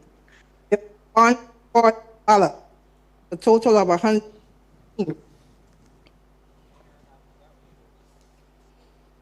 BA1, A to Z, Corey Beckles, 2, Michael Lashley, 160, Dale Row, 10. Oh, sorry. Oh, yeah. Total of 100, but I think I called that one. So that's it for the 3 boxes here have been counted so far. We will continue as the counting ballots continues here at the Bethel Auditorium. Hoping you don't let the returning officer disappear because we missed the first set of results. If you can call her back, that'll be great. We'd be grateful for that. We didn't quite hear clearly the numbers that were called. So Anthony, if you can, try to get that information clearer for us as well in the studios. But we want to go back to Damien Best, who is monitoring the results flowing out of St. Michael's Central, where we missed some of the information shared as well. And he promised to reflect that information for us. And so, Damien, back to you. Yeah, thank you so much, Pearson. We missed the first part of the announcement from Mr. Murray. We're going to start with MA3, A to H, Hines 6, Trotman 143, Wiggins 14, Worrell 29, MA I to Z, Hines 7, Trotman 132, Wiggins 5, Worrell 29. MB1 A to H, Hines 2, Trotman 93, Wiggins 27, Worrell 26. MB1 I to Z, Hines 2, Trotman 84, Wiggins 25, and Worrell 31. That is the update here from Commonwealth School, St. Michael's Central. As I mentioned before, it looks as if Tyra Trotman is definitely on course to win this seat. Damien, thank you so much for your reporting for us indeed. So now we have a few more bits of information, perhaps greater discussion. Back to you, Stetson. Thanks very much, Pearson. Panel, I will open up to you because what we are looking at so far, based on the data, the numbers we have, preliminary as they are, fairly comfortable wins potentially for new candidates, Dr. Chantel Monroe Knight, Tyra Trotman, and new to the Barbados Labour Party, Michael Lashley. St. Philip West, a bit more dicey, could go either way. St. Lucie and St. John, 2 other bellwether constituencies, also close, but could be retained by the Barbados Labour Party. I'll throw it out to the panel. Mr. Delaney of the Friends of Democracy, because a lot of discussion is centered on the role that the alternative parties have played. Yeah, and I think a few things I would say have contributed to Barbadians, and we've seen that even in the last results that we got from St. Michael's Central, where the FD candidate and the DLP candidate are getting very comparable number of votes. And I think 2 things that have contributed to that very heavily is, 1, a cohesive brand and messaging from the candidate and their party. I think that's an area where the DLP has fallen short. And a lot of persons who, when we talk about vote splitting, I think a lot of persons who generally would gravitate towards a DLP, especially coming out of what happened in 2024 in August, a lot of them are gravitating towards the cohesive messaging and marketing that they are seeing in the Friends of Democracy. Another thing that I think is a bit worrying for some voters and why they are gravitating maybe to a party like Friends of Democracy is a single point of leadership. In 2018, it was a problem for the DLP. In 2022, it was a problem for the DLP. And although they have all, quote unquote, rallied in spirit on the stage behind Ralph Torn as their leader, I think there's still some questions behind if they lose, what will happen in that single point leadership. I think with the Friends of Democracy, persons see a party which consistently rallies behind its leader and a party that has a certain loyalty and security that they can trust. A question for you. Because we've seen a multiplicity of what we call new alternative parties over the years, over the decades in fact. Many of them are not in this election this year. What did you say about the longevity in the bid in terms of stick-to-itiveness of these newer alternative parties, such as yours? I can't speak for the other, I think it will be 7, or the other 6, but I can speak for the Friends of Democracy in that the party has done a lot in terms of ensuring that they choose quality candidates. For example, they weren't just handpicked randomly, but it was actually a candidate selection process in which some persons, even persons who have run an election before, saw that it was kind of gruesome for them that they had to go through that to ensure that when you are selected as a candidate, you are not just a candidate for this election, but you are truly a representative, even if you are out of Parliament. I think we also look at the fact that the party started not as a party but as a movement and really saw commitment not in announcing candidates and policies up front, but ensuring that they were in the community, ensuring that they were engaging with persons on that one-on-one basis. Stick a pin, we have to go back to the results and to Pearson. That's right. We have Trevor Thorpe, who's monitoring the polling results in St. Philip's South. And so, Trevor, what can you tell us now? Yeah, I can tell you that the boxes have just come. PF1 in Darware 207, Neil Marshall 81, Omar Smith 5, John Scantlebury 4. In box DL1, Weir 199, Marshall 90, Omar Smith 2, John Scantlebury 3. In box N to Z, Weir 170, Marshall 94, Smith 5, John Scantlebury, beg your pardon, 2. Box PF2, in Darware 186, Marshall 78, Smith 8, Scantlebury 2. In box H to Z, Weir 181, Marshall 60, Smith 1, and John Scantlebury 1. That's the position here at St. Philip's South. We'll be back with you as the second set of 5 are ready. Trevor, don't back go anywhere. Trevor, if you can clarify for us, because there's no, to my knowledge, there's no box A to Z or no box I to H, so, or whatever. So could you just repeat your results again and look very carefully for us, even if a box is broken down A to Q and then whatever comes after. Could you repeat those results for us, please?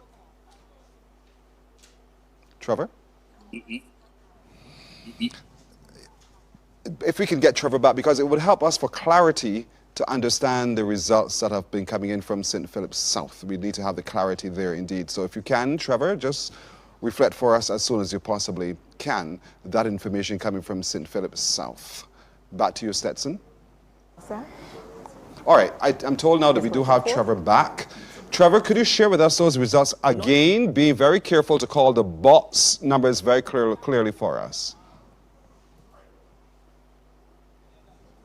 All right, it seems as if he's actually gone now. So, Stetson, back to you. Well, thank you, Pearson. We broke off to go to results. Mr. Delaney, you had the floor. Yeah. To speak. The question was the longevity, of these alternative new parties, in fact, whether they're viable in the Barbadian political context at all. I think they certainly are. Again, you look at what the Friends of Democracy has offered Barbadians for the last 7 months. But has history shown that they're viable? I would say so. And I would say so from the sense of, while young, you see a lot of maturity in the focuses. For example, the party has focused on ensuring that its structure is set, that there really is a clear point of leadership, which you don't necessarily see in some of the third parties. It's sometimes a question, even You look at, for example, the coalition. If the coalition was to win, who would be that Again, one singular my point of body leadership? sticker pin, St. George South, Pearson. Results flowing, we'll bring them to you. Keith Goddard is monitoring the polling in St. George South. Keith.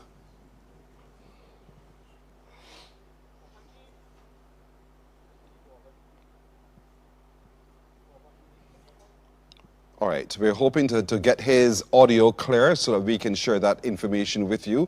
But Keith Goddard is trying to sort that out himself, and so we'll be back to Keith Goddard as soon as we hear that we got the okay to get in the audio coming from St. George South. As you know, that's another keenly contested seat as well, and I'm sure our panel is waiting to hear the results flowing from the counting of polling today in St. George South. So as soon as you're ready, Keith, you'd let us know, and we'll come right back to you as we've been doing all evening long. So Stetson, if you could. Stetson, if I could just speak some hypotheticals, because you were hearing a lot of talk going around about going to court and objecting to the list and things like that. So. Well, thank you, Pearson. And in fact, Dr. Yearwood is keen to weigh in. Dr. Yearwood. Yeah. So no, I was saying that if we can look at a little dimension of this, because earlier we were hearing talk that people were going to court, they're objecting to the fact that people may have been left off the list, etc. And I think if we look at one of the key cases on this would be Parry and Brantley in St. Kitts and Nevis, and I think that case would be instructive to anything that happens around going to elections, because that case considered the issue of objections in terms of the list and issues around the list. It's probably the case that matches the scenario best. And the reason the court upheld the do-over... For clarity, Dr. Yearwood, we haven't verified this or confirmed it, but you were hearing of a potential challenge. Yeah. And I'm saying that if there was a challenge to the elections in terms that people were left off the list and they're going to court to say, can I still vote? Secretary, we'll get back to that critical constituency, St. Lucie. Yep, indeed. Yes, thank you, Stetson. We can go back to St. Lucie, where Anmar Goodrich-Boyce is standing by with some more results. Anmar? Yes, Pearson, I can confirm to you that the Barbados Labour Party's candidate, Peter Phillips, has increased his lead to 246 votes. I'll just give you the latest boxes announced just moments ago by the returning officer, Mr. Cumberbatch.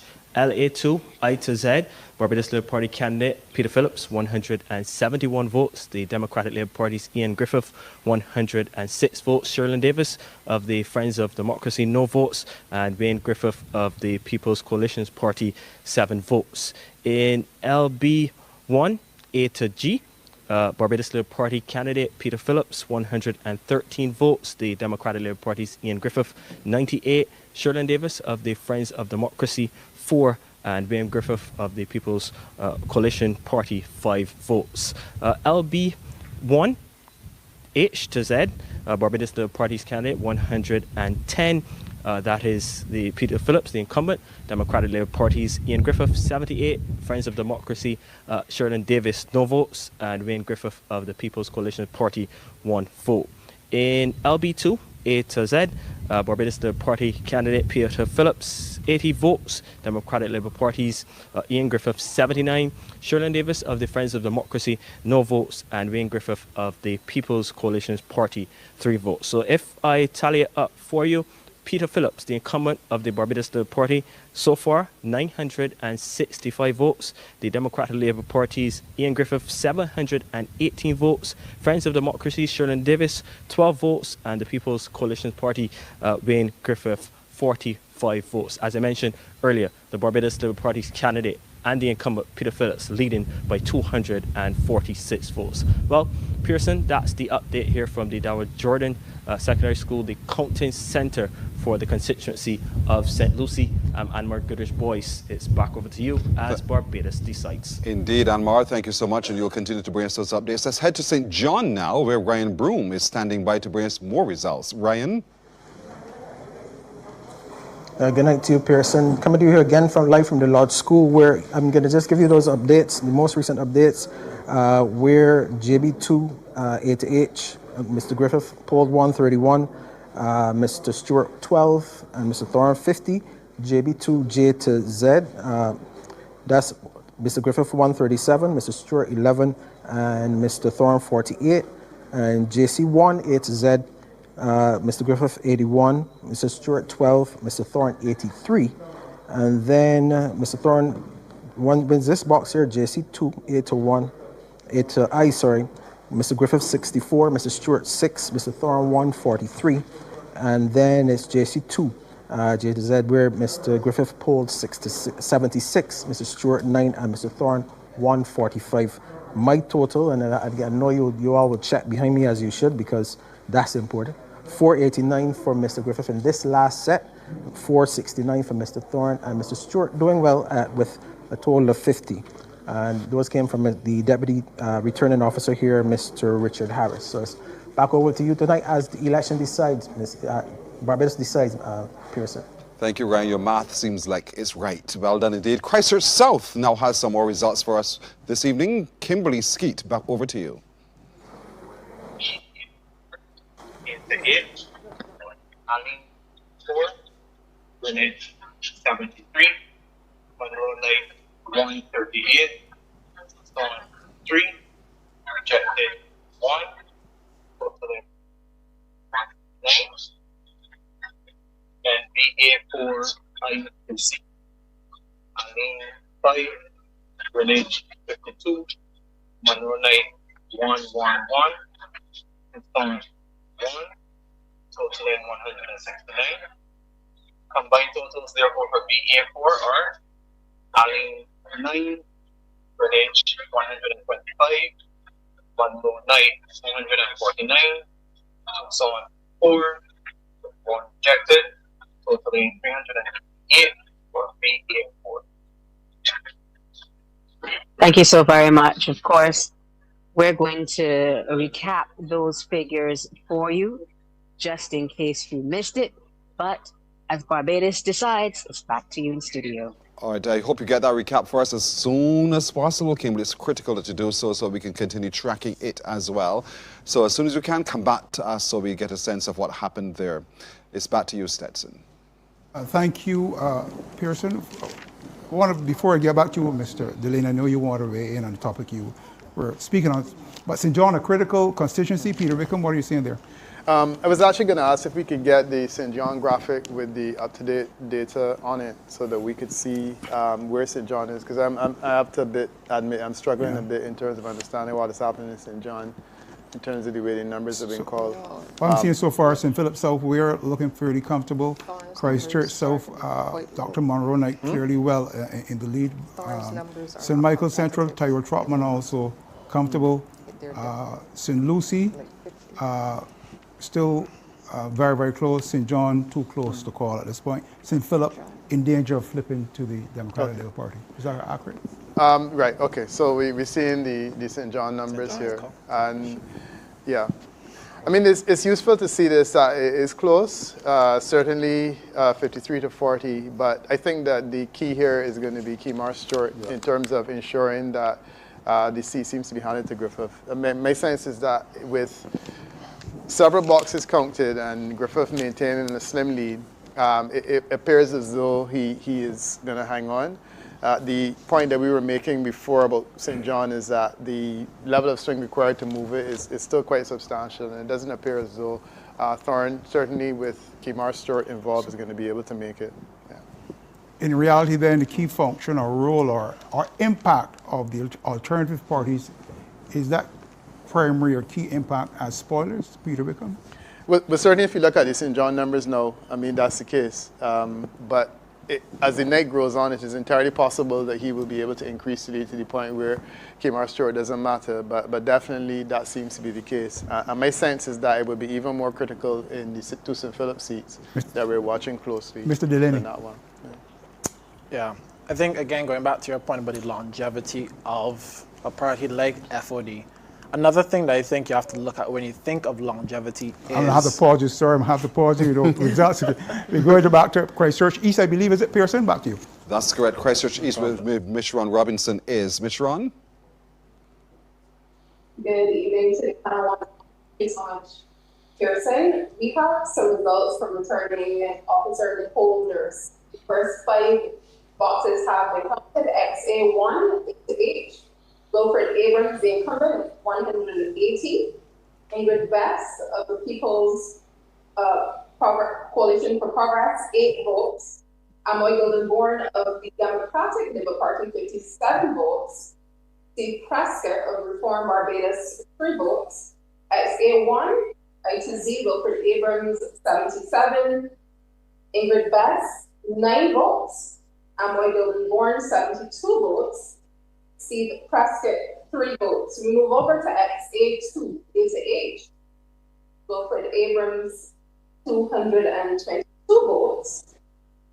Ingrid Best, 3 votes. Amoy Goldenborn, 42 votes. And Steve Prescott, 4 votes. As we move on to the 4th box, XA2, I to Z. Wilfred Abrams, 208 votes. Ingrid Best, she's at 9 votes in XA2, I to Z. Amoy Goldenborn, 43 votes. Steve Prescott, he's at 2 votes of Reform Barbados. And the final box, the 5th box, XA3, A to Z. Wilfred Abrams, 167 votes. Ingrid Best, 5 votes of the People's Coalition for Progress. Amoy Goldenborn, 54 votes of the Democratic Labour Party. And we have Steve Prescott at 2 votes. So you have it there, the first 5 boxes here in Christchurch East. Contending the seat with the incumbent Wilfred Abrams, Ingrid Best of the People's Coalition for Progress, Steve Prescott as well of Reform Barbados, and Amoy Goldenborn of the Democratic Labour Party. The first 5 votes, and we should expect them in 5, 15, and 2 for the 17 boxes in total here at the St. Christopher Farmers. Pearson, back over to you. Thank you, Ms. Ron. 5 of 17 boxes. Boy, that's another 12 or so to go. But we'll continue our discussions from the studio as well with Stetson Babb. Thank you, Pearson. Christchurch East, the incumbent Wilfred Abrams, Ambassador. What I can share with you, Stetson, if you don't mind, I'm sorry to interrupt you because I know we want to get back to those discussions. But folks, if you take your eyes to our screen right now, listeners on radio and elsewhere, we can give you final results for the constituency of St. Michael Southeast. The incumbent Santia Bradshaw returns with 3,015 votes. That's 3015 votes. 3,015 votes, garnering 79.36% of the total cast. To Shepherds, Pedro Shepherds, 738 votes, 734 votes, 734, with just garnering 19.32%. To Turneys, 50 votes. And so the final result from St. Michael's Southeast, Bradshaw winning with 3,015 votes. Thank you, Pearson. That's the incumbent Santia Bradshaw by a landslide. 80% of the votes starting there. Christchurch East as well. Ambassador Thompson, any significance for you? These were expected. I can't say anything else. I really have a different question. Forgive me if my mind is going in a different direction. You often do have a different question. Given these numbers, I'm thinking on Tyra's result. First of all, I want to say that Chantal worked very, very hard, Chantal Monroe Knight, and she was running against perhaps one of the candidates of the Democratic Labour Party who was taken most seriously. So that she is doing as well as she has really is a tremendous credit to her, and she did it on her own. But I mean, clearly there was party machinery, but she really worked from the time she was nominated, and I'm very, very happy for her. But my other question really, as I look at these results, I'm particularly curious to see what is going to happen with Tyra and Michael Ashley in the end, because the whole issue of leaving the Democratic Labour Party to come into the BLP and the implications of that. I mean, there are now 2 presidents of the Democratic. A good segue for that. Sorry to interrupt you, Ambassador, Yes. but again, I think we're going to the city of Bridgetown. Are we, Pearson? That's right. As it so happens, where Anthony Nelson is standing by. Anthony, over to you. We're back in the city with the returning officer, Gloria Medford, with a couple boxes, 4 boxes in this set. Okay. BB1, A to H. Corey Beckles, 1. Michael Lashley, 126. Dale Rowe, 28. There was 1 spoiled ballot, a total of 150. BC1, A to Z. Corey Beckles, 1. Michael Lashley, 76. Dale Rowe, 10. A total of 87. BA3, A to Z. Corey Beckles, 18. Michael Lashley, 168. Dale Rowe, 47. A total of 233. BB1, I to Z. Corey Beckles, 5. Michael Lashley, 147. Dale Rowe, 18. There was no spoils, 170 total. Thank you. Gloria Medford here from the Bethel Auditorium in the city as the counting across the country continues. Thank you, Admiral, indeed. And so let's go now to Christchurch South, where Kimberly Skeet is standing by with more results. Kimberly? Ready. I am ready too. And so Kimberly Skeet is over to you. Good. Yes, I'm back with you. Just a recap of VA4, A to H, Chantel Monroe Knight, Dr. Chantel Monroe Knight, 138. Corey Greenidge, Democratic Labour Party, 73. Christopher Allen, People's Coalition for Progress, 4. Robert Toussaint of Solutions Barbados, 3. There was 1 spoiled. VA4, I to Z. Dr. Chantal Monroe Knight, 111 votes, Barbados Labour Party. Corey Greenidge, 52 points, Democratic Labour Party. Solutions Barbados, 1 vote, Robert Toussaint. And Christopher Allen of the People's Coalition for Progress, 5 votes. Just a recap as well, VA3 was divided into 2 portions. Barbados Labour Party, A to J, 150 votes. Democratic Labour Party, 34 votes. Solutions Barbados, 0. People's Coalition for Progress, 3. VA3, K to Z. Barbados Labour Party, 157 votes.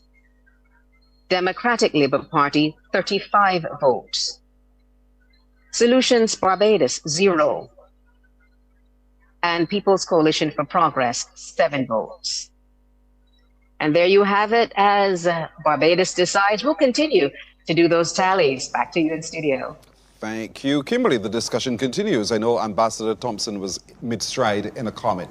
Back to you, Stetson. Indeed, thanks, Pearson. And over to you, Ambassador.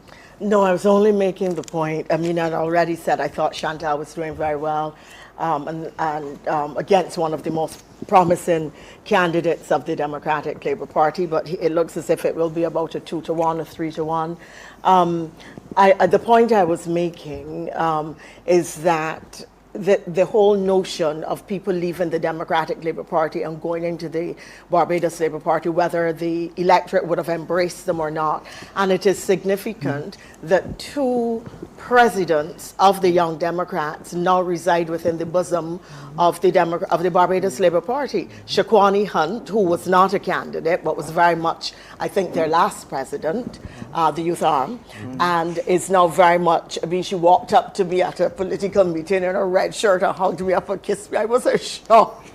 And Tyra Trotman, who is really holding her own extremely well as a new candidate running running for the first time against somebody who was arguably far more politically experienced than she was. But again, another president of the youth arm of the Democratic Labour Party.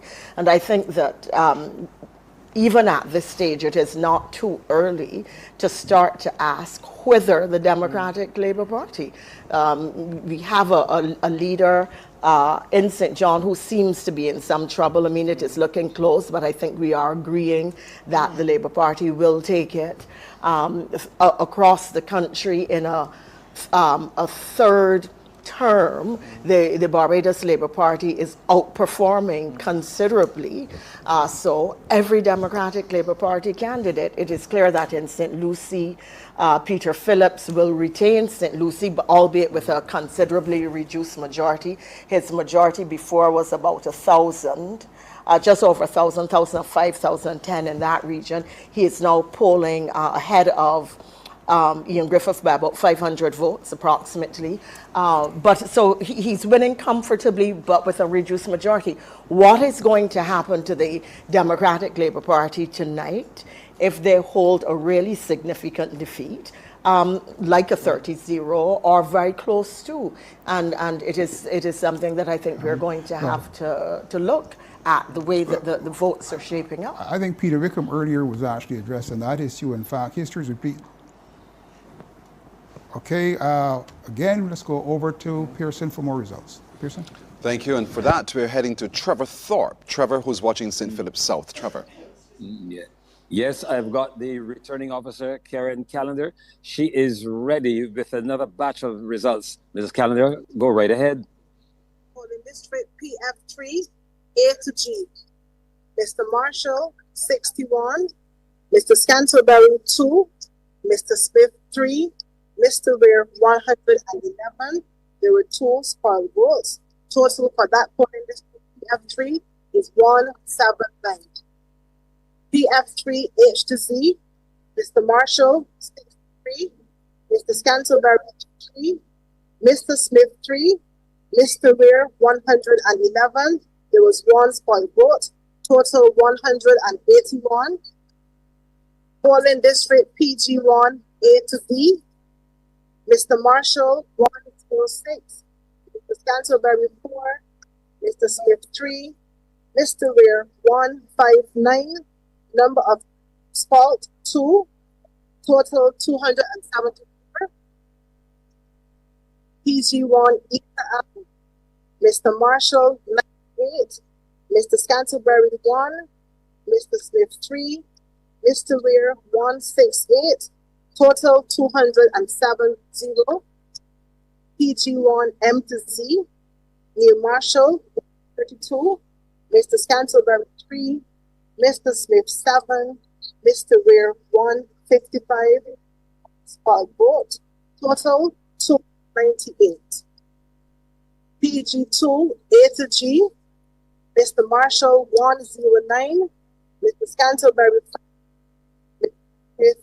4, Mr. Weir, 154, it is 1 spoiled vote, total 273.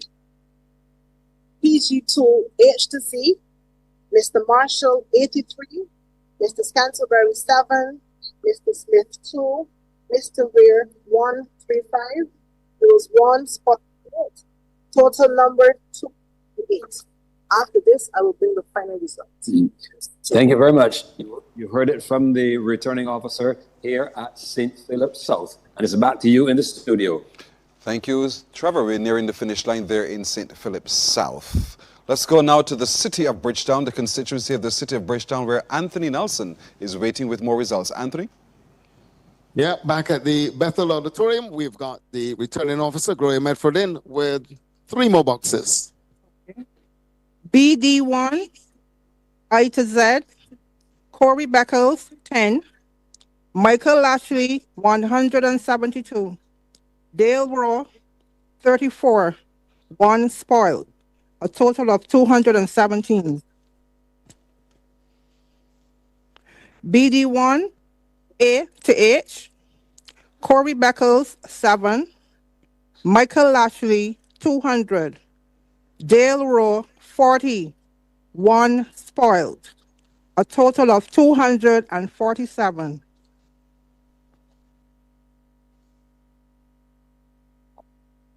BE1, A to H. Corey Beckles, 2. Michael Lashley, 115.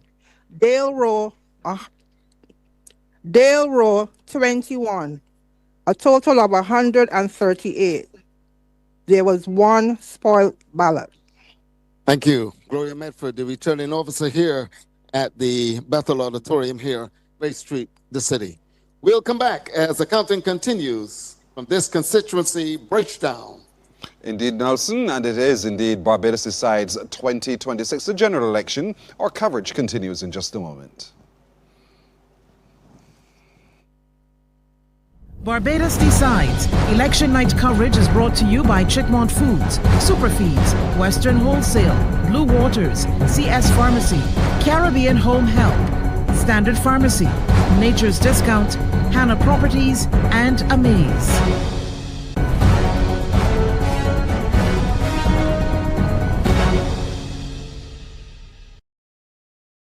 Hello, my name is Julie Dash from Hannah Properties Limited, the real estate agent of the people. Thank you for joining me.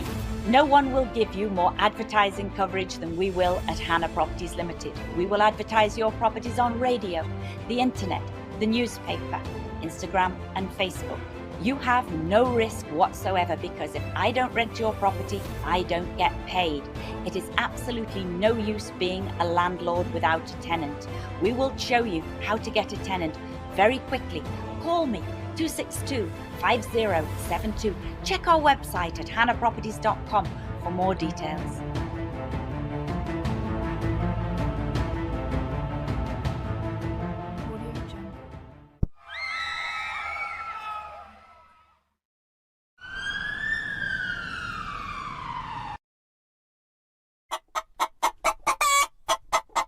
Wait, wanna hear about this new super feed stain?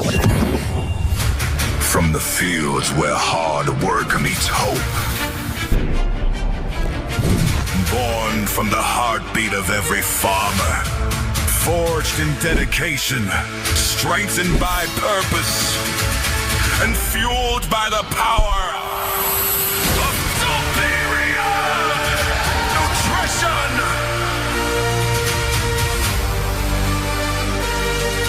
It's a bird! It's a grain! No!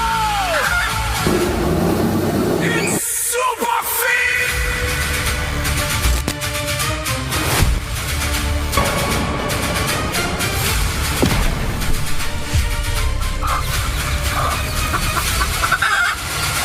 Superior. Do you need your prescriptions filled fast with friendly and reliable service? Are you looking for vitamins, cosmetics, or over-the-counter medicines? We got you. Visit one of our 2 locations, Standard Pharmacy on Tweedside Road and CS Pharmacy on Broad Street. Contact us at 427-2047 or 429-3298. Looking after the good health of the nation every day. Barbados, the Holetown Festival is here. This February, join us in Holetown, where our story began. Holetown Ignite 60, honoring our past, celebrating our future. Experience the food, culture, parades, the music, and our talented artisans, proudly showcasing Barbados. Holetown Festival 2026, where Barbados comes alive. February 15th to the 22nd. Coming to TV8 this February. Hey, don't stop. Get the popcorn because we're turning everything up. She was naked in your hotel room? Drama, love, thriller, movies to love. You don't want to miss this.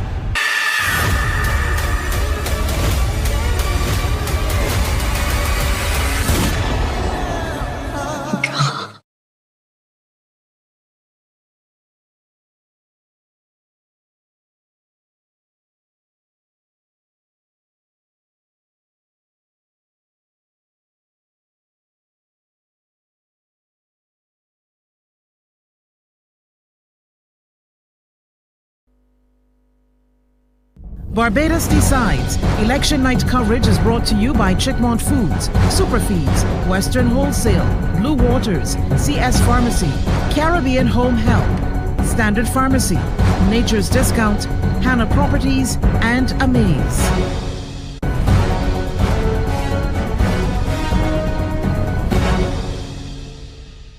This is coverage of Barbados Decides the general election of 2026. We can tell you so far we have heard of one declaration of one seat so far in favor of the Barbados Labour Party. And we can tell you as we try to fill in those maps, and we will be filling in the map and colouring it as we go, that the declared winner for St. Michael's South East has been Santia Bradshaw, returning with 3,015 votes, or 79.36% of the votes cast in the general election today, the 11th of February. We're closing in on midnight of the 11th of February, and there are still 29 other seats to be declared, but most of them are pretty obvious to our analysts who are part of our panel.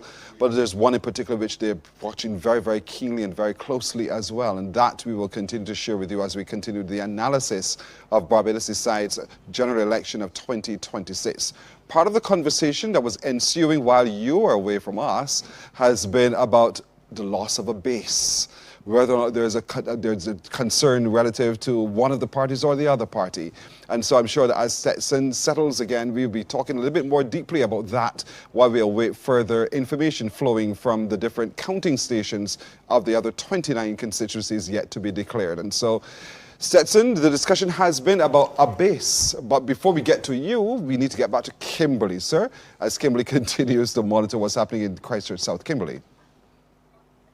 Yes, Pearson, we return to our returning officer. Christchurch South, BA5, A to G, Ali 6, Greenwich 36, 142, Tucson 3, rejected 3, totaling 192. Also BA5, now H to Z, Ali 3, Greenwich 41, Monroe Night 166, Tucson 1, totaling 211. Combined total therefore for BA5, Ali 9, Greenwich 77, Monroe Night 308, Tucson 4, rejected 3, totaling 401. That was for BA5. Of course, we'll try to give you that recap if need be, but you can see exactly where we're going at this point, and the boxes are being counted steadily.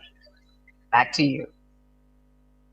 Well, can you give us a sense of who's there while the counting is going on to represent either party or all of the parties? Can you repeat that for me, Pearson? I just want to get a sense of who is there on behalf of the respective parties and generally paint for me the picture so that we understand the mood as it goes as well. Well, we currently don't have any representatives sitting here at the moment, but I can tell you surrounding the Cuthbert Pilgrim Memorial Hall are those within the neighborhood, members of the parties, and persons in the community sitting in their gallery, looking out here just to see and hear as well what is happening. So normally you would expect at a minute to midnight, all lights are off, but people are definitely up in this neighborhood, and they're in their galleries waiting with great anticipation. Keen interest indeed. And so let's head back to St. Lucie, where Anmar Goodrich-Bai is waiting with more. Anmar? Yeah, good evening to you again, Pearson. And I can tell you that we are halfway there in terms of the counting here at the St. Lucie constituency at the Darrell Jordan School. 3 more boxes, I can tell you. LC1, H to Z, the Barbados Labour Party's candidate, Peter Phillips, 80 votes. Democratic Labour Party's Ian Griffith, 69. The Friends of Democracy, Sherlyn Davis, no votes. And Wayne Griffith of the People's Coalition, 3 votes. And there were 5 votes, that is, and there were 2 spoiled votes. And LD1, A to G, the Barbados Labour Party's Peter Phillips, 121. The Democratic Labour Party's Ian Griffith, 89. Friends of Democracy's Sherlyn Davis, 1. People's Coalition, 4. There were also 4 spoiled votes. LD1, H to Z, Peter Phillips, 105, representing the Barbados Labour Party. Ian Griffith of the Democratic Labour Party, 81. Sherlyn Davis of the Friends of Democracy, 3.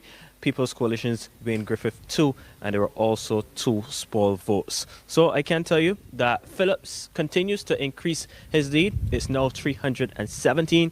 In total, he has 1,271 votes representing the Barbados Labour Party.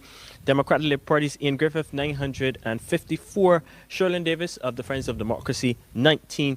And Wayne Griffith of the People's Coalition Party, 58 votes. So that's the latest update here from the Dow Jordan Secondary School, the counting center for the constituency of St. Lucie. Of course, Pearson, I will keep you updated as the counting process continues, as Barbados continues to decide. Thank you so much, Anmar, indeed. And I can tell you, we've just crossed into the 12th of February. As Barbados continues to decide, there are still 29 other constituencies to be declared. And we are continuing to monitor it too right here at the CBC and across the good services of CaribVision.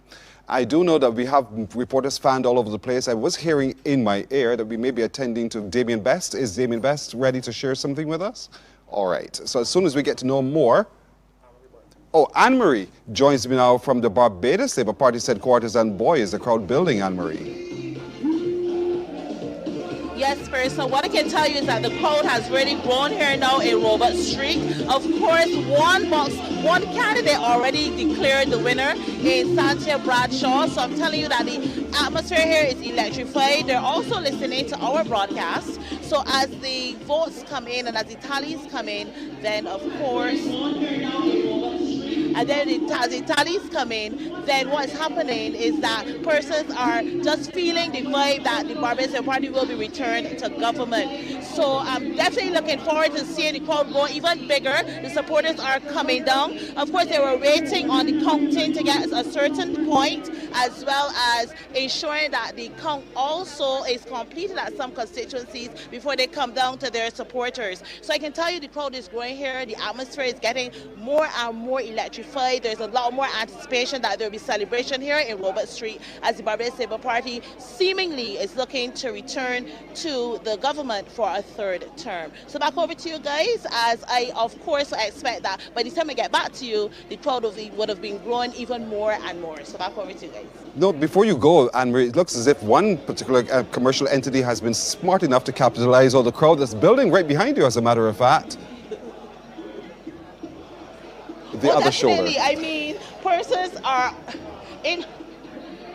Oh yeah, oh definitely. That's one of the things that I thought was really interesting. Hill Supermarket decided to open for the entire night. I would do the same thing because there's a lot of foot traffic right here. Persons are going to need to quench their thirst when the excitement happens. If the declaration is that they're successful, I'm sure persons might want to have that drink with a little special spike to it, and I'm sure they'll go into Hills as well. So the vendors are also set up, a number of individual vendors. So you're seeing the entrepreneurs also getting their time here in Robert Street. So it's an all-around atmosphere. The supporters, the vendors, we even have our technical crew. I want to say good night, especially to my cameraman, Chris Wood. He's out here weathering all the storm and taking in all the action with me as well. So it's a really, really good atmosphere. The buses, every time the buses pass, they actually stop and somebody's getting off. So I'm telling you, the supporters from the Barbados Labour Party are coming down to celebrate with their party for sure. So thank you so much from here, Pearson, and I look forward to seeing you, and I'm sure by the time you see me, the crowd will be growing bigger and bigger right behind me. Then perhaps I won't see you, but thank you so much, Anne-Marie, for joining us as well to bring us from party headquarters at Robert Street, from the Barbados Labour Party's headquarters, the energy and the action there. But Stetson, as I was sharing with you, there was a little bit of a discussion about base, and I'd like to hear how that furthers indeed. I'll take it back to you. Indeed, Peter. Sorry. I think that before we talk about the base of the DLP, I think that we need to reflect on the first seat that has been declared, which would be the St. Michael's Southeast seat. I think it's only appropriate that we congratulate the former Deputy Prime Minister. I don't know whether she will be Deputy Prime Minister again, presumably. Santia Bradshaw on a victory in St. Michael Southeast. And the fact that we have all the data for St. Michael Southeast allows us to start to have a conversation about the, the overall election and where it is going. With an overwhelming 80% of the voters. Yeah, that's right. So she's now on 79%, which is essentially short of 80%. Yeah. Her personal swing is 3.5%. The Barbados Labour Party at this time looks to have contracted somewhat in terms of its national support. Yeah. So the fact that she's on 3.5% is pretty impressive. She's grown that from a seat that she marginally won when she first got in to the point now where she is in the 80% region, which is a region that you normally associate with leaders. So that is pretty impressive. The voter turnout thus far is 42%, which is actually an improvement over the previous election.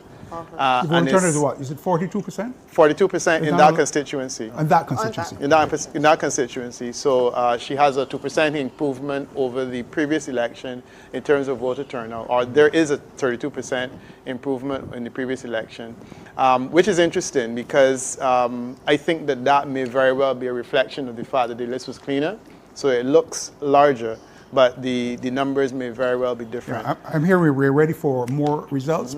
Pearson? Correct? Yes, we are. Back to the constituency, the city of Bridgetown, where Anthony Nelson is standing by with more results. Anthony. Thank you, guys. Ms. Gloria Medford has been very patient and tolerant with us. We've got results from 4 more boxes. BE1, I to Z, Corey Beckles, 4. Michael Lashley, 125. Dale Raw, 13. There was 1 spoiled ballot, a total of 143. BF1, A to G, Corey Beckles, 6. Michael Lashley, 105. Dale Raw, 13. There were 2 spoiled ballots, a total of 126. BF1, H to Z, Corey Beckles, 6. Michael Lashley, 136. Dale Raw, 20. A total of 162. There were no spoiled ballots. BF2, A to I, Corey Beckles, 2.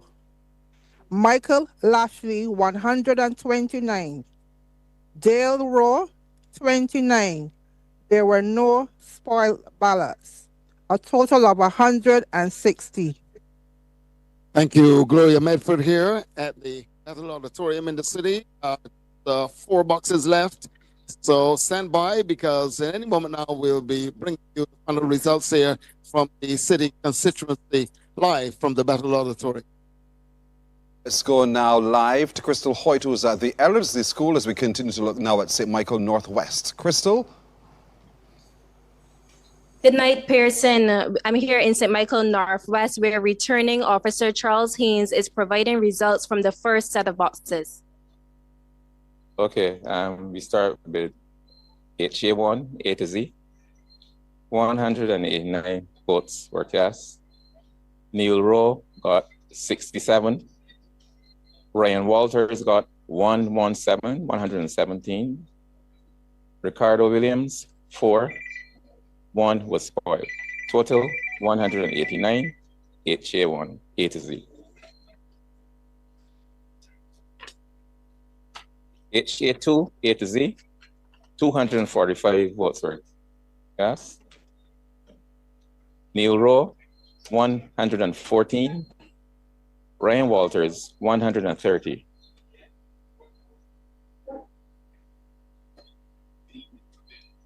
I'm sorry, and one ballot was rejected, making a total 145. 245, sorry.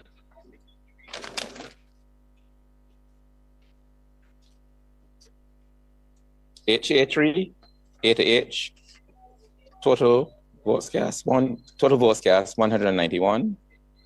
Neil Rowe, 106. Brian Walters, 83. Ricardo Williams, 2. Total 191. That's it, HA388.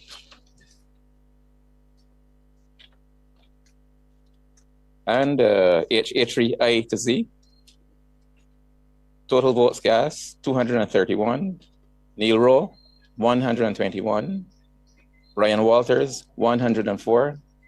Ricardo Williams, 5. 1 spoiled ballot. Total, 231.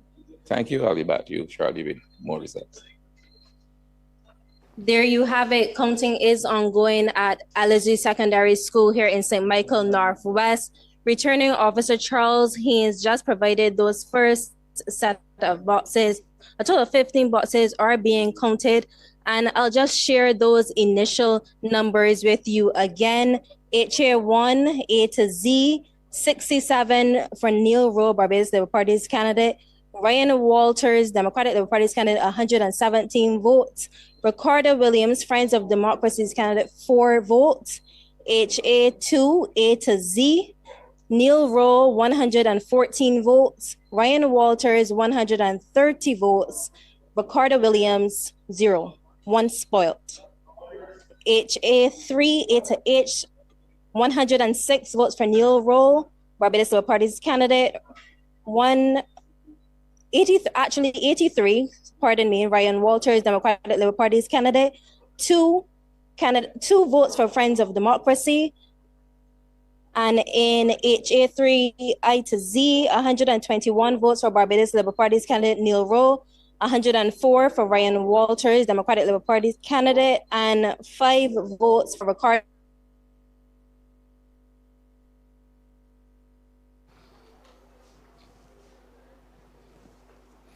All right, we do apologize for that technical glitch for the moment, because Crystal was trying to recap most of the results. I'm told that Keith Goddard is standing by. Let's go to Keith Goddard now. Hi, Pearson, if you were hearing me. In the last few minutes, we've had about 8 boxes counted here at the Elvin Primary School, which is the counting center for St. George South between Dwight Sutherland, Ms. John, and Susan Holligan. I will go through JA1. And JA1, Barbados Labour Party had 201, Democratic Labour Party 64, Independent 7, and 3 spoiled votes. JA2, A to Z, 62 votes for the Barbados Labour Party. The Democratic Labour Party had 18 votes. Susan Holligan, 2 votes, 3 spoiled. GA3, the Barbados Labour Party, 152. The Democratic Labour Party, 29. Independent, 6. No spoiled votes. GA4, A to H, the Barbados Labour Party, 223 votes. The Democratic Labour Party, 75. Independent, 9. 2 spoiled votes. GA4, I to Z, the Barbados Labour Party, 204. The Democratic Labour Party, 73. Ms. Holligan, 8. And the spoiled votes, 5. GB1, the Barbados Labour Party, 156. The Democratic Labour Party, 53. Susan Holligan, 5. 1 spoiled vote. GB1, J to Z, the Barbados Labour Party, 151. The Democratic Labour Party, 63. Holligan, 8. And the 2 spoiled votes. GB2, A to H, the Barbados Labour Party, 189 votes. The Democratic Labour Party, 8-0. Independent, 11. No spoiled votes. GB2, I to Z, the Barbados Labour Party, 170. The Democratic Labour Party, 74. Ms. Holligan, 18. 1 spoiled vote. And GB3, A to Z, the Barbados Labour Party 164, the Democratic Labour Party 81, Independent or Soligan 12, and 3 spoiled votes. There, Pearson, you can see that there's a very wide lead between the Barbados Labour Party and the closest candidate there from the Democratic Labour Party. And therefore, we're waiting for, I think there are another 8 more boxes to be counted in this constituency. We will keep you updated as the boxes and Mr. Roger Hadmore, who's the returning officer, provides us with the information here for the members of the public.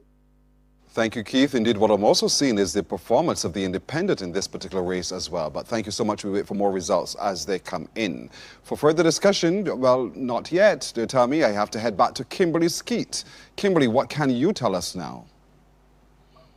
Well, I can tell you first off, Pearson, that the deliberations have not been made. The final numbers are not totally added up, but we've been hearing shouts and chants coming through the gap as well. But let me give you the tally for VB1, A to H.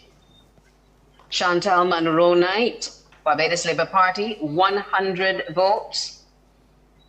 Corey Greenidge, Democratic Labour Party, 78 votes. Solutions Barbados, 0. People's Coalition for Progress, Christopher Allen, 4 votes. VB1, I to Z. Dr. Chantal Monroe Knight, Barbados Labour Party, 96 votes. Corey Greenidge, Democratic Labour Party, 71 votes.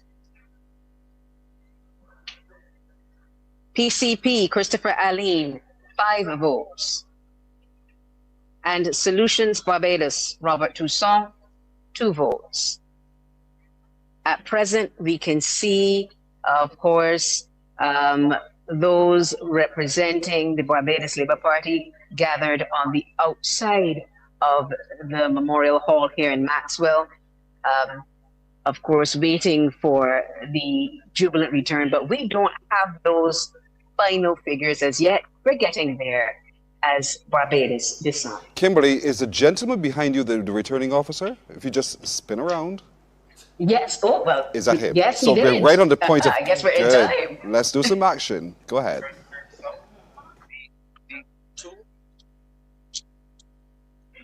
A to H, Aline, 2, Greenidge, 53, Monroe Knight, 104, Toussaint, 1, a total of 160 votes. B2, Aline, 3, Greenidge, 41, Monroe Knight, 110, Toussaint, 0, rejected, 1, totaling 155 votes. Combined total for VB2, therefore, Aline 5, Greenidge 94, Monroe Knight 214, Toussaint 1, rejected 1, totaling 315 votes for VB2. Thank you. All right. So you heard it right here. As per usual, I'll try to give you a recap if necessary. Of course, we are still not at the final count as yet. So it's back to you in studio. Thank you, Kimberly. Let's get an update now from St. Philip North, where Adriel Richards is on location to monitor this for us. Adriel. Yes, good night to you, Pearson. And the first 5 boxes have been finally shared with us.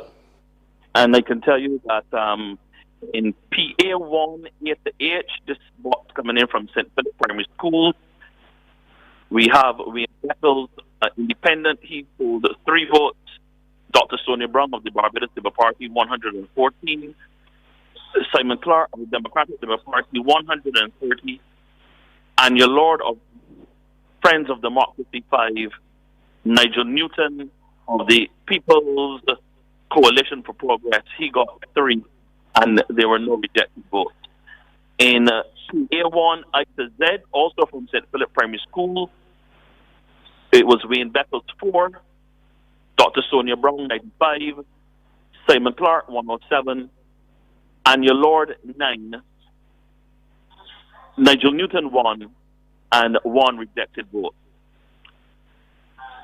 Then we go to PB1, A to G. This is also coming in from St. Philip Primary School. Wayne Beckles 3, Dr. Sonia Brown 107, Simon Clark 92, Anya Lord 6, Nigel Newton 1, and rejected votes 1. PB1 A to Z, Wayne Beckles 11, Dr. Sonia Brown 133, Simon Clark 108, Anya Lord 11, Nigel Newton 2, and no rejected votes. And we have just the first half of the box PC1, and that is of the St. Mark, the Resource Center.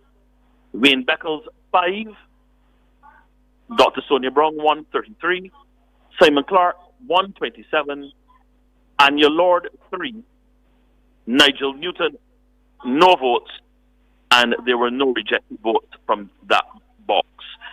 By my tally, Dr. Sonia Brown 582, Simon Clark 564, Anya Lord 34, Wayne Beckles 26, Nigel Newton 7, and just 2 rejected votes. So those are the first 5 boxes from St. Philip North.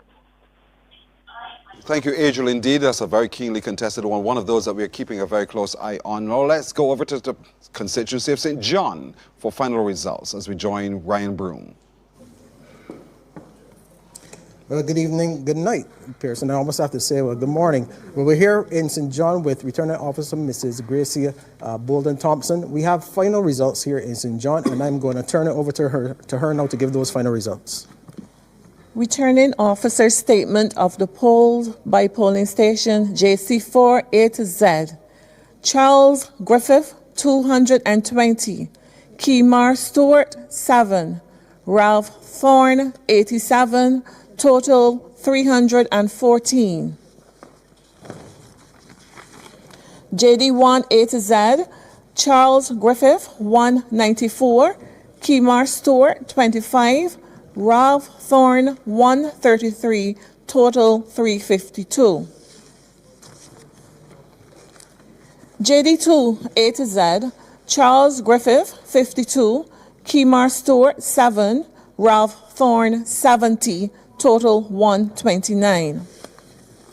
JE1 A to H, Charles Griffith, 110, Kemar Stewart, 15, Ralph Thorne, 109, total 234. JE1 I to Z, Charles Griffith, 90, Kemar Stewart, 8, Ralph Thorne, 139, total 229. JE2 A to Z, Charles Griffith, 57, Kemar Stewart, 9, Ralph Thorne, 123, total 189. JC 3A to Z, Charles Griffith, 118, Kemar Stewart, 3, Ralph Thorne, 40, total 161. JE3 A to Z, Charles Griffith, 105, Kemar Stewart, 17, Ralph Thorne, 140, total 162. The results of the poll held for the election of a member to serve in the House of Assembly for the constituency of St. John is as follows. Mr. Charles Griffith, 2,327 votes. Mr. Kemar Stewart, 236 votes. Mr. Ralph Thorne, 1,876 votes. The total number of votes polled for all candidates was 4,439 with 18 spoils. I therefore declare Mr. Charles Griffith to be elected and be duly chosen representative for the constituency of St. John to serve in the House of Assembly of this island. Thank you. And Pearson, I do have Mr. Griffith here. I'm going to ask him if he can just come over here and have a word with us. Mr. Griffith, he's greeting some of his supporters. Just one moment. Sir. Mr. Griffith. We have a moment here. Mr. Griffith is being congratulated by Kimar Stewart, the PCP's candidate in this St. John riding. Good night, sir, and congratulations. Good night. Thank you. Your reflections, has this been a tougher one than usual? I would say that it was tough. I was always confident because I think I put in the work in St. John in relation to my stewardship as the rep. And the end results is revealing that, people are still going with me, still believe that there's something that I can do to continue moving St. John forward. Okay, and I saw you just congratulating your one of your competitors, Mr. Stewart. What any words about his performance in this election? Yeah, well, Charles, you could just speak about that. Sorry. Sure, it is the voice. Kimar came into the race. You don't take anything for granted in politics. So you respect your opponents, and I respected him coming into the game. I guess he believed he had something to offer in terms of serving the people of St. John. So there's nothing wrong at all in congratulating him for entering the race. Finally, your message to the people of St. John, both those who have voted for you, both those who haven't voted for you, your final message. Yeah, look, as far as my candidacy, as far as me being a rep for St. John, I have always been apolitical. So I don't see red or blue when it comes to representing my constituency. There's a lot of work to be done in terms of the infrastructure, in terms of sports and developing my young people. So I will continue to do what is necessary. I am happy to be and humbled to be part of a party that is really, really proactive in terms of how we treat to the development of the country as a whole. And hence that is going to read down to my constituency. Okay. Thank you so much and congratulations again. Thank you. Pearson, there you have it. We spoke with Mr. Charles Griffith, now re-elected as the MP for St. John. And the celebrations are already starting outside the door as I speak. But that's it from me here, from Ryan Broom from the Lodge School in St. John. You can hear the noise with the background. Barbados decides 2026 from St. John.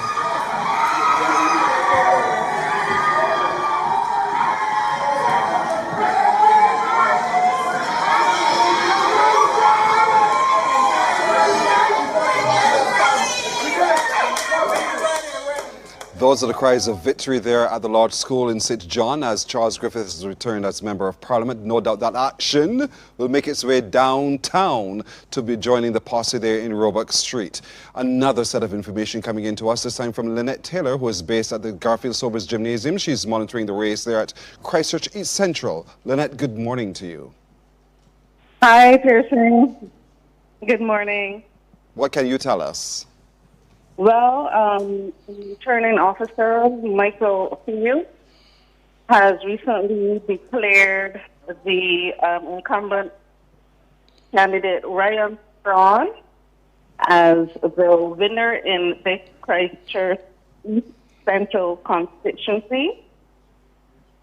He is won by a total of 3,003 votes.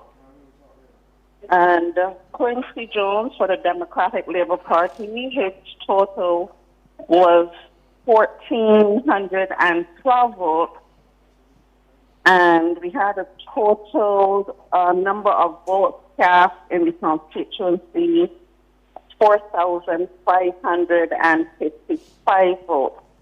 Of that total, Dominic York of Friends of Democracy amassed 81 votes, and Natalie Parrish for the People's Coalition for Progress got a total of 49 votes. We had a total of 10 spoiled votes in the constituency. Here with me now is Ryan Strawn, who was greeted by a jubilant number of supporters waiting to escort him down to the headquarters at Robert Street. Mr. Strong, what can you tell us about your lead up to this victory and how are you feeling early this morning? Thank you very much. I'm really humbled by the result that we saw today. The team really worked hard to try to reach as many people in the last 2 weeks, but really and truly that was just a combination of the work that we'd already started 7.5 years ago when it was elected to member of parliament. We've gone through a whole lot, both at the national level as well as the constituency level, and therefore, as I said to constituents last year, the best is yet to come. We are working to resolve a number of key issues in relation to not just infrastructure in the constituency, but focusing more on the opportunities that we can provide for young people, not so young, as well as being able to bring greater relief to the entire constituency. So I am happy, very excited at what we have in place moving forward, and I think this result just demonstrates that once you stay connected with people and they can see what it is you're offering, then they will continue to create their confidence in you. So I'm really thankful to the people of Christ Church for giving me another opportunity to work on their behalf and to have that work also extended across the length and breadth of Barbados. So thank you very much, Mr. Central. Thank you very much, brother. There you have it, Pearson, newly elected representative for Christchurch East Central, Mr. Ryan Strong. Lynette Taylor, thank you as well so much for joining us for your coverage as well. Thank you, Lynette, reporting there from the Garfield Sobers Gymnasium on the results of the polling in Christchurch East Central. So far, we're into the first half hour of a brand new day, the 12th of February. We have 3 declared seats. But the jubilation, no doubt, is really heating up, as the young people will say, hotting up, in Roebuck Street, where Anne-Marie Burke is among the revelry. Anne-Marie?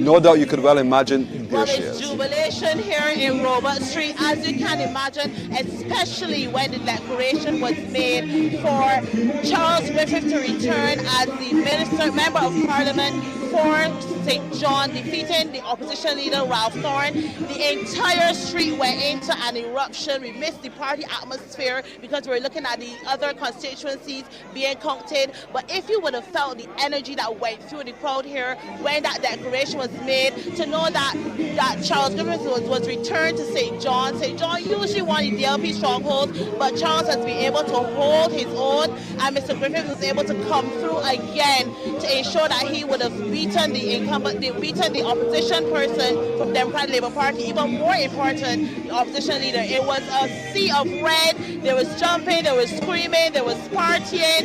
It was an atmosphere like no more. So I'm sure that Barbados Labour Party right now and their supporters are at this point feeling an entire victory. They already have about 3 constituencies definitely that they can be assured that they've won, and more are coming in. As the numbers come in, you also really can tell that the Barbados Labour Party candidates are leading in the various constituencies. So as the night goes by, I'm sure the celebrations will even be amped up even more.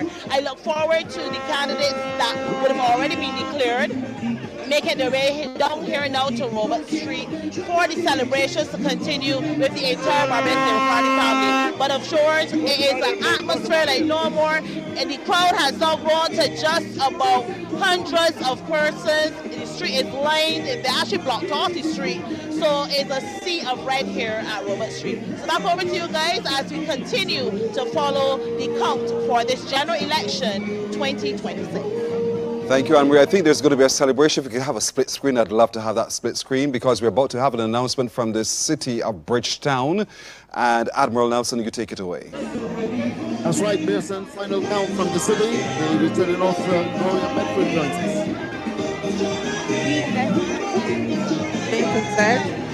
us. Corey Beckle, Michael Lashley, 150. Dale Raw, 25. There were no spoiled ballots. 184 in total. BF3, A to G, Corey Beckles, 4, Michael Lashley, 109, Dale Rowe, 9. There were no spoiled ballots. Total of 142. PF3, H to Z, Corey Beckles, 5, Michael Lashley, 139, Dale Rowe, 37. There were no spoiled ballots. A total of 187. BG1, Corey Beckles, 6, Michael Lashley, 74, Dale Rowe, 8. There were no spoiled ballots. Total of 88.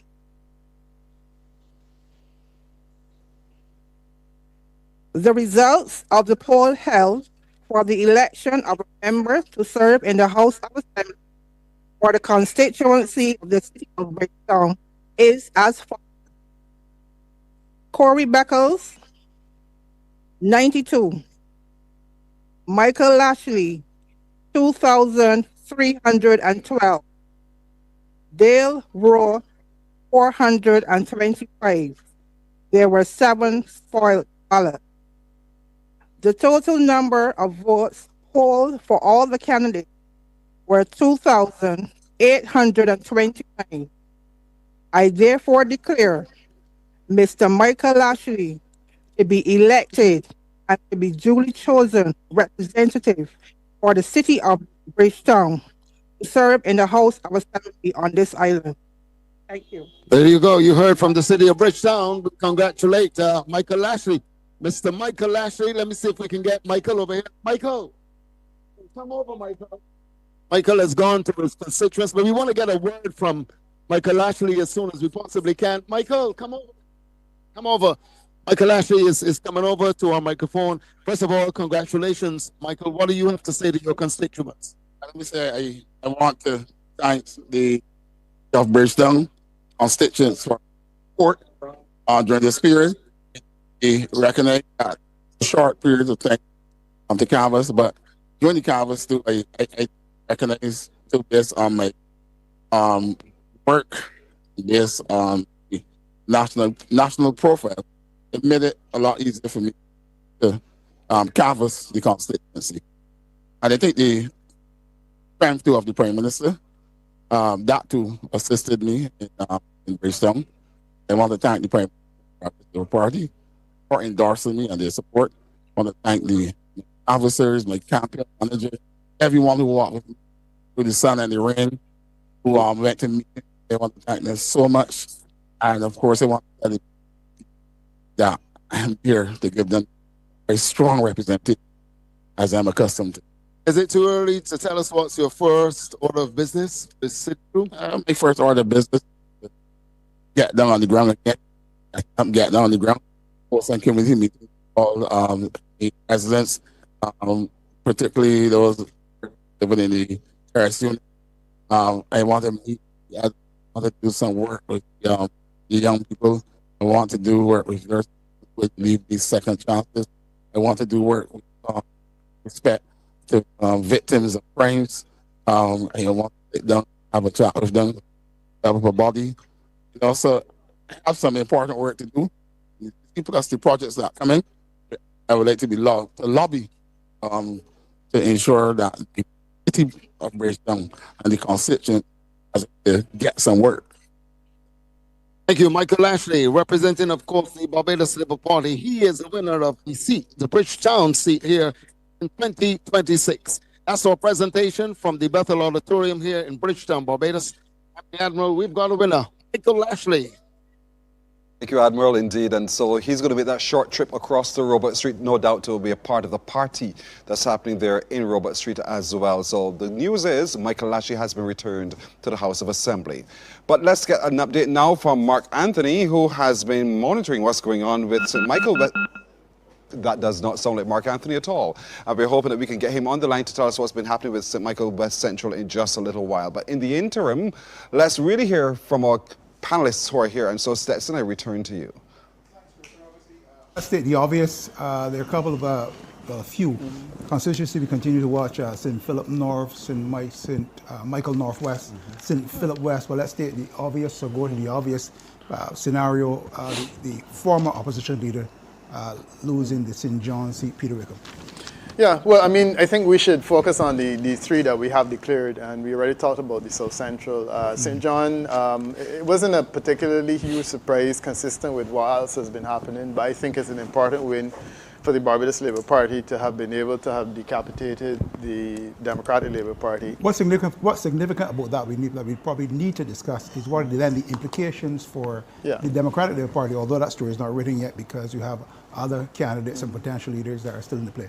St. Philip West and St. Michael Northwest, correct? Which is something that we've seen. I mean, in Northwest is certainly shaping up to be an interesting outcome. But, I mean, we can't get there yet. But, yeah, so the Democratic Labour Party is now looking for a leader.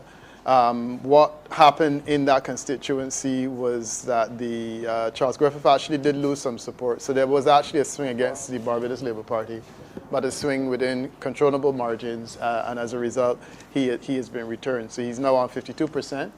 Of support. Ralph Thorne is on 42%. Kimar Stewart got 5%, which means that the Charles Griffith is still a majority leader. He's still a popular leader, even though Kimar did eat into some of the votes that the opposition presumably could have laid claim to. But I think that that's an absolutely important win. The voter turnout here was actually higher, 3% higher. So again, it's in pretty much the same range as the previous election was, if you take into consideration the cleaning of the list. The other result that we had was in St. Michael Southeast. We had that, and then also Bridgetown. And Bridgetown here is also interesting to the extent that there was an increase in support for the Barbados Labour Party.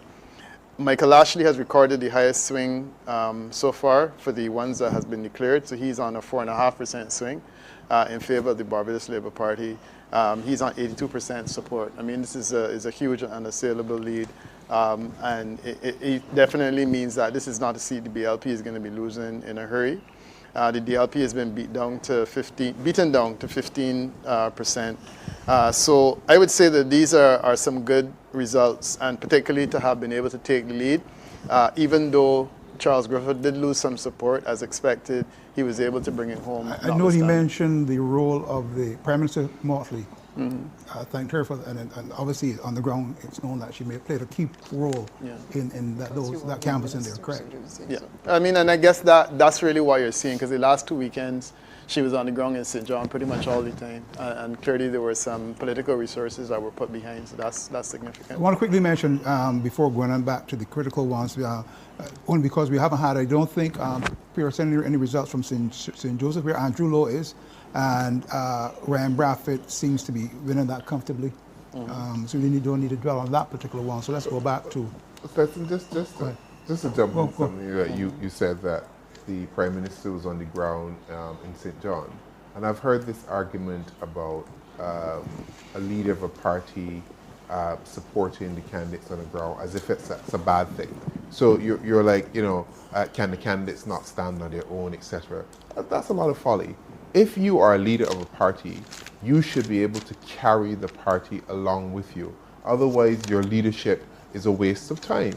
You cannot ever be behind the party in terms of popularity, in terms of numbers, because how are you going to bring the other folks along? So the fact that, that if the Prime Minister had to go in a constituency to help a candidate along, that's a plus, because that's what all other leaders did. That's what David would have done. That's what a Barrow effect would have done. So these effects are not anomalous to this particular leader. That's what leaders do.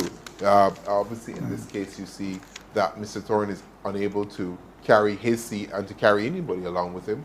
And that's pretty sad for the Democratic Labour Party and for the country as we speak. But we'll see how the rest of the night turns out. But so far, this is not looking good. It's not something that I think we should be rejoicing in. And it's interesting to see Ambassador, carrying, I think, a dignified approach in this win. That's a good segue, because I want to get to Ambassador Thompson.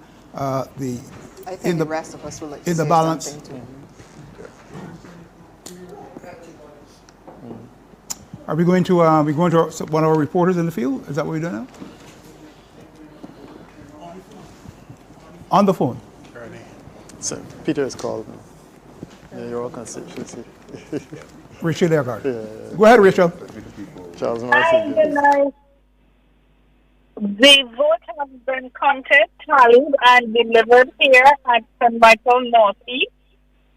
Ms. Motley has accumulated 3,570 votes.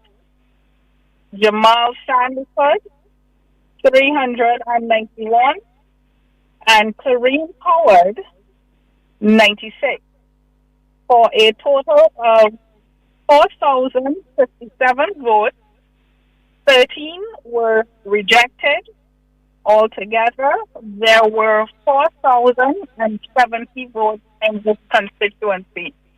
The Prime Minister did give thanks and delivered a speech and said it is all about the constituents as we move forward together. Of course, the party is now headed down to headquarters on Roebuck Street, and that is it here at St. Michael's Primary School in the constituency of St. Michael Northeast as Barbados decides. Could you repeat those numbers, please? I think she's gone. Prime Minister Motley, 3,570. Jamal Sandiford of the Democratic Labour Party, 391. Clarine Howard of Barbados Sovereignty Party, 96. A total of 4,057 votes, 13 rejected ballots. So altogether, there were 4,070 votes in the constituency of St. Michael Northeast. Rachel Eggard reporting from St. Michael Northeast. We are, as expected, Prime Minister Myanmar Morphy has comfortably retained her seat. We will segue into Ambassador Thompson, the bellwether constituencies that we continue to watch carefully. St. Michael Northwest in the balance, as is St. Michael Northwest, as is St. Philip North, and St. Lucie and St. Philip West as well. Kimberly? Ambassador Thompson, you want to be in there? I don't think we yet know what the outcomes are going to be, although we can make projections. If the opposition is able to hold these seats, it would be fascinating that their leader was not able in St. John to hold that seat, because that is the base and the home of the Democratic Labour Party, and that would be worth analysis. And if these seats that are now looking iffy are won by the Democratic Labour Party, I think people would be pleased that there are actually some elected members of the Democratic Labour Party. But we would have to ask the question, to what extent are these personal votes? Is it that these 4 DLP people, or 3 whom are winning in the 2, how many of them are winning in their own right as opposed to winning as DLP candidates? How is it that they were able to buck the trend of a Barbados Labour Party tide, for that matter, and whether or not the incumbent BLP candidates had performed badly or lost favor with the electorate for particular reasons? Because clearly what we are seeing across the country is an endorsement of the Barbados Labour Party, and therefore I'm thinking that these seats may be more personal votes than party votes. That's my analysis at this time. We have to go to Pearson to Kimberly Skeet, I believe. Okay, yes, we do go to Kimberly Skeet, who is, as you know, placed over there at the... But there was a declaration. Kimberly, what can you tell us? Kimberly. All right, we're hoping to hear from Kimberly Skeet, who's stationed there at the Cuthbert Pilgrim Memorial Hall on Maxwell Road, I think it is.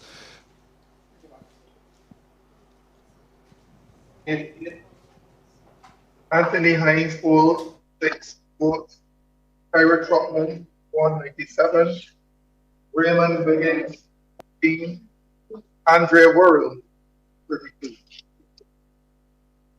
MD1 I to Z, Anthony Hines 3 votes, Tyra Trotman 151, Raymond Biggins 8, Andrea Worrell 12, total 174 votes. MD2 A to Z, Anthony Hines 7, Tyra Trotman 141, Raymond Wiggins 7, Andrea Worrell 44, total of 199.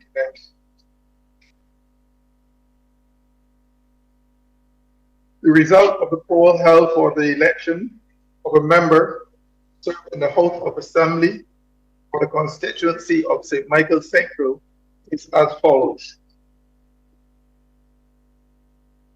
Ms. Tyra Trotman polled 1,962 votes. Mr. Andrea Worrell 164 votes. Mr. Raymond Wiggins 168 votes. Mr. Anthony Hines 72 votes. There were 12 rejected votes, total of 2,666 valid votes. And overall count included the rejection of 2,678 ballots were put in for place. I therefore declare Tyra Trotman to be elected and to be duly chosen representative for the constituency of St. Michael Central to serve in the House of Assembly of this island.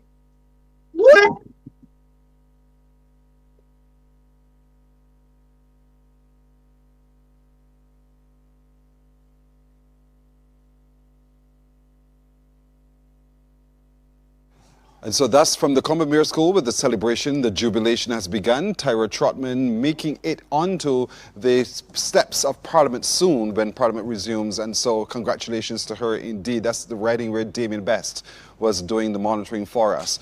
Kimberly Skeet has been tracking what's going on for Christchurch South. She joins us now again with an update. Kimberly.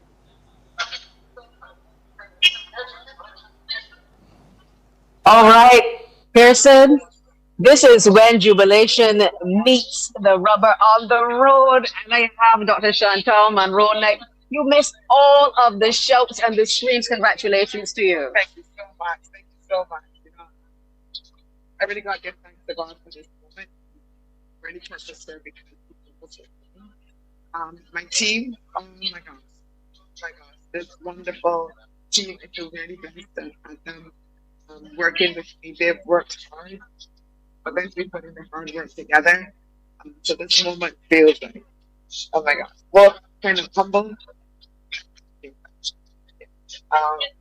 And I guess somebody thought today when the hard work starts, But no, I intend to keep faith and be constantly that I've been doing. Big plans for that. From next week, I'm going to get started. I'm going to keep my commitment, keep showing up the best person. Fantastic. Now, this has been one of those seats that went through a whole lot of shakeup. How did you feel almost stepping into a space that originally, you know, you got adopted?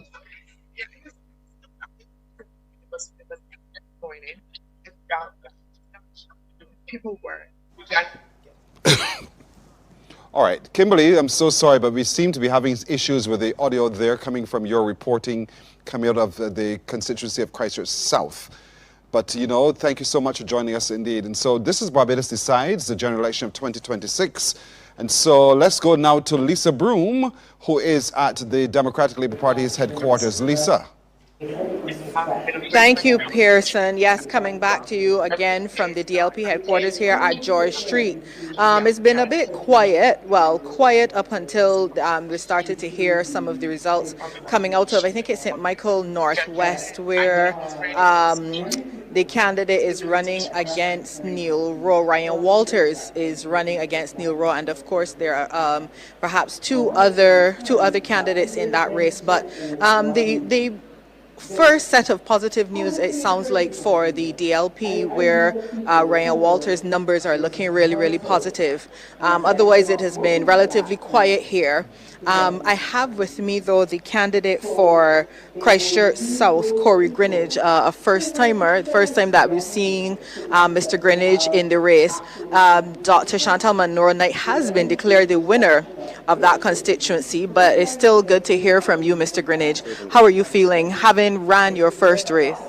I really had a really good experience. First, let me congratulate Dr. Monroe-Knight on her victory tonight. It was a hard-fought race, and she's obviously done very well. For me, it was an excellent experience. The opportunity to go into the constituency, I had a shortened time to be there, but the most important part was meeting the people and being able to interact with the people, interact with all walks of life, and have a wonderful experience in the constituency. And I just wanted to say the work begins tonight. So that sounds like this is not the end of Corey Greenidge. Most definitely not. The work begins tonight. I'm already preparing my mind for what the next year will look like, what the next 3 years will look like, because that's what I promised the people, that I will be there and I will continue to fight. And not only fight in Christchurch South, but to continue my advocacy on the national stage, being able to speak truth to power. Part of my thrust in coming into the race was my concerns for what was happening in Barbados, and I want to continue that advocacy. Thank you so much. Corey Greenidge, the DLP's unsuccessful candidate for Christchurch South, says he'll be back again. Back to you in the studio. Could you, for me, Lisa, just paint me the picture, the mood, the activity? What are people doing and saying there? All right, I guess you can't hear me right about. Thank you, Lisa, indeed. Let's head now to the north of the islands, the constituency of St. Lucie. And so Anmar Goodrich-Boyce joins us once again. Anmar? So we have the returning officer, Mr. Colin Cumberbatch, about to announce the final results for the constituency of St. Lucie. Mr. Cumberbatch. The result of votes cast in polling box LE1H to Z is as follows. Mr. Sherlin Davis received 1 vote. Mr. Ian Griffith received 124 votes. Mr. Wayne Griffith received 8 votes. And Mr. Peter Phillips received 72 votes. The total number of votes polled for all candidates in polling box LE1H to Z was 205. There were no spoiled ballots. The result of votes cast in polling box LE2A to G is as follows.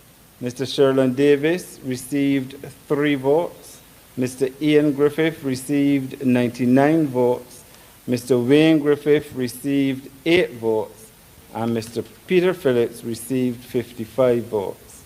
The total number of votes polled for all candidates in polling box LE2A to G was 165 votes. There were no spoiled ballots. The result of votes cast in polling box LE2H to Z is as follows. Mr. Sherlin Davis received 3 votes. Mr. Ian Griffith received 101 votes. Mr. Wayne Griffith received 4 votes. And Mr. Peter Phillips received 69 votes. The total number of votes polled for all candidates in polling box LE2H to Z was 177. There were no spoiled ballots. The result of votes cast in polling box LE3A to Z is as follows. Mr. Sherlin Davis received 3 votes. Mr. Ian Griffith received 117 votes. Mr. Wayne Griffith received 5 votes. And Mr. Peter Phillips received 83 votes.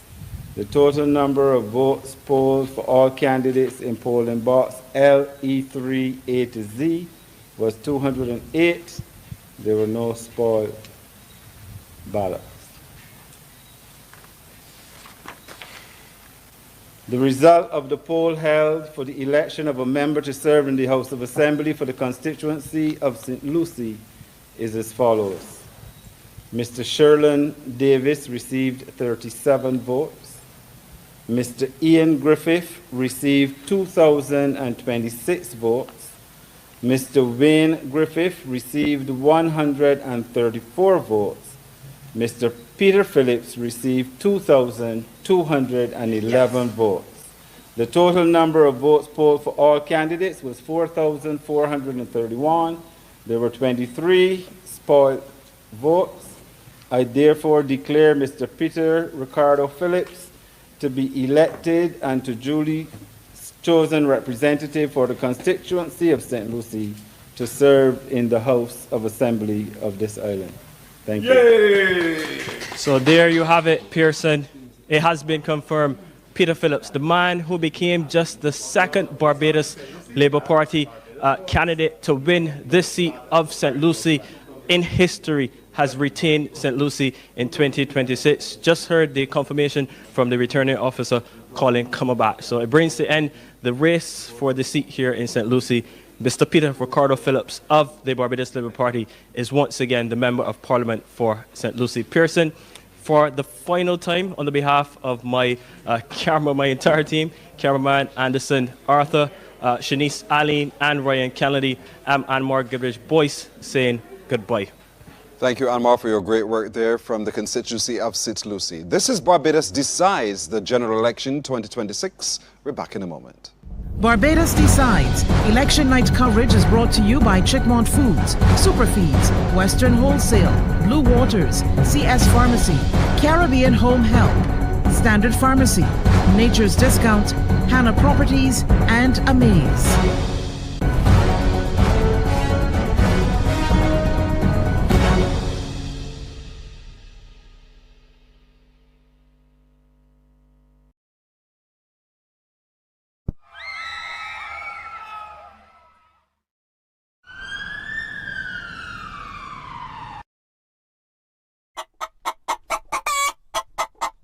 Wait, wanna hear about this new super feeds thing?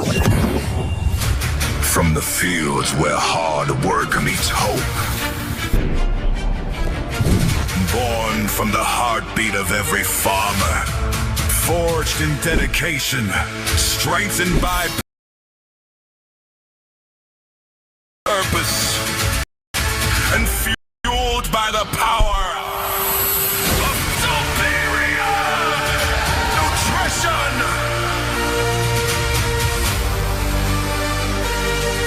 It's a bird! It's a grain!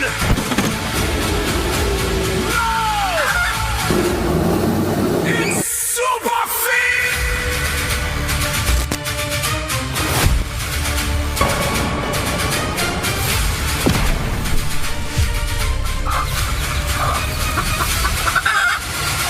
Superior nutrition! Get healthy, get healthy, get healthy, get healthy. Do you struggle with maintaining healthy blood sugar levels or experience occasional digestive discomfort? Berberine and curcumin from Solaray might be the best solution you're looking for.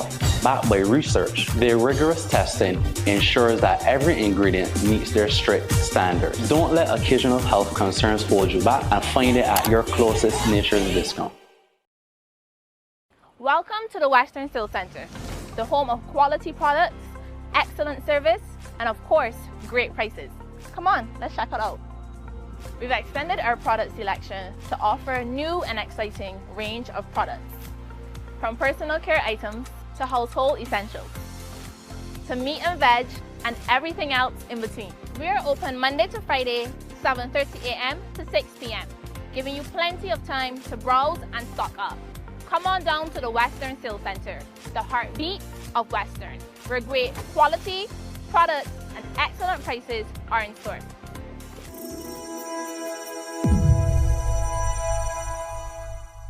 Barbados, the Whole Town Festival is here. This February, join us in Whole Town, where our story began. Whole Town Ignite 60, honoring our past, celebrating our future. Experience the food, culture, parades, the music, and our talented artisans, proudly showcasing Barbados. Whole Town Festival 2026, where Barbados comes alive. February 15th to the 22nd. Need natural medicine that really works? Amaze is the miracle store with very effective natural products for cancer, diabetes, high blood pressure, cholesterol, weight loss, arthritis, cataract, glaucoma, fibroids, PCOS, menopause, viruses, acid reflux, detoxing, prostate and male dysfunction, butter and oils for balding, eyelash and eyebrow growth serum, health foods, and much more. Open Monday to Friday, 9 a.m. to 6 p.m. Saturdays, 9 a.m. to 5 p.m. Amaze, 12 and 13 Harvest Plaza, Oistins. Telephone 420-7809. Come in and be amazed. We have what you need. Election night coverage is brought to you by Chickmont Foods, Superfeeds, Western Wholesale, Blue Waters, CS Pharmacy, Caribbean Home Help, Standard Pharmacy, Nature's Discount, Hannah Properties, and Amaze.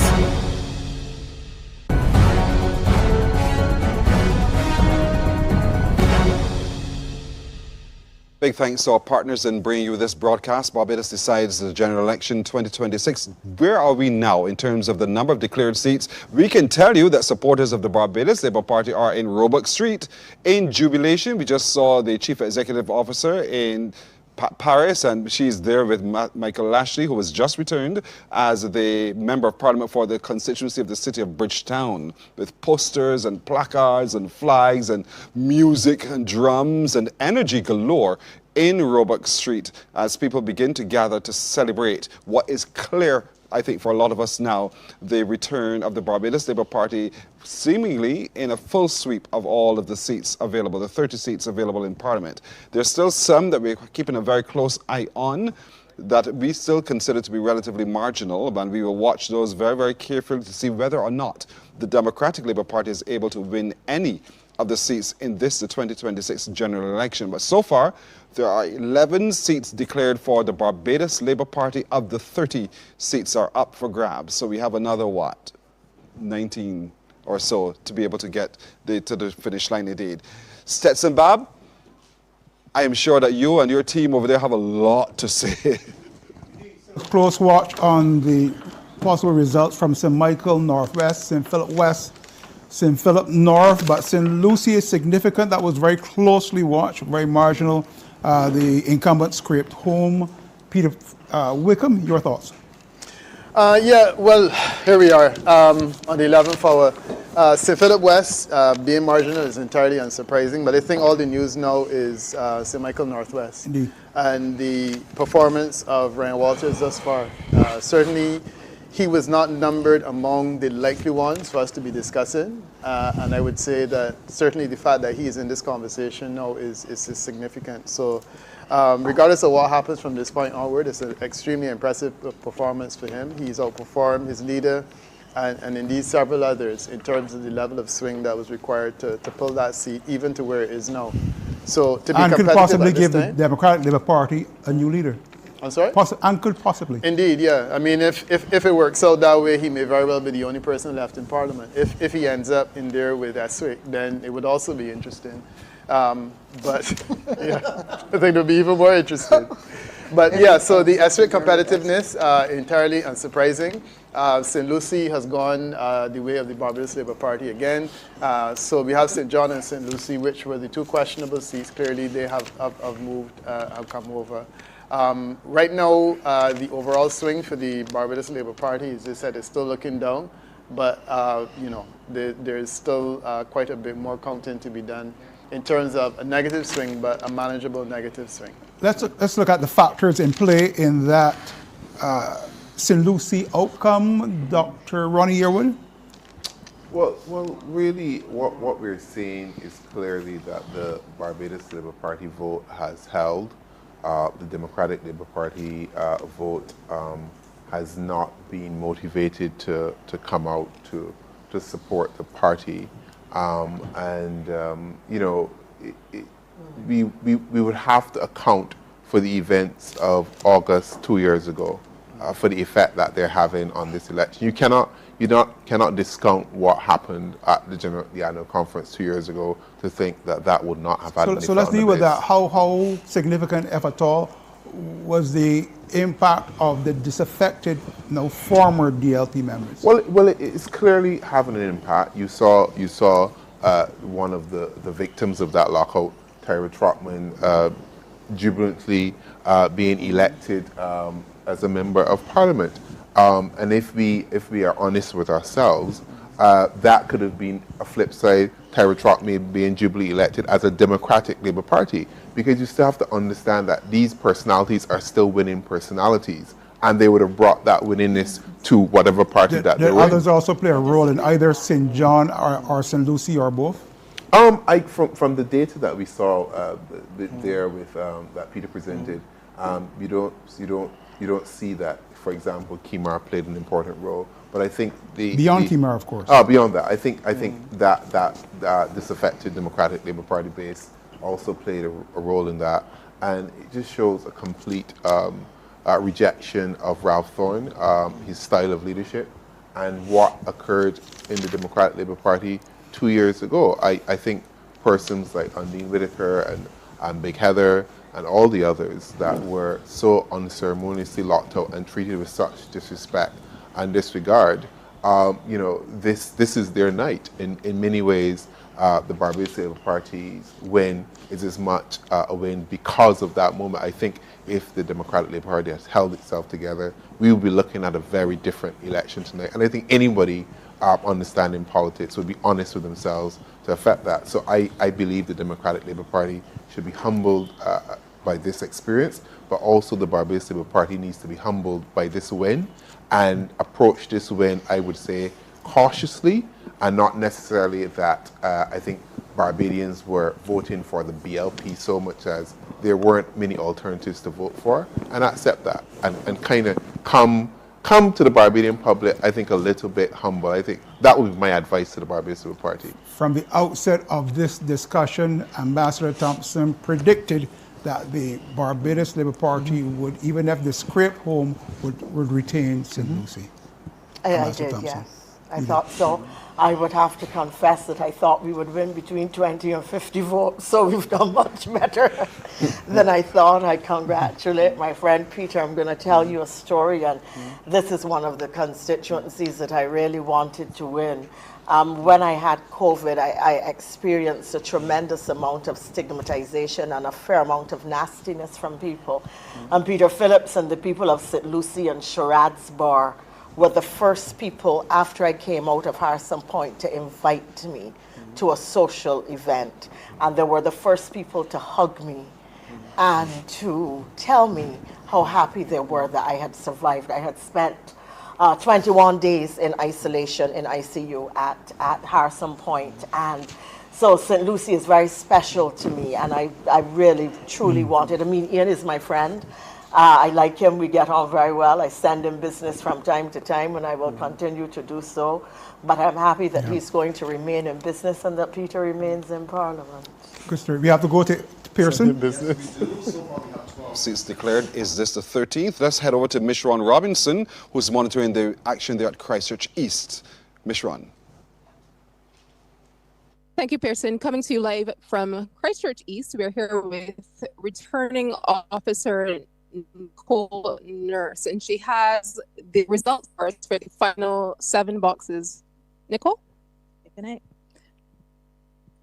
Final tally for the last 7 boxes: C2 88, Wilfred Abrams 211, Ingrid Bess 22, Amoy Gildenborn 63, Stephen Prescott 4.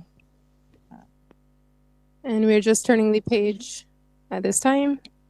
In C2 I to Z, Wilfred Abrams 204, Ingrid Bess 17, Amoy Gildenborn 56, Stephen Prescott 5.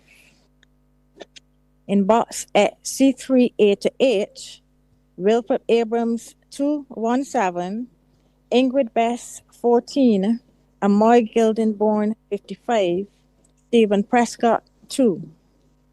In box C3 I to Z, Wilfred Abrams 171, Ingrid Bess 6, Amoy Gildenborn 35, Stephen Prescott 7. In box D1 A to H, Wilfred Abrams 133, Ingrid Bess 3, Amoy Gildenborn 60, Stephen Prescott 2. In box X, D1 I to Z, Wilfred Abrams 130, Ingrid Best 8, Amoy Gildenborn 40, and Stephen Prescott 2. In the final box XD2 A to Z, Wilfred Abrams holds 160, Ingrid Best 5, Amoy Gildenborn 76, and Stephen Prescott 13. With that, in the constituency of Christchurch East, I hereby certify that 3,318 votes were polled for Mr. Wilfred A. Abrahams, and he is now a candidate nominated to serve in the House of Assembly of this island, and that the total number of votes polled was 4,592. Thank you, Returning Officer Miss Nicole Nurse. The people of Christchurch East have undoubtedly chosen Minister Wilfred Abrams as their candidate, as their MP for this 2026, choosing continuity over the new faces of the Democratic Labour Party and the People's Coalition for Progress as well. And Steve Prescott of Reform Barbados. We have Minister Abrams Pearson, if I can, who's in the MP, who can join us quickly.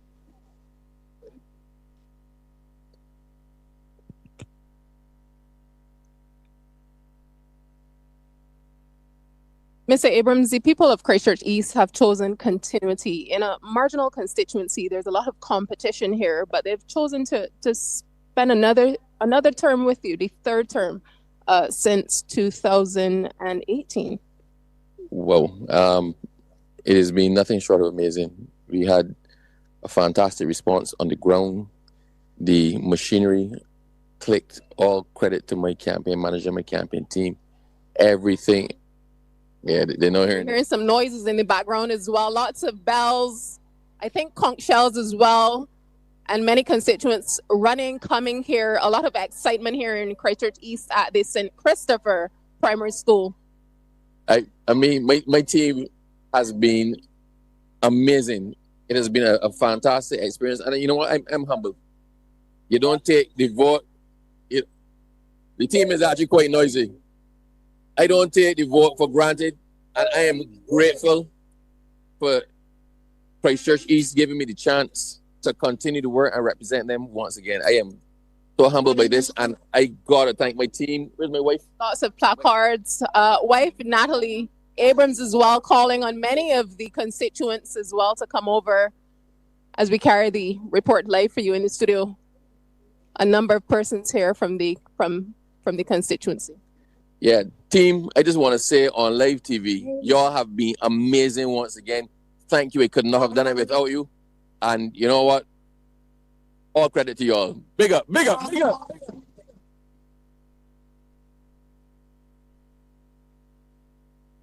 Of noise here, Pearson, here in the Christchurch East constituency as incumbent Wilfred Abrams continues for a third term. Mr. Abrams, what is your first priority now that you have been?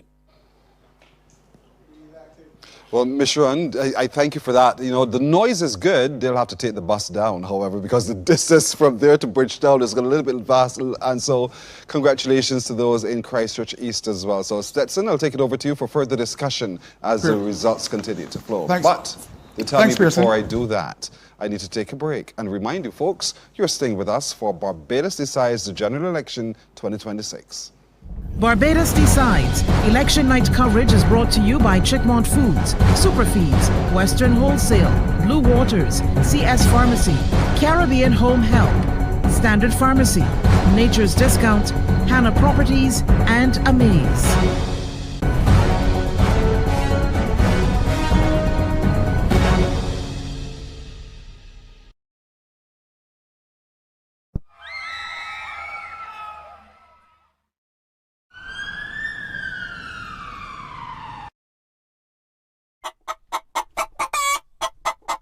Wait, wanna hear about this new superfeeds thing?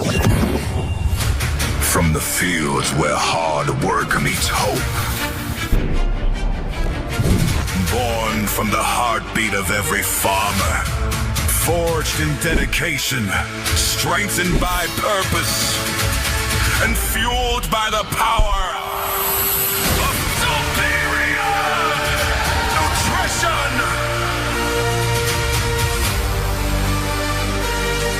It's a bird! It's a grain!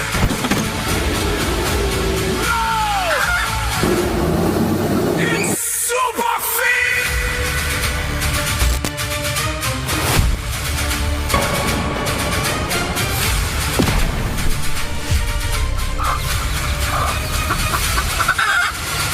Superior. Amaze offers low-cost items starting at just 25 cents. Handbags, perfumes, ladies' shoes, watches, bras and underwear, leather wallets, household items, portable ACs, very effective natural products for high blood pressure, diabetes, weight loss, arthritis, cataract, glaucoma, fibroids, gallstones and kidney stones, body enhancers, prostate issues, hair growth products and much more. Open Monday to Friday, 9 a.m. to 6 p.m. Saturdays, 9 a.m. to 5 p.m. Amaze, Harvest Plaza, Oystons Christchurch. Telephone 420-7809. Come in and be amazed. We have what you need. Wait, you see that? That man incredible, man. I wish he could still do something like that. Hi, Tom. Yes, you. Are you glued to the couch, reminiscent of the old days when you were able to climb without any back pain? Wait, how you at? You could start with some exercise and some supported energy supplements. Ask about them at Nature's Discount. Run all the way to Nature's Discount. Barbados, the Holetown Festival is here. This February, join us in Holetown, where our story began. Holetown Ignite 60, honoring our past, celebrating our future. Experience the food, culture, parades, the music, and our talented artisans, proudly showcasing Barbados. Holetown Festival 2026, where Barbados comes alive. February 15th to the 22nd. The Caribbean Home Health Nursing Agency offers reliable and compassionate private nurses right to your home. Our private nurse care is ideal for persons recovering from an illness, surgery, or requires personalized medical assistance. We also provide companionship care that can be just as vital as the physical assistance. The Caribbean Home Health family provides the safety, comfort, and professionalism to those persons in need. Give us a call today and start living your best life.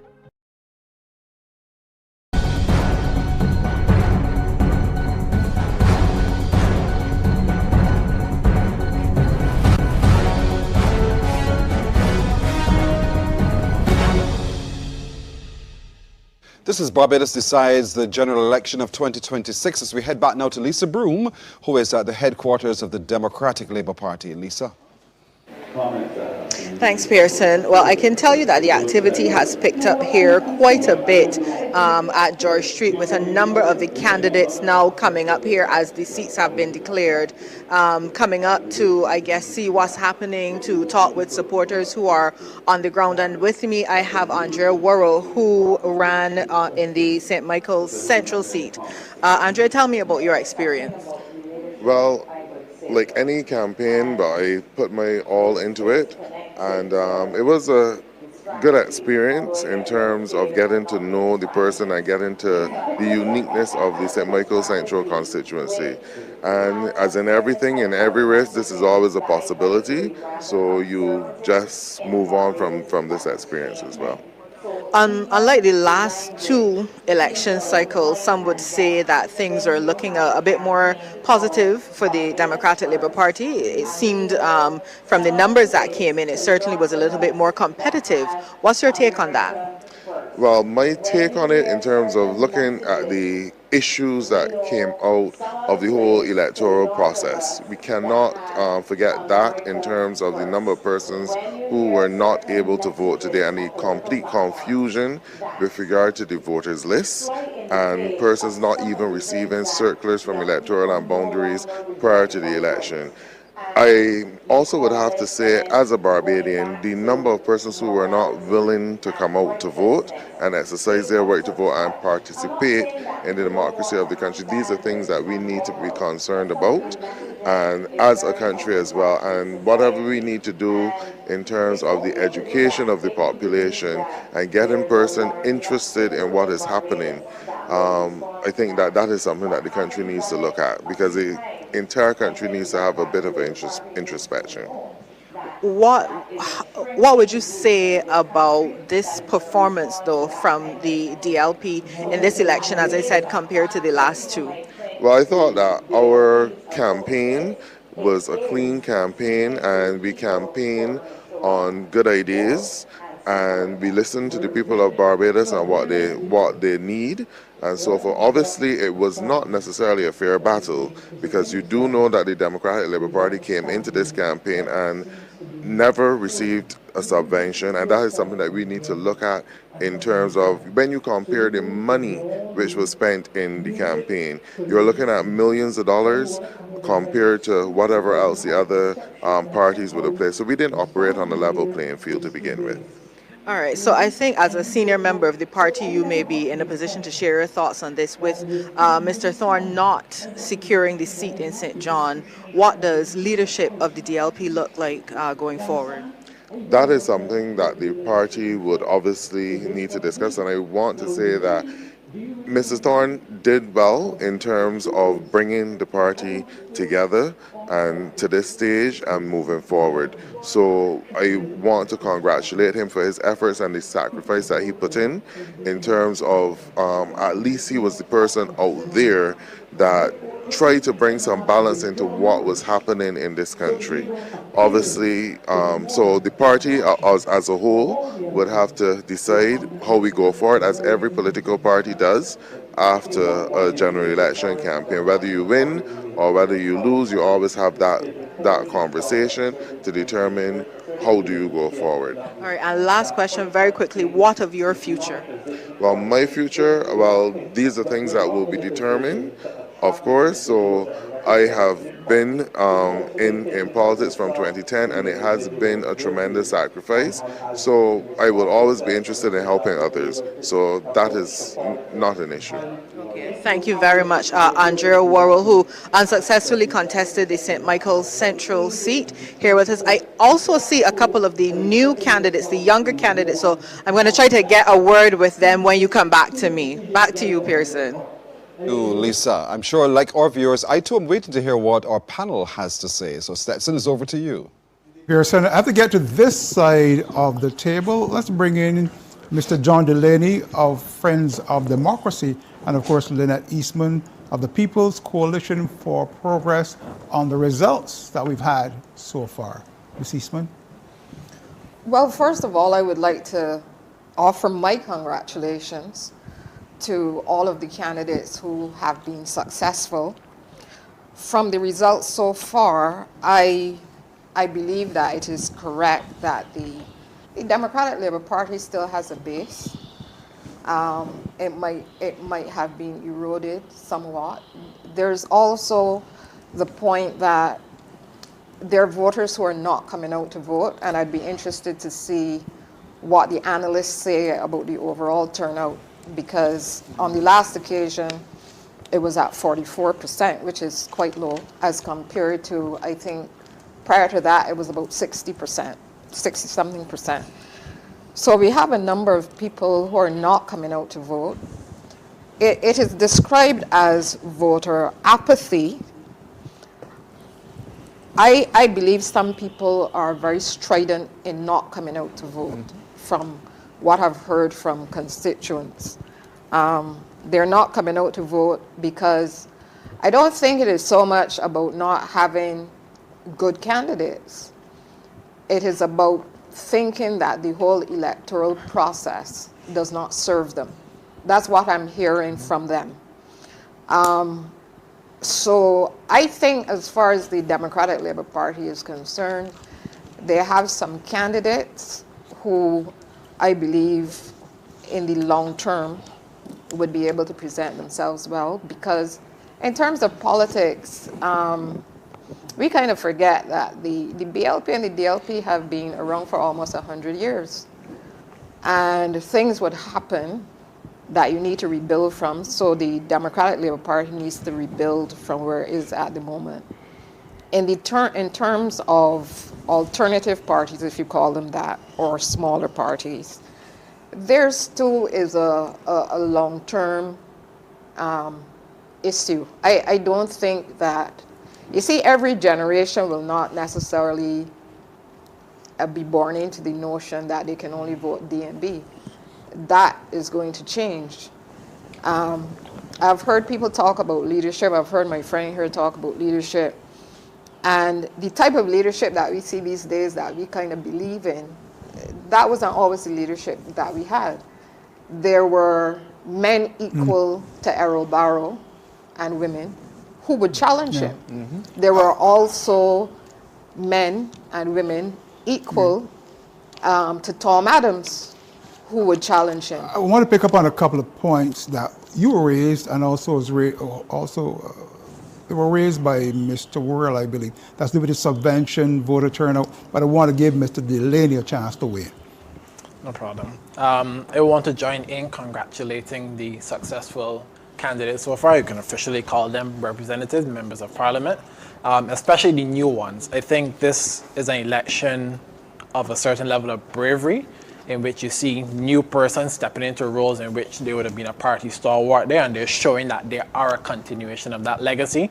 You also see, again, a party like Friends of Moxie, new candidates, new to the political scene, really showing their bravery. And again, out of these 96 persons really showing they see the issues, they hear the cries of Barbadians, and they want to step out. I would want to say, and again, you talked about longevity earlier, and I think what we've seen, especially, and I will speak for the Friends of Democracy, is that while the numbers don't reflect a win in any seat, the numbers reflect a starting point. The numbers reflect a base that you can build on. The numbers reflect 30 and 40 and 50 and 60, even up to 100, 140 votes in some cases, 140 people in which you can build your branch around, build your support around. And I think with the professionalism the candidates have shown, I think with the seriousness they've shown, I think with the commitment to engaging with the youth and engaging with social media, taking their campaign in a modern way, I think that is something in which I can safely say you will see longevity from the party, which can be a roadmap that all alternative or third parties, whatever you want to call them, can follow to show success and to represent people well. Indeed. A couple of quick points. One, first, a clarification. I believe the field reporter mentioned something about a marginal seat. That was Christchurch East. Peter Wickham, that's not a marginal seat, is it? Or was it? No, Christchurch East was actually one of the most marginal seats in Barbados, and it flipped back and forward, but it has not been marginal for the last 3 election cycles, last 2 election cycles. 75% is not marginal. The other point is raised by Ms. Eastman. I think she didn't mention the issue of a subvention. Is the subvention to the opposition is about what, $100,000? How significant would that be? How much is it actually? How significant would that be to an election campaign? What difference would it make, if any, in this campaign, do you think? So, I think a political party in an election campaign like this could burn through $150,000 in I guess less than a week. A week. A week, because a long time. A week is a long time. Yeah, so no, it's not. It would not have made a difference, frankly. I don't know about that. I mean, money is money. If you have money to spend, you can do other things. And one of the things that has always concerned me, and I've always said this, every parliament that we constitute is constituted on an election where several of the laws in the legislation have been breached, remarkably, because you're really only supposed to spend $10 on an elector. That's in the legislation. You're not supposed to hold these parties and fetes to encourage people to vote for you. Now, all of that is done openly. There's a provision in the legislation that says all of these t-shirts and bandanas and leggings and shorts and hats and bags, that you're not supposed to do that. But some would then ask you, what would you have done with the $100,000? Oh, there are all kinds of programs that you could start with $100,000, because I've started programs with no money. So there are all kinds of things that you could do with 100,000. And let me make the point, because I really don't like the idea of Barbadians engaging in activity that is in breach of the law.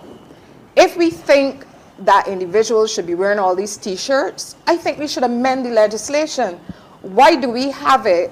Because it is not only the politicians that are guilty of breaking the law, the electors who accept these gifts and these trinkets and this food and the music and all of that. The legislation says that they're guilty, so why don't we change the law if we think it is fine? Before we have to go back to the field, Mr. Delaney is king to jump in. Yeah, and then Ambassador Thompson. I've heard throughout the night, it was spoken about with the snap election. Now it's spoken about with the money when we heard the response, with the subvention when we heard the response. I don't think that can be used as an excuse for unpreparedness or for not really showing up for the people. It took very little money for Friends of Democracy to host a press conference last year before election was called, release their policy platform, let people know what they want to do, have another press conference to announce candidates, really show again, give the spokespersons time to talk, and also release a manifesto. I think before the DLP, that wouldn't have required $100,000, and I don't think that can be used as an excuse for why that preparedness was not shown. Voters deserve better. I don't even know if I should get into all this thing about election paraphernalia, because I think that is a side discussion. I think there is a much broader question which really needs to be answered, and it is, in pursuit of democracy and governance, how much money is the public of Barbados prepared to have their parliamentarians paid? How much money are they prepared to have political parties, legitimate political parties? I'm not talking about the pop-ups. Legitimate political parties have access to and spend. I mean, the reality is that it costs money to mount a platform. This is not the 1950s or 60s. I remember as a child, I grew up on Baxter's Road. You would see Billy Miller with a bullhorn walking the street. Politicians don't do that anymore.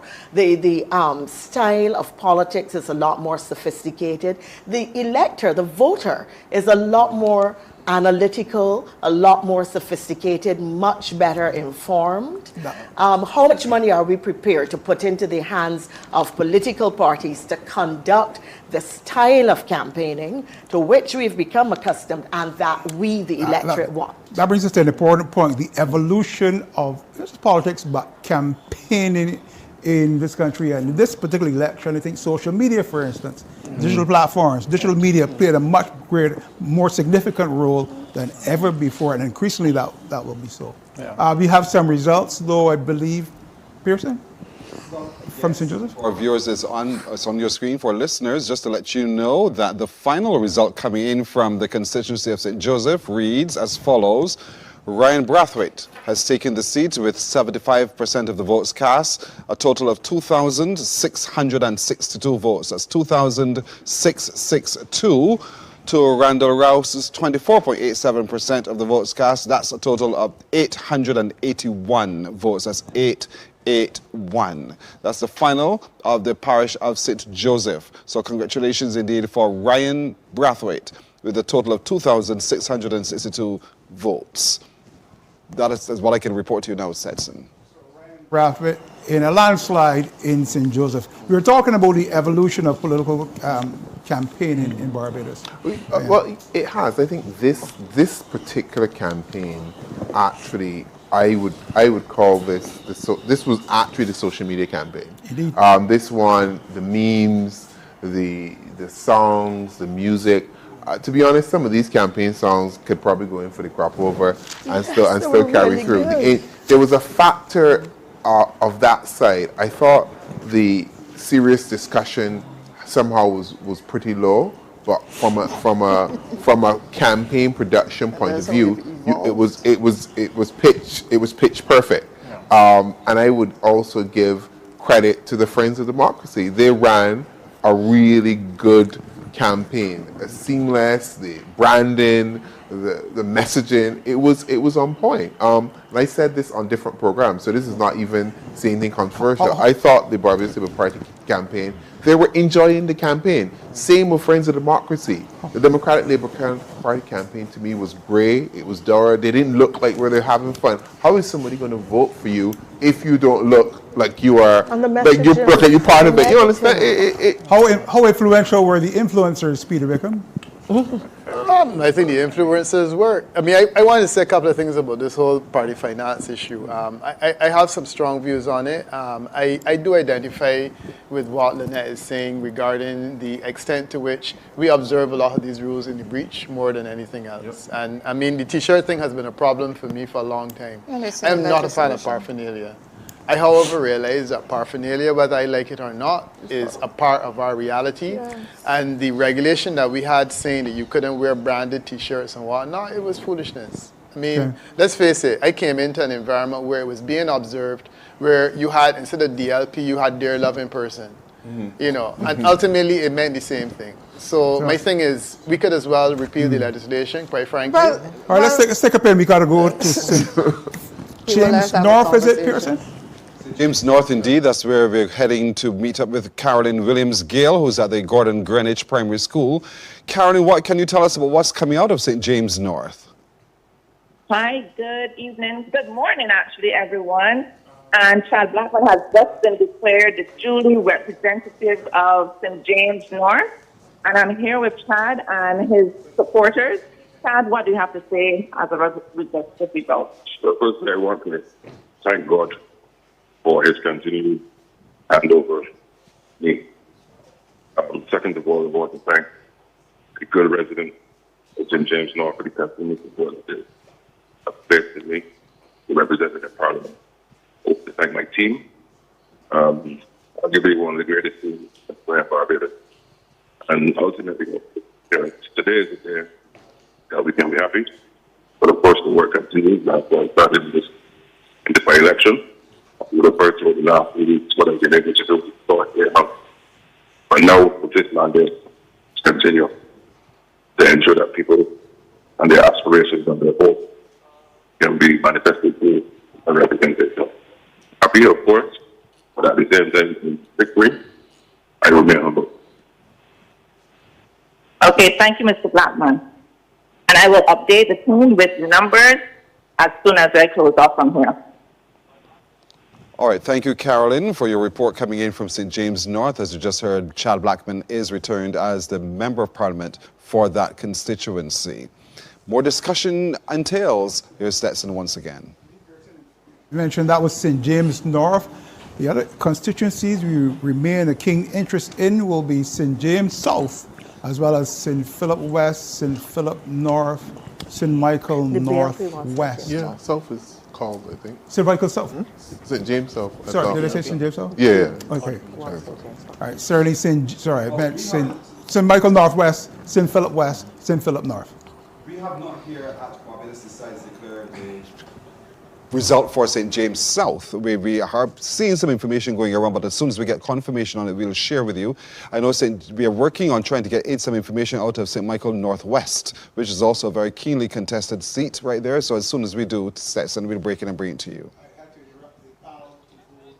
Well, and I believe I was trying to finish your point.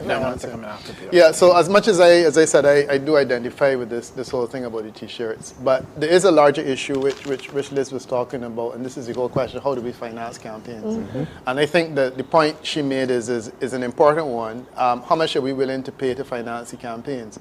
My research tells me that the people of Barbados and the people of the Caribbean are not comfortable with the idea of taking up taxpayers' money and paying for a campaign. And ideally, I would like if we could say, look, there's $3 million for each party. Spend it as well, let's say, you spend it as you can, and let's not allow them to go to the private sector or to anybody begging for money. At the same time, however, I don't get the impression that the people of the Caribbean, of Barbados, are comfortable with that. They like the idea of having someone else pay for their democracy. That being the case, then the situation continues as it is. So maybe we can get an increase in the subvention. Maybe there can be a more even distribution. But let's face it, the Democratic Labour Party was making noise for a subvention that they did not earn. The only reason that the subvention talk came into the picture was because somebody left the Barbados Labour Party and crossed the floor. And I get the impression that the people of Barbados didn't support that idea either. So you can't earn a subvention through an inappropriate way and then argue that you ought to be able to get it. But I do think that there's a larger issue of campaign finance reform we have to look at. We need to change a lot of the rules and make them more modern. Social media, as you mentioned, Stetson, is a huge issue. I think the influencers are big. And what I find fascinating is that the electoral boundaries regulations speak to print media and television and radio and a lot of stuff that is completely and totally irrelevant. All of that needs to be reformed. And you can do social media advertising all today. You could have been doing social media advertising while people were voting. So it's something to look at in terms of managing our elections going forward. And I do feel there's more fair and equitable kind of arrangement that we can come to.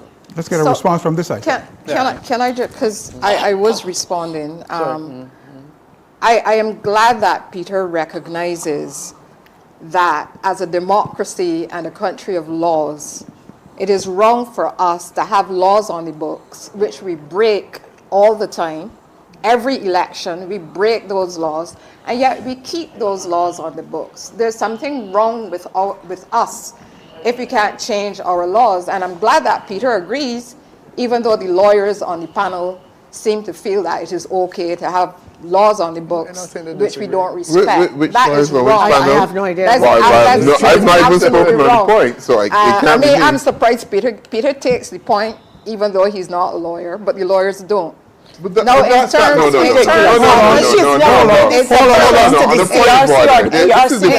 passing up on TV now, but the point she's never made. Hold on. I am not the speaker, but I recognize Dr. Yearwood. This is the first moment in the night that we will have to get unparliamentary in here. Nobody has come out and said anything against campaign finance, and in fact, we all agree with Peter that it's something we would like to see, but the Barbadian public is not good. We could put money on it. They're not going to shell out $5, $6, $10 million on the table to say fund campaigns, but we want it done. So we want it both ways, and we're going to have to find some middle way and some middle ground to it. So. Campaign financing, a contentious issue. So I hadn't finished, because the truth is the table hasn't been balanced. So I hadn't finished. I would also like to respond to the point about pop-up parties. Now, I accept that Ambassador might not have been in Barbados and therefore does not know. But the UPP certainly was very vocal when the NIS was going to be privatized. And we wrote on it, we spoke on it, we marched on it, everything. So it isn't like we haven't said anything. That's a joke. But I understand Ambassador might not have been wrong to have heard all of that.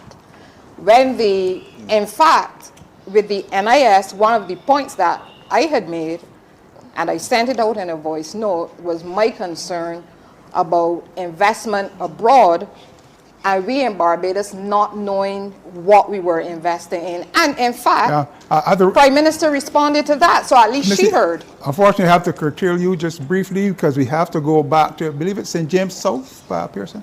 Yes, indeed. Such a heated discussion. But let's head over now to China Haynes, who is at St. James South for the final result. For the constituency of St. James South to serve in the House of Assembly of this island. Thank you.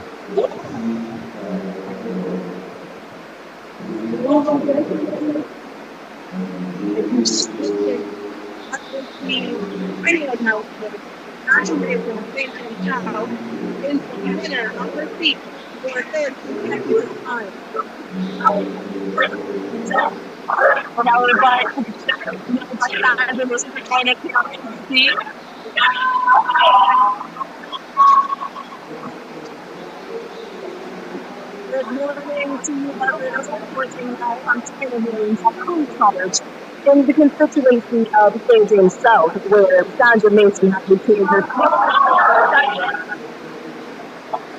My apologies, Sandra has been retained for a third consecutive win Now, Sandra, talk to us. So what does this mean to you, and what does this say about the confidence that people have in you? I just want to start by giving thanks not only to God, but to all the people of St. James Town for their confidence in me, and to my team that has worked so hard to be able to work with the constituents and to be able to bring this to home. This is important because the future before Barbados is going to require not only strong leadership, but it's going to call for creativity, it's going to call for collaboration, it's going to call for us working.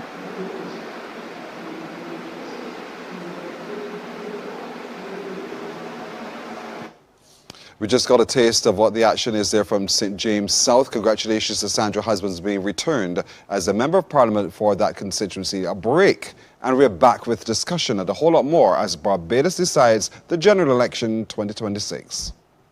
Barbados Decides. Election night coverage is brought to you by Chickmont Foods, Superfeeds, Western Wholesale, Blue Waters, CS Pharmacy, Caribbean Home Help, Standard Pharmacy, Nature's Discount, Hannah Properties, and Amaze.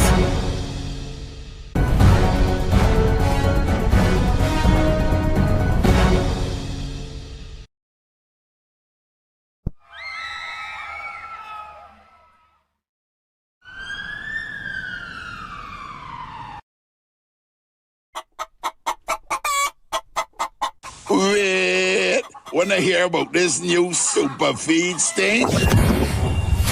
From the fields where hard work meets hope.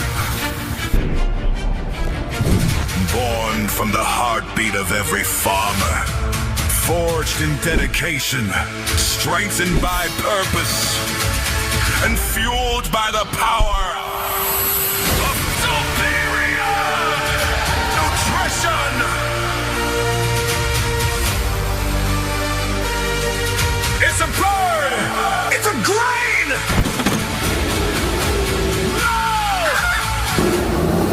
It's super feed!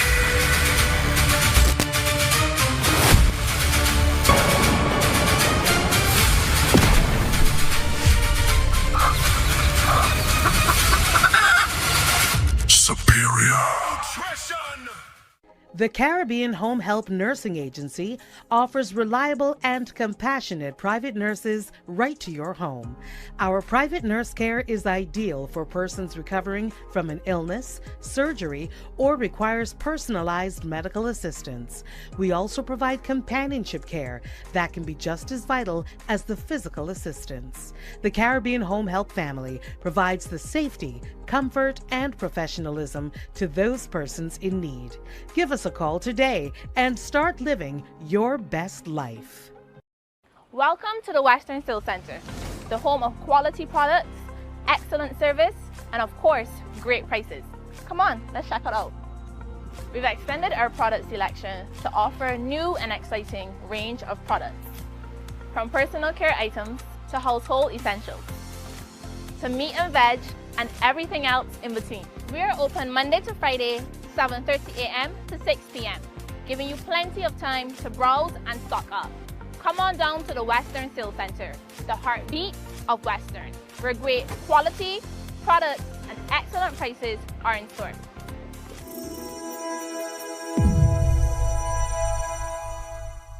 Barbados, the Holetown Festival is here. This February, join us in Holetown, where our story began. Holetown Ignite 60, honoring our past, celebrating our future. Experience the food, culture, parades, the music, and our talented artisans, proudly showcasing Barbados. Holetown Festival 2026, where Barbados comes alive. February 15th to the 22nd.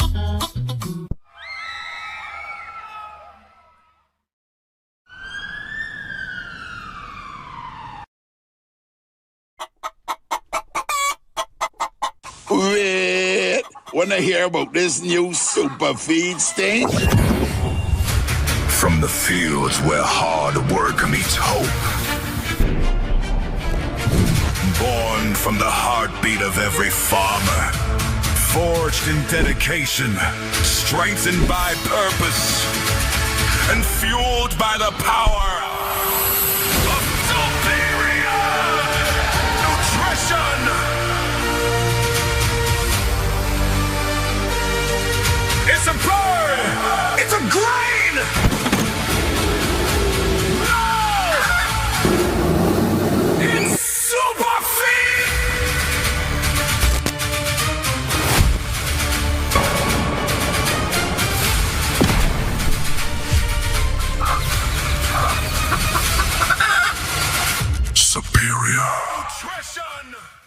Hello, my name is Julie Dash from Hannah Properties Limited, the real estate agent of the people. Thank you for joining me.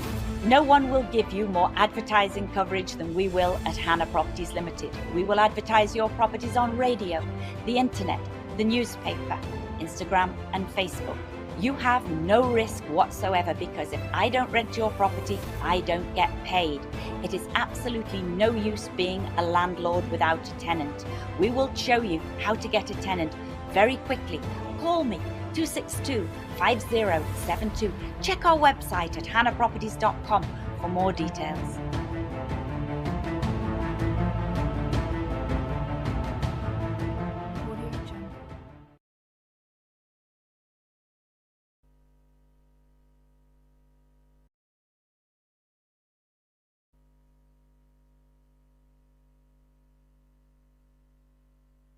Barbados Decides. Election night coverage is brought to you by Chickmont Foods, Superfeeds, Western Wholesale, Blue Waters, CS Pharmacy, Caribbean Home Help, Standard Pharmacy, Nature's Discount, Hannah Properties, and Amaze.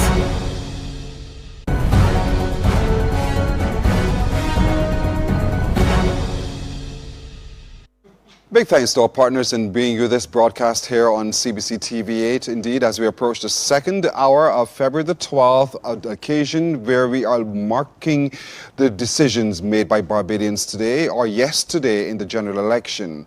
Where are we now in terms of the number of declared seats, I'm sure you're asking. But we can tell you now in the final result coming in from the parish of St. Peter, the constituency of St. Peter, that Colin Jordan has been returned as a member of Parliament, totaling just over 3,000 ballots to Jason Phillips, who's just representing the Democratic Labour Party. So the parish of St. Peter now goes to, or stays with, the constituents with Colin Jordan of the Barbados Labour Party. Colin Jordan securing 3,116 votes to Phillips' 1,162 votes.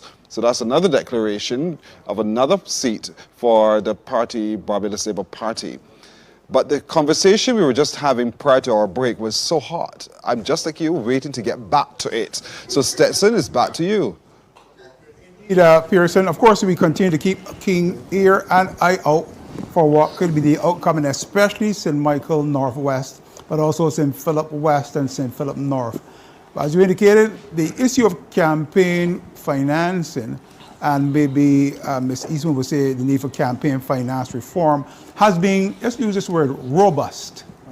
Let's go back to Mr. Delaney. And, well, we are at February 12th now, so election day is...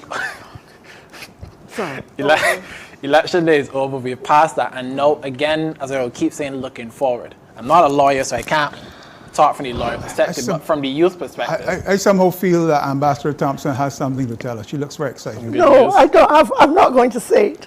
Well, I can tell how that particular writing is going based on your reaction. Mr. Delaney, you continue until we have it.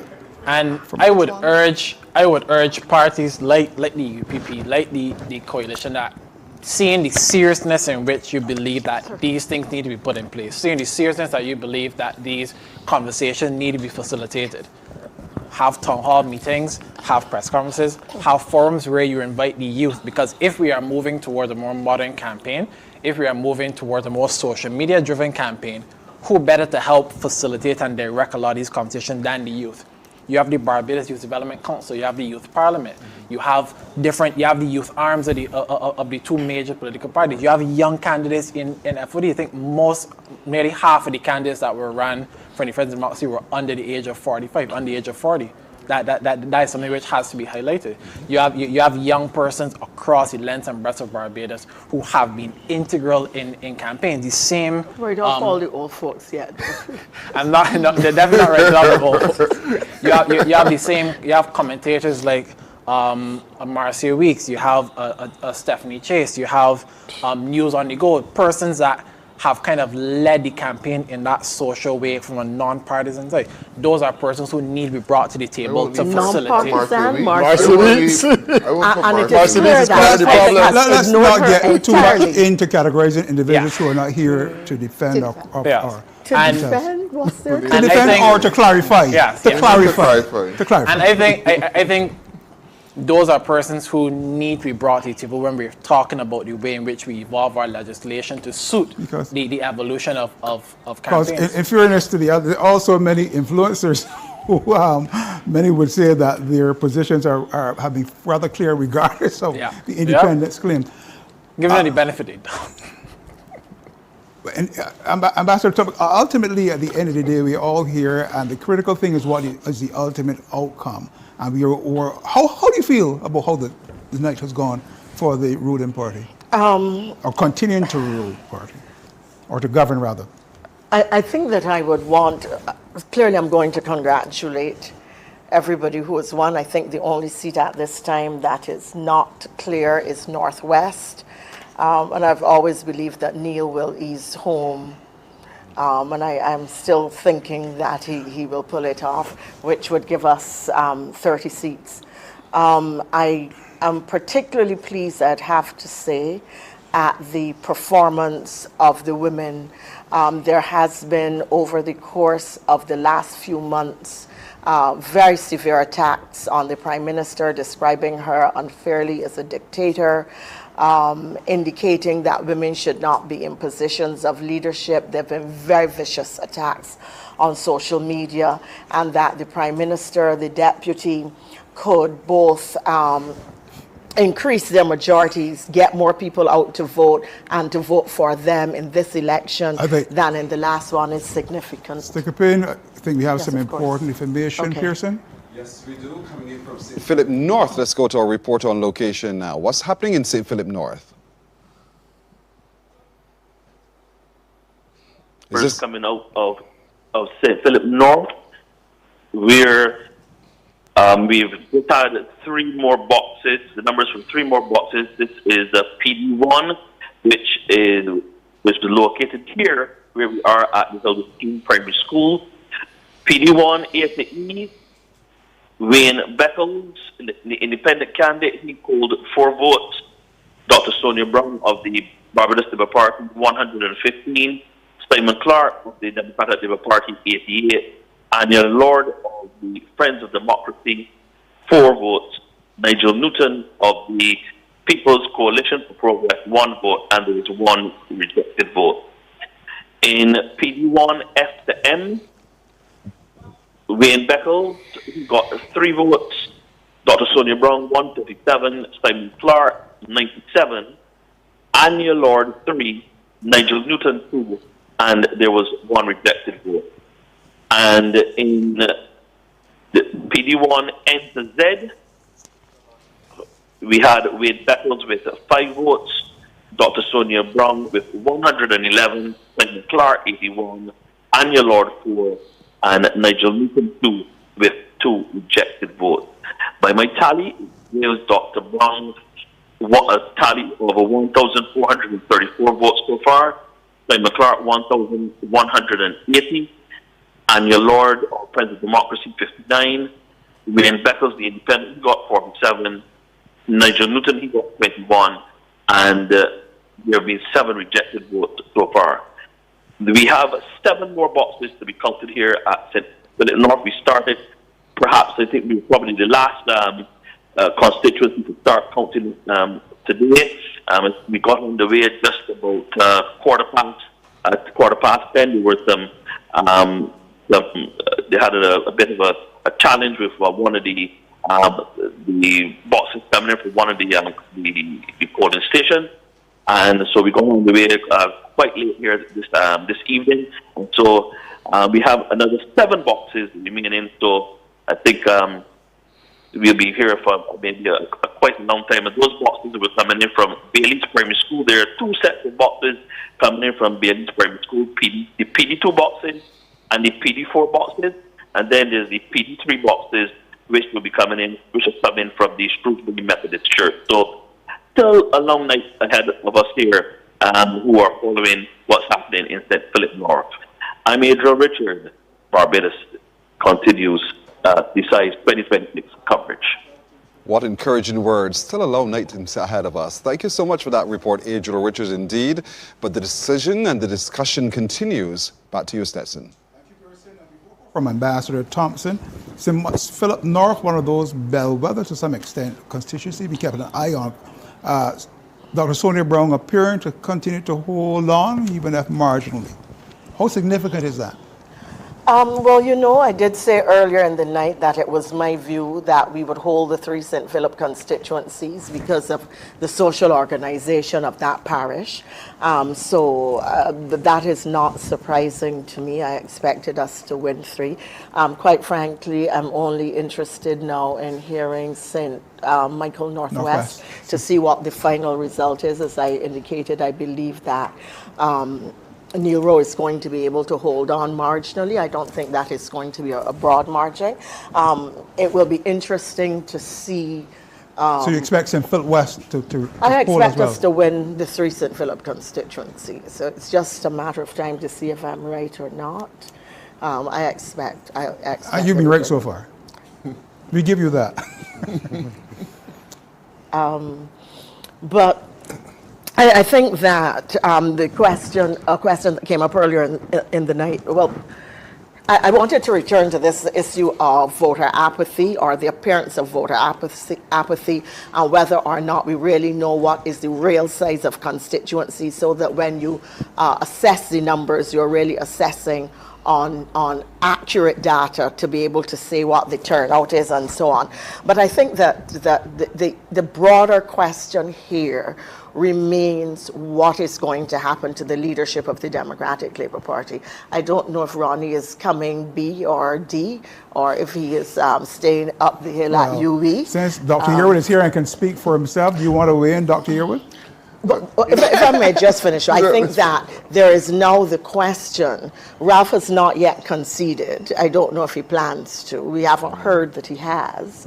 1. 2, how is the next leader of the Democratic Labour Party going to start to rebuild? You have from the mismapped generation to the Irene Sandiford Garners to the younger people who may still be there, and people who want to see a united Democratic Labour Party. Just to stick a pin, Ambassador, we can see on the screen, obviously, St. Thomas holding comfortably. We also are aware that St. Joseph has held comfortably as well. Go ahead, ma'am. This is an excellent result for Gregory in his first time out, 79%, taking over from Cynthia Ford, but again, a traditional Barbados Labour Party seat, so he wasn't expected to lose it, but 79.8% of the vote is really exceptional. So it's very, very good. So you have a lot of alienated Dems, a lot of Dems who are still hurting tonight. Is Ralph going to apologize to them? Is he going to say that he wants to continue to lead? Is he going to work with a new leader, somebody is chosen? And how are you going to rebuild? Mia Mottley, to her credit, even after the Owen Arthur onslaught on her and her being rejected from the leadership, really built back the Labour Party. And all of those people who had really turned their backs on and voted against her, went into her cabinet and so on. She has shown remarkable statespersonship and political savvy and skill. Can the Democratic Labour Party do that? So I believe we are going to, is that Dale Ford we are going to for a result? Can you hear us? Here with me is the returning officer of St. Philip West, Miss Pauline Miss to give us a final count.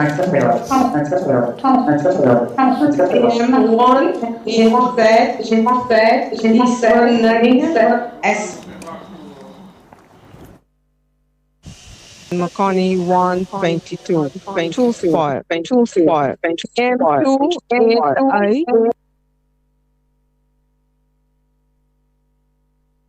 Goodrich 18 and McConney 173. PM2 J to Z. So you'll appreciate we have reporters all across the country, and the quality of the broadcast will vary from time to time, and that happens even with international broadcasts. But we'll get those numbers for you as soon as we can.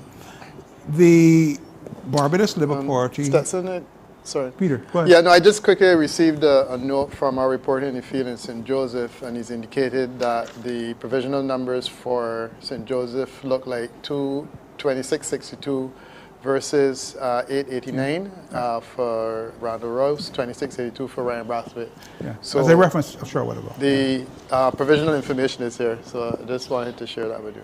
Do you have the provisional information for us in Philip? No, afraid not. No, I'm not so lucky. So let's get back. So let's get back to our discussion then. How much of this, because the Barbados Labour Party has held quite comfortably on how much of this is about the strength of the Are we going back? Yes, let's go back to our reporter in the field. Returning Officer Morgan, I'm sorry, I'm going to have to ask you to repeat that information. You seem to have had some technical challenges with the audio, so if you don't mind, if we can go from the top again to give us the count. PM1, A to Z, Eastman 9, Estwick 135, Goodrich 13, Makoni 122, Spoil 2. PM2, A to I, Eastman 12, Estwick 85, Goodrich 18, Makoni 173. PM2, J to Z, Eastman 9, Estwick 57, Goodrich 17, Makoni 159. PM3, A to G, Eastman 5, Estwick 143, Goodrich 2, Makoni 68, 1 spoil. PM3, H to Z, Eastman 4, Estwick 140, Goodrich 7, Makoni 76. The result of the poll held for the election of a member to serve in the House of Assembly for the constituency of St. Philip West is as follows. Miss Eastman, 173 votes. Mr. Estwick, 2,187. Miss Goodrich, 323. Miss Makoni, 2,740. Spoiled, 15.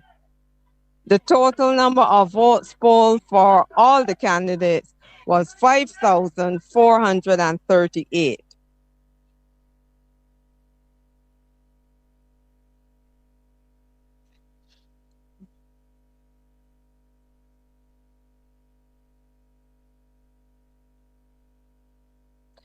I therefore declare Ms. K. Makoni to be elected and to be duly chosen representative for the constituency of St. Philip West to serve in the House of Assembly of this island.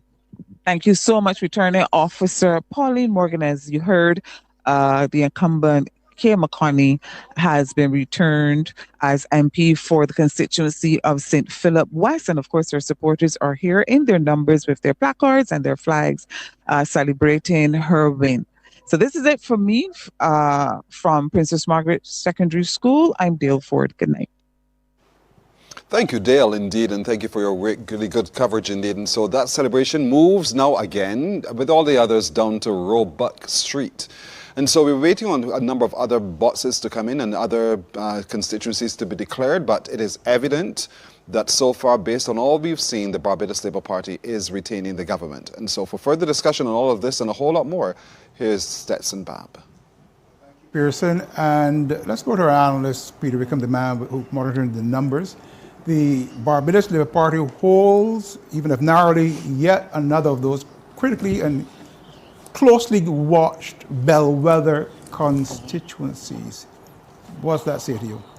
Yeah, it's fascinating. The result is exactly as it was last time, 51%. No movement whatsoever in terms of the support level. The Democratic Labour Party seems to have done slightly, no, the Democratic Labour Party is the same thing, minus 1%. They've reduced their support.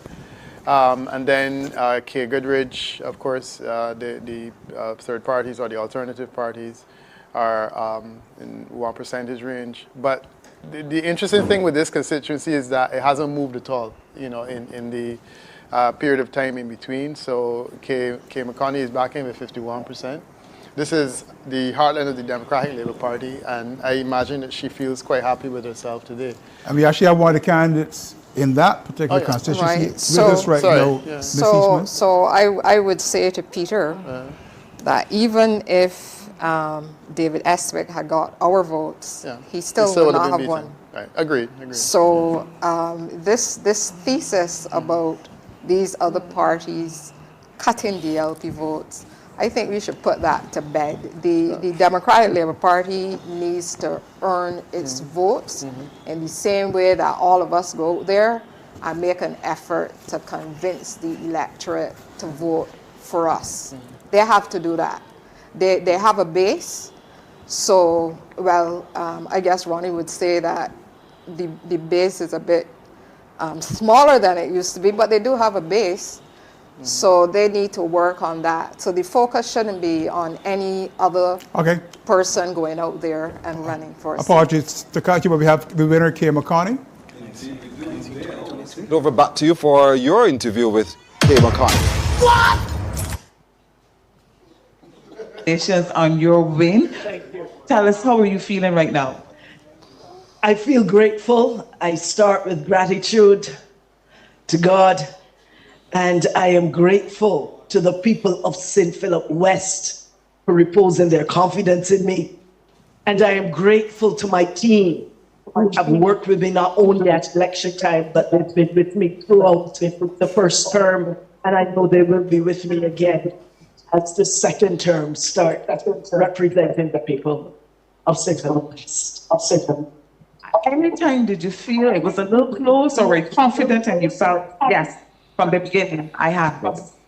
I think the things with election is you go through valleys, peaks and valleys. But overall, I felt a confidence because I know I had done the work for the people, and I know that the people of St. Philip West would definitely have recognized it.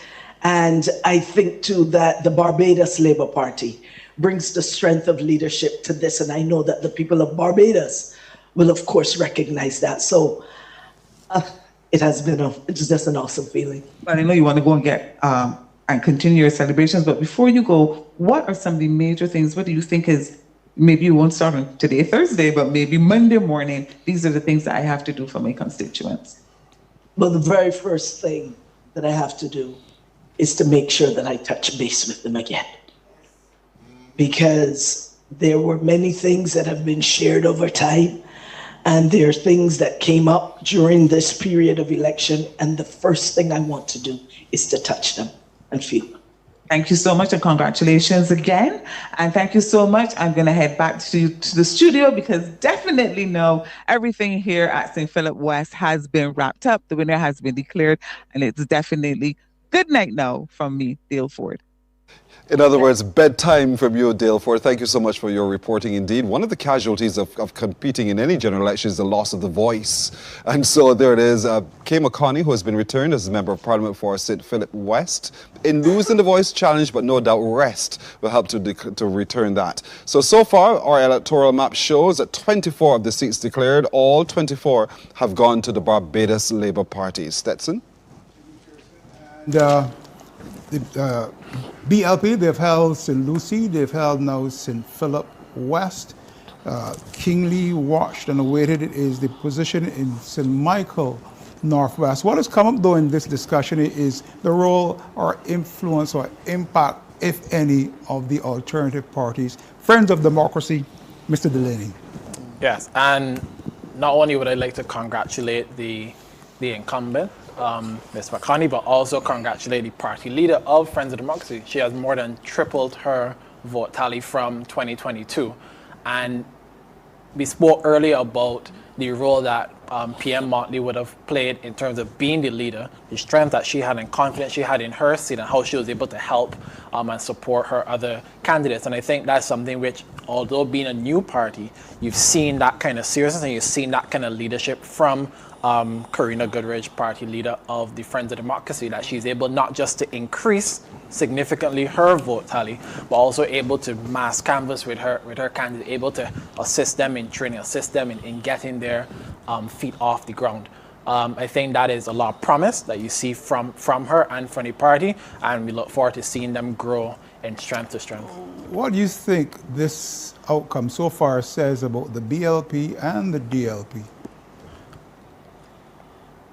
I think it shows one party which has focused on fundamentals of being successful in this modern day politics, not just what we see here in Barbados, what we see across the Caribbean. You have to reach out to youth. You cannot be a party who loses 2 youth armed presidents in the space of a year and a half and expect to be dominant in a youth-driven campaign space. You also look at, again, the little nuance, and I spoke about it earlier, the intelligence of Barbadian voters. There are voters who want to know about your policies from lower class, middle class, upper class. You can't wait till 4 or 5 days before the election then to release a policy platform and to release a manifesto.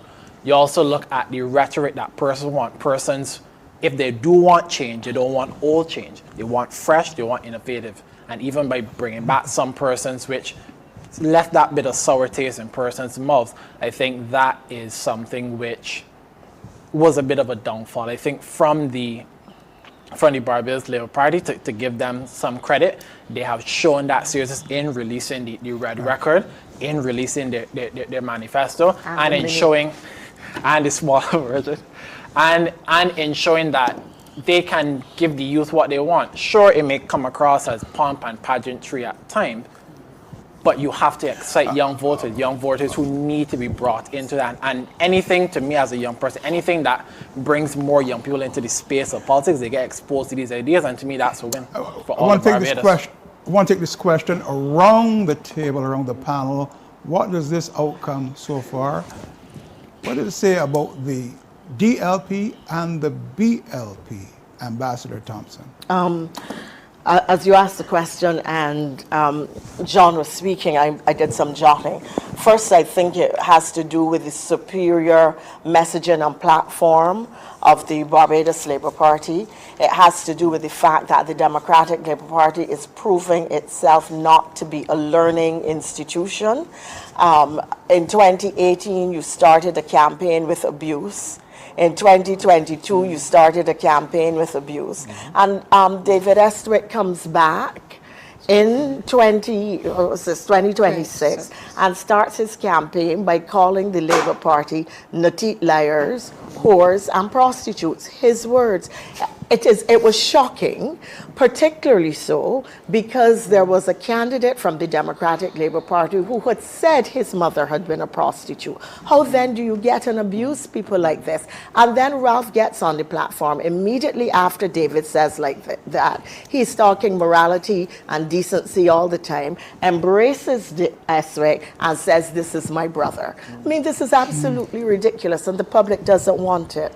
I agree with the youth point, and if you looked at the BLP meetings, I was amazed at the number of young people who were just out every night, following the campaign, engaged by the platform, asking questions, stopping you on the street to ask policy questions.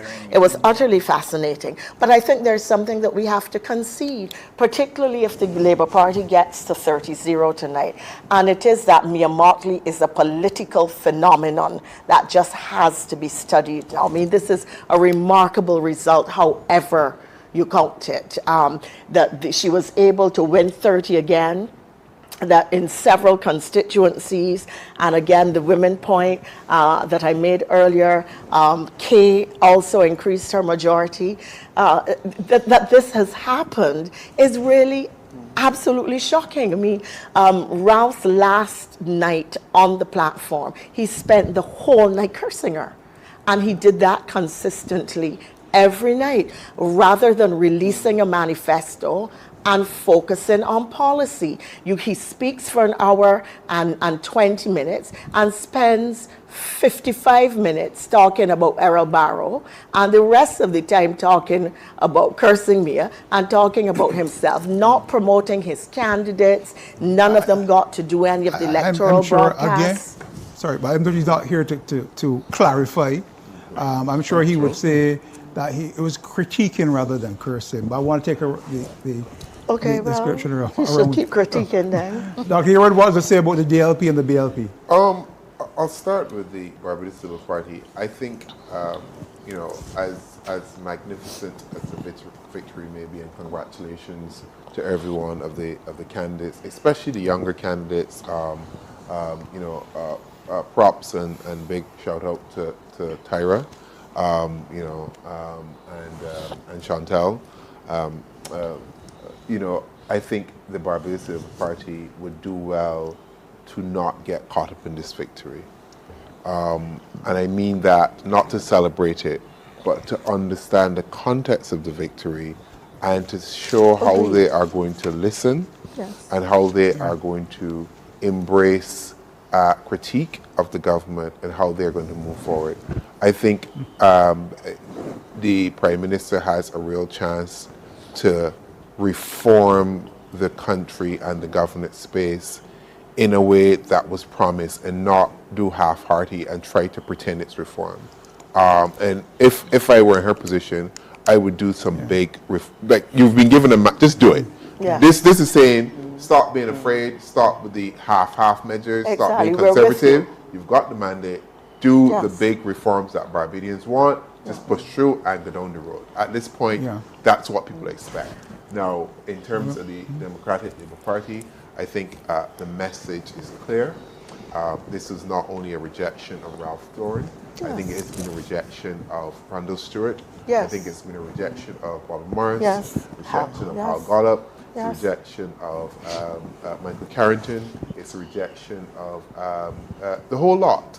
You could just go through the list of persons. Pedro Shepherd. It's been a rejection of the entire Democratic Labour Party. And the theme of what the party was trying to present and what the party stands for. You cannot lose 3 times in this way and to think that what you're doing is right. You have to stop trying to sell what you're selling and sell a new product. And hopefully the lesson has been heard and the lesson is learned. It's a really sad moment for those of us who love the party. And it's a sad moment for those who will love our country because this is not where we want to be.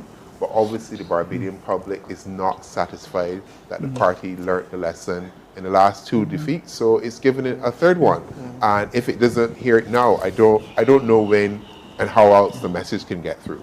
I also want to hear from Peter Wickham whether there are, though you heard Ms. McConney talk about her need to get back to the constituency, and whether there are, Peter Wickham, any lessons as well for the BLP. But I know Ambassador Thompson was keen to come in there before you get here. No, I mean, I was actually going to skip the BLP lessons because I think that they were pretty well covered. The Barbados Labour Party has grown and it has evolved, and I think that it has done a reinvention that is fascinating. It has been able to capture a non-traditional audience for the Barbados Labour Party, and I think that it has been able to grow its influence in the way a political party should. So the lessons have been learned. I think that this really is more about the Democratic Labour Party and what it needs to do in order to be able to get itself back together. My hope tonight was that the result would have been this, because I think that this gives the Democratic Labour Party the opportunity also to make hard decisions, because the decks are cleared and the Democratic Labour Party can start a rebuilding process that is free of the encumbrances of the past. How do you think that rebuilding process should start? Well, I mean, to start with, the current leader has to resign. He continues as president, even though he's not political leader. He has to resign. I think that he should do that post haste, and the party can start a democratic process of searching for a new leader. My preference for leadership would include persons in this room, and I say not person, but persons in this room. I think that would be a good place to start, and it needs to be as inclusive as the Barbados Labour Party has in terms of identifying talent and looking to bring that talent in. And I know that within the BLP, a lot of the talent hunt has made a lot of them uncomfortable in terms of the people that have been coming into the BLP. But at the same time, it clearly has been working, and it's not lost on the electorate. I think the Dems need to do the same thing.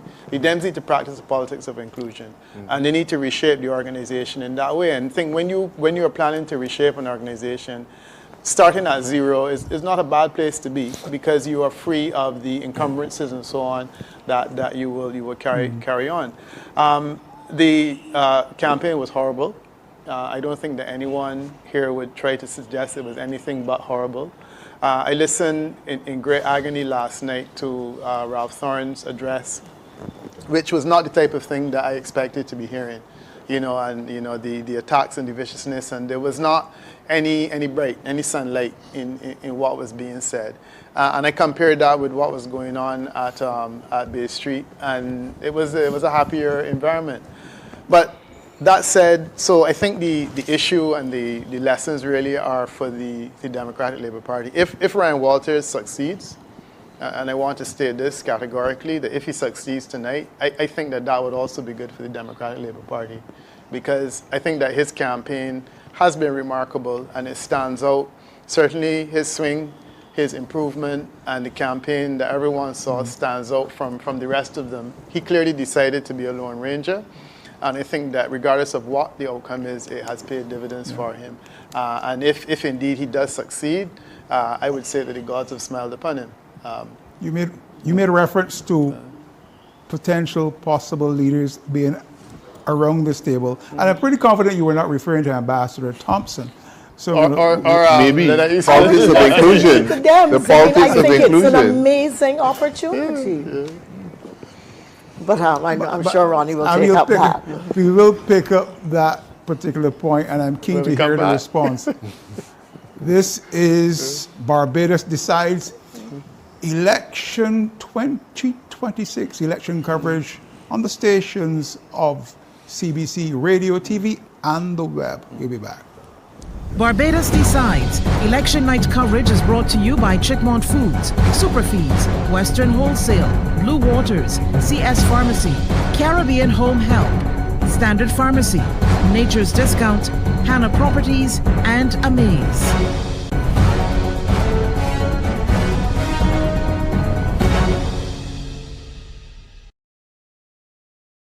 Coming to TV8 this season. Oh, I'll get it. You got it, girl, you look good. You look real good. The food looks really good. Hey, girl, listen to me. The food is vile. You hear me? Do not swallow the food. Wait till she's not looking, spit it in the bag. Get low. Do it fast, because the food eat through the bag. She'll smell it. You and your own. I try to tell you. They say if you want something different, you have to do something different.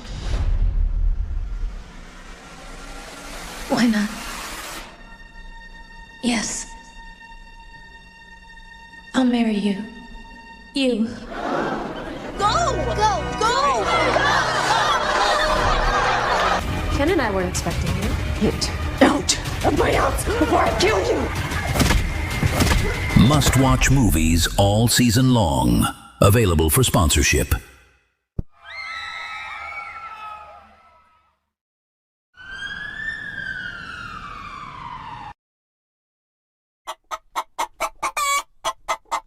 Wait, wanna hear about this new super feed stain? From the fields where hard work meets hope. Born from the heartbeat of every farmer. Forged in dedication, strengthened by purpose, and fueled by the power of superior nutrition.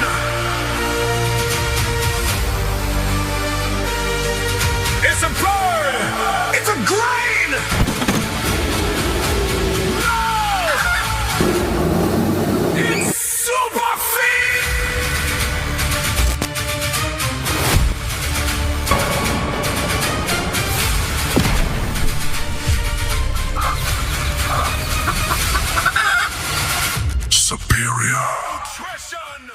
Need natural medicine that really works? Amaze is the miracle store with very effective natural products for cancer, diabetes, high blood pressure, cholesterol, weight loss, arthritis, cataract, glaucoma, fibroids, PCOS, menopause, viruses, acid reflux, detoxing, prostate and male dysfunction, butter and oils for balding, eyelash and eyebrow growth serum, health foods, and much more. Open Monday to Friday, 9 a.m. to 6 p.m. Saturdays, 9 a.m. to 5 p.m. Amaze, 12 and 13 Harvest Plaza, Oistins. Telephone 420-7809. Come in and be amazed. We have what you need.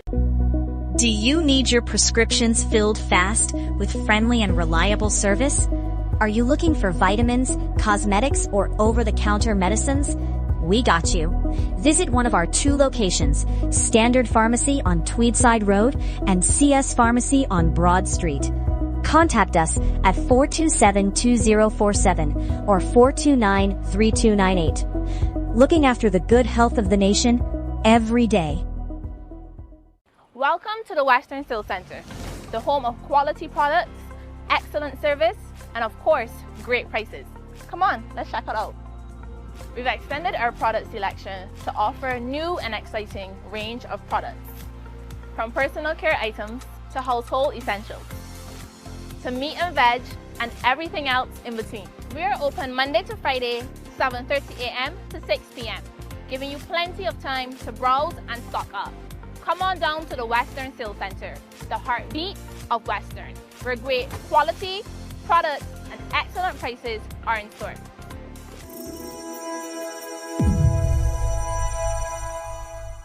Coming to TV8 this season. Action that keeps you on the edge. She's scared of me now? You think I'm a murderer? Thrillers that raise the suspense. Love that pulls you in. Stay tuned for must-watch movies. Sides. Election night coverage is brought to you by Chickmont Foods, Superfeeds, Western Wholesale, Blue Waters, CS Pharmacy, Caribbean Home Help, Standard Pharmacy, Nature's Discount, Hannah Properties, and Amaze.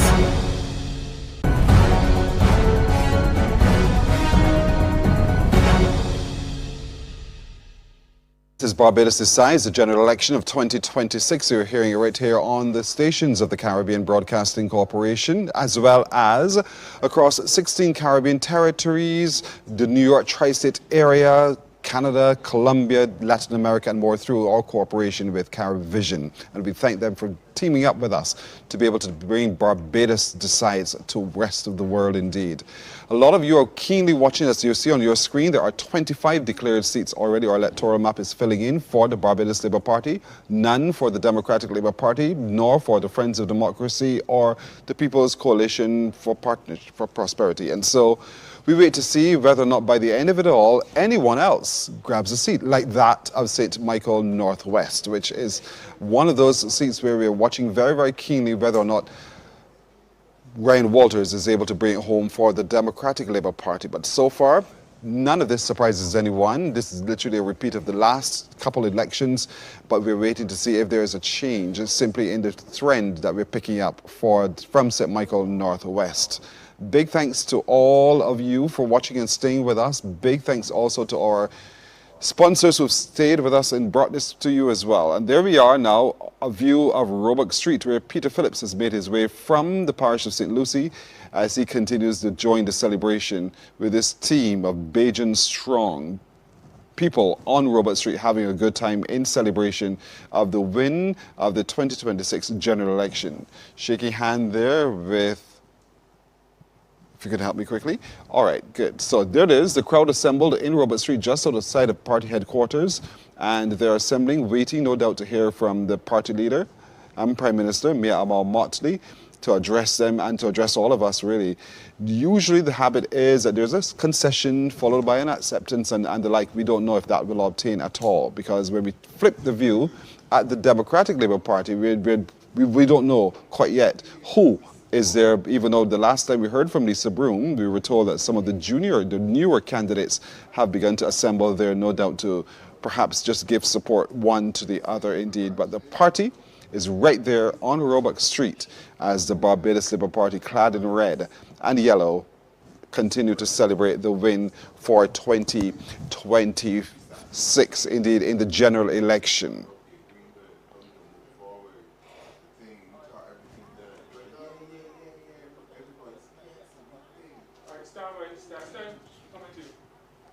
All right, so with that said, let's get some further insight into what we know until now. Stetson? Of course, and Pearson, a rather robust discussion has continued off here among some of the panelists here. So I'm going to throw it to them. But I'm not letting you off the hook, Dr. Irwin, because Peter Wickham, your colleague there, had said he saw potential leadership, future leadership of the DLP around the table. I'm pretty comfortable he wasn't referring to Ambassador Thompson. So who might he be talking about? It could be Lynette and Mr. Delaney and John. So there's plenty. Let's hear your thoughts. But John was included as well. I'm very sure he was referring to the.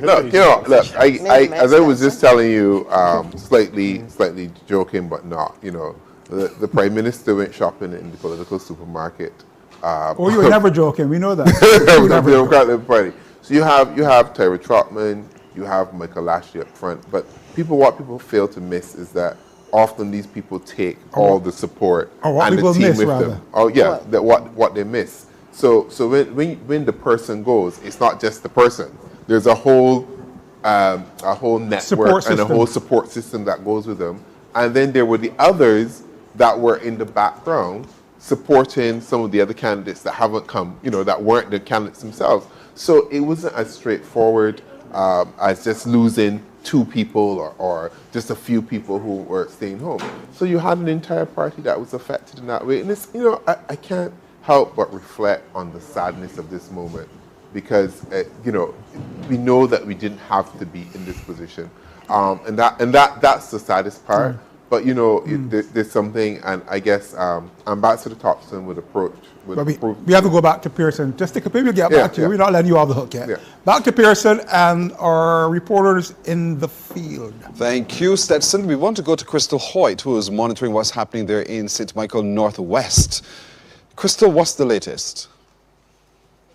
Well, Pearson, I can tell you that returning officer Charles Haynes has just given us an update, 1 more box to be counted. And he says within the next 20 minutes, he will be able to provide those final numbers. Now, I'll just be able to tell you those first 4 boxes that we had, which at the time, the position, Democratic Labour Party was leading by 26 votes. Those first 4 boxes that we got just about 2 hours ago, HA1A to Z, Neil Rowe, Barbados Labour Party candidate, 67 votes. Ryan Walters, Democratic Labour Party candidate, 117 votes. Friends of Democracy, 4 votes. HA2A to Z, Neil Rowe, Barbados Labour Party candidate, 114. Ryan Walters, 130. HA3, A to H, 106. Neil Rowe. HA3, still in HA3, 83 votes. Ryan Walters.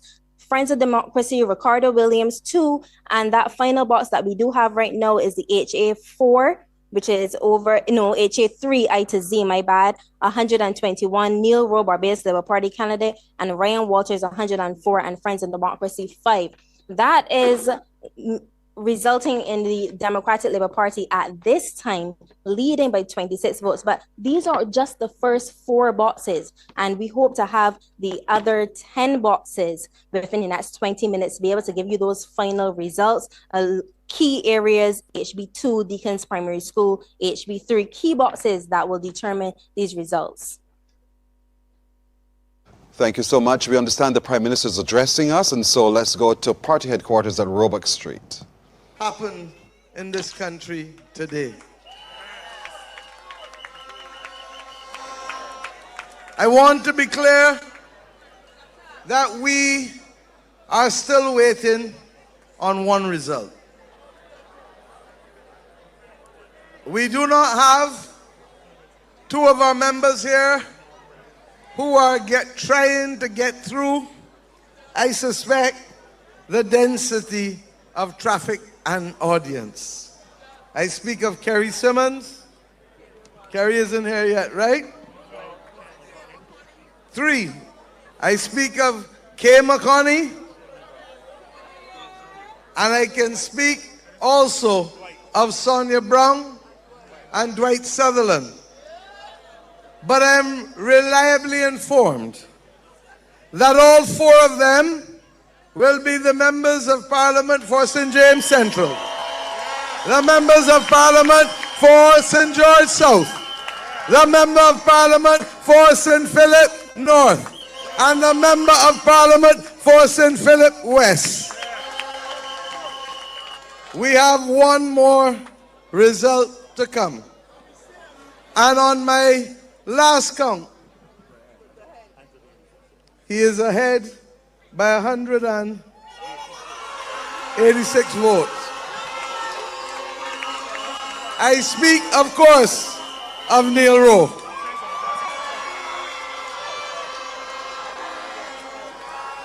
But if you know me, you know that I do not count the chickens before they are hatched. But I do not also want to keep you here much longer. The hour is late, and most of you reported for duty at 5 o'clock this morning. Yesterday morning. You are now doing almost 22 hours.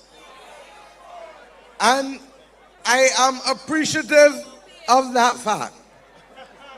But I want to talk and say a few things. We stood here in 2018, and I promised you then that we would work hard to stabilize this country, that we would do the difficult things, and we did them. We thought we could move to a growth path almost immediately, but COVID had other plans for us. And rather than a growth plan, we went from mission critical to mission survival. And regrettably, some of our friends and family did not make it. It is really only in the last 2.5 years that we have started mission transformation. And it is to this that this Barbados Labour Party government is committed. We did not come simply to hold office. We have come to make Barbados better and to make your lives better. We have never stopped believing from the days of Grantley Adams that our mission first and foremost is to stop poor people from being poor and to remove injustice wherever it exists, to create opportunities for people and to be able collectively to build strong families, strong communities, strong workers, strong businesses, and ultimately a strong nation. I suspect Mr. Sutherland is trying to come through the audience. Make way for him, please. But I say to you that that has been our mission. And next month, we will celebrate 88 years as a political institution. We now know in Barbados more than ever the importance of strong political institutions. And let this Labour Party never take it for granted. But I also recognize that even as we have won tonight as convincingly, we do not turn our eyes away from the concerns of our constituents, constituency by constituency. We do not turn our eyes away from the things that ordinary Bajans want us to redouble our efforts on and to refocus. And whether it is traffic or roads, or the state of our health care, or indeed the issue of public safety, I give you this assurance tonight at 111 Roebuck Street that this team that I have the utmost honor to lead will be required to be able to make progress on all of these areas. I have said for most of my time very simple things, that we must see people, we must hear people, and we must feel people. And I promised you that even though we have received overwhelming mandates from the people of Barbados, that we will guard and tender and take care of this democracy as if it was a newborn child, requiring our total attention and care. I think we are now seeing the titan who has taken down the pit bull, Kay McConney.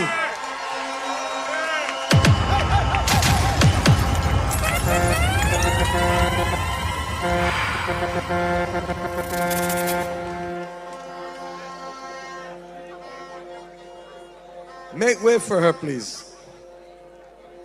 I am making the point that we must be committed to taking care of this democracy, which last year celebrated 75 years since Grantley Adams gave ordinary Bajans the right to vote without having to own property in this country.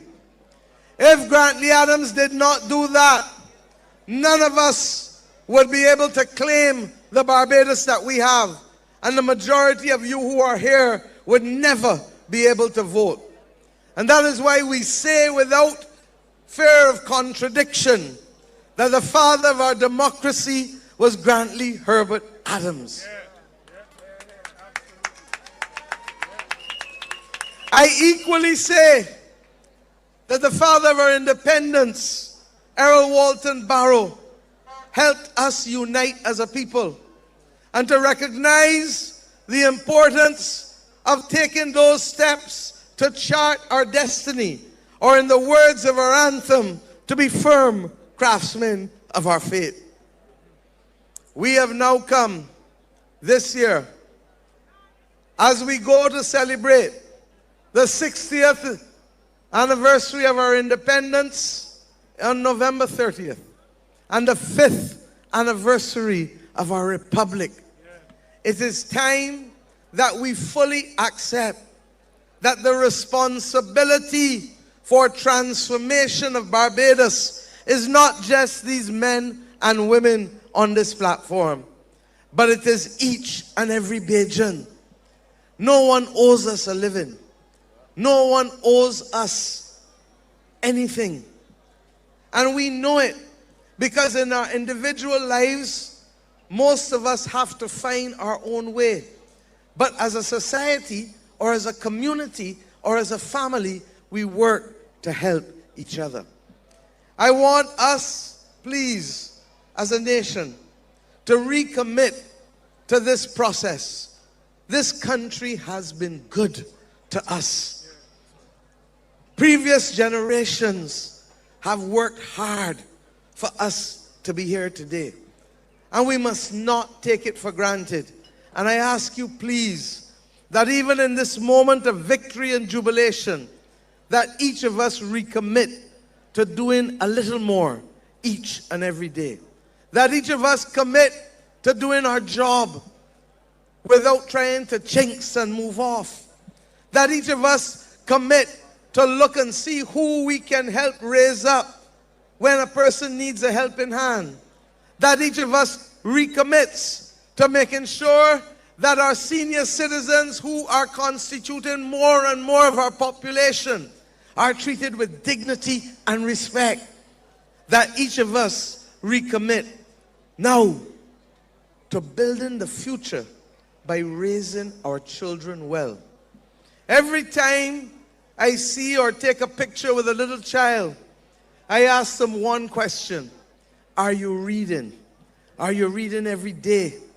Because this country became what we are because even with the cap of a 7th standard education, even without having access to secondary education, your foreparents understood the importance of reading and being able to learn and think for themselves.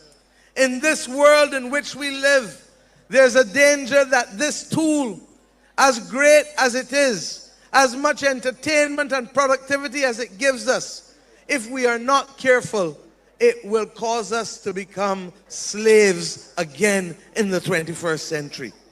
We must learn to be discerning. And I don't mean to give you a heavy speech tonight, but I need to speak to you from the heart. I am 60 years old, and I believe that I am a bridge, not a destination. I am a bridge, not a destination. And my responsibility is to ensure that the younger ones in this party receive the guidance and the mentorship that Bree St. John, Henry Ford, Owen Arthur, Billy Miller, Nigel Barrow, David Simmons, Louis Tull, and I can go on and on, Vic Johnson, Johnny Cheltenham. They invested in me. And I have a responsibility to invest in all of these here. Because this country has paid a heavy price on the sides of both political parties by having 3 prime ministers die in office. And I don't say so because I fear that. I say so because the knowledge and the experience that they had went like that in the flash of a light. I want us, Barbados, to believe in ourselves. And as much as you have given us your trust and confidence, the major problems facing us as a nation require us internally to band together. And the major problems facing us as a nation with the outside world that has become more and more difficult and troublesome, and at its worst stage since World War II, requires us equally to operate as one. Tonight is not the night for me to reflect on the fact that in this campaign, unfortunately, persons chose to wash dirty linen in public and to be able to make allegations across the region that were intended to harm this country's good reputation. I'd like to make way for the next Member of Parliament for St. James North, Chad Blackman.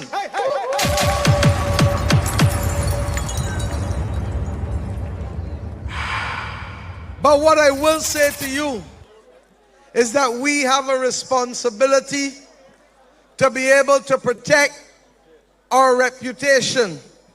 We do it as individuals. We do it as a family. We must do it to protect Barbados's reputation, because at the end of the day, that is what we have as our currency in the world.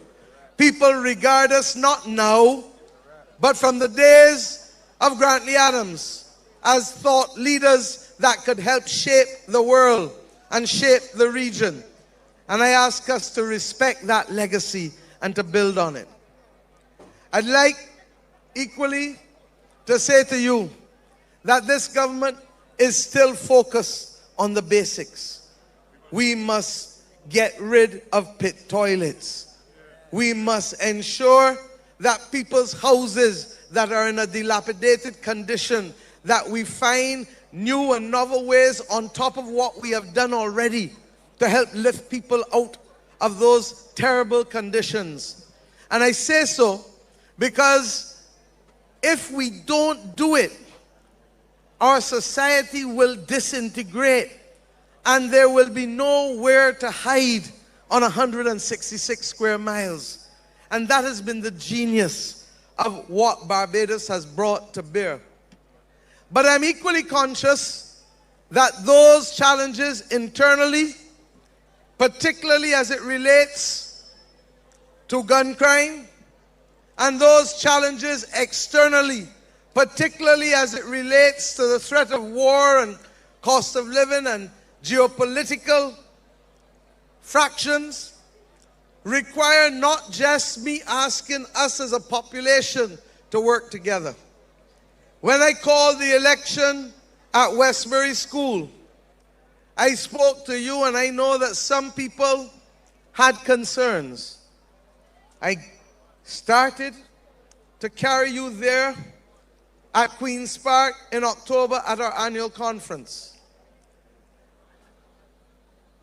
I do not enjoy the fact that the Democratic Labour Party is going through a difficult moment in history.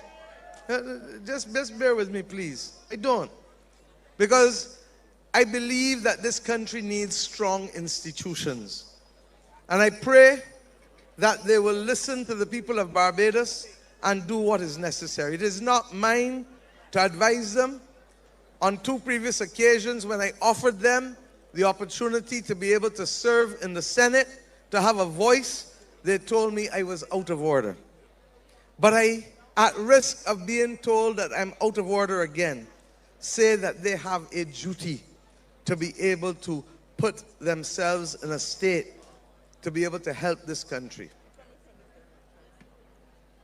Because that may take time, I made a conscious decision to be able to broaden our tent. And we brought in Michael Lashley. And the city of Bridgetown told me in no uncertain terms that they wanted Michael Lashley in the Barbados Labour Party to be able to be their representative. And Michael, I thank you, where are you, for the courage of being able to make that step. Because, as I said last night in Bay Street, moving from Saul to Paul is never an easy journey. Our elder Colin will tell me that. That's correct. And equally, my role as his leader will not be the same that he might have been accustomed to with a previous leader. And I make no apology, Michael, for telling you that. Because what you may have done before under a previous leader may be different from what you do now under this leader. After all, Led Pike told me to take charge.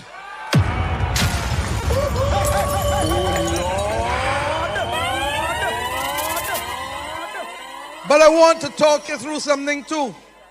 Because many of you are also aware that I would have asked Chris Sinclair some years ago to serve on our behalf in Washington as a nation. And I want tonight to thank Chris. H500, you're blocking someone. H5000, could you please move the car? You're blocking someone who is not feeling well. It's urgent that you do. I'm now told H5004.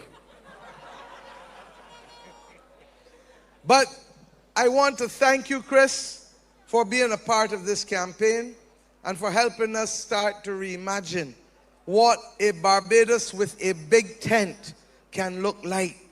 Because we do not have the luxury of leading and living in a country that does not maximize the use of as many people as possible as we can. So I thank you, Chris, for the work that you have done in this campaign with us. And I don't want anybody to whisper about it, because you know me. I am up front. As I told you in Oystons, we have nothing to hide and everything to show. But my friends, I simply say to you that in spite of all of that I ask you to do, we know that the majority of the heavy lifting is this team. And this team has operated with a discipline in this campaign that I am happy to be able to celebrate with them today. It's not a perfect campaign, just as we're not a perfect government.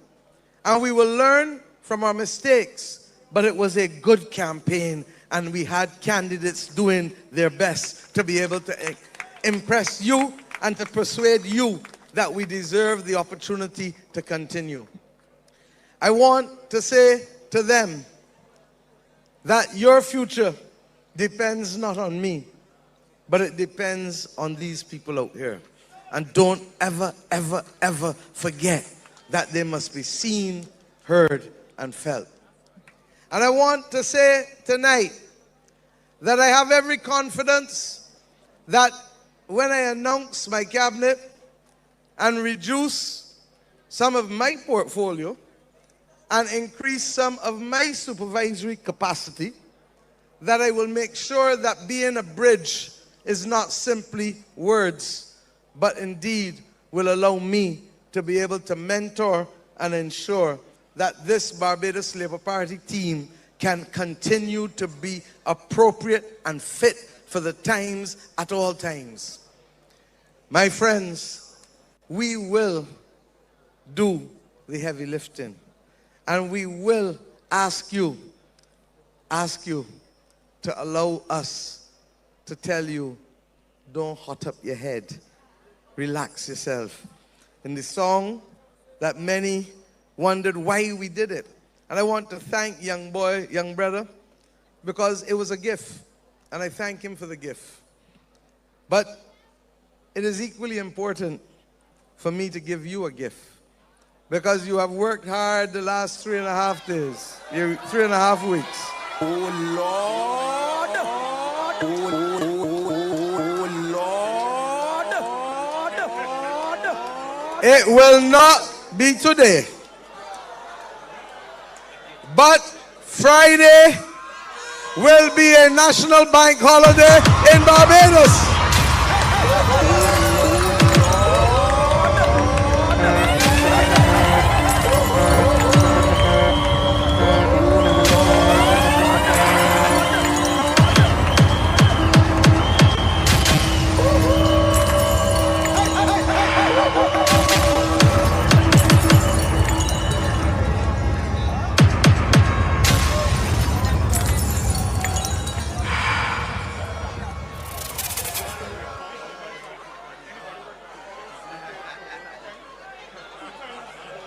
My friends, and let's be real, the hour is so late that it would be impractical to tell the rest of Barbados not here that they're not going to school or work tomorrow.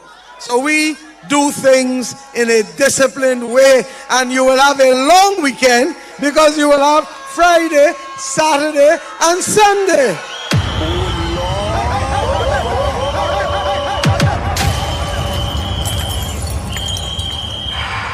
And my friends, it is not by accident, that Friday is a day off, that Saturday is 2 days off, that Sunday is 3 days off. That number 3 songs are a little too special.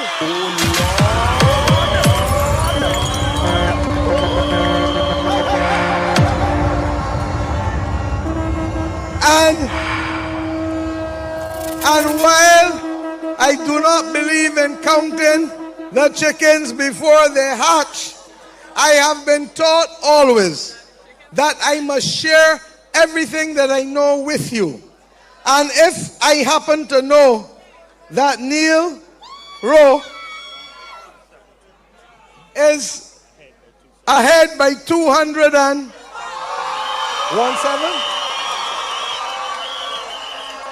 is ahead by 217 votes. Oh Lord! There is a recount of a box, and I will not keep you later than I need to. But I feel that, in the words of Red Plastic Bag, something is happening.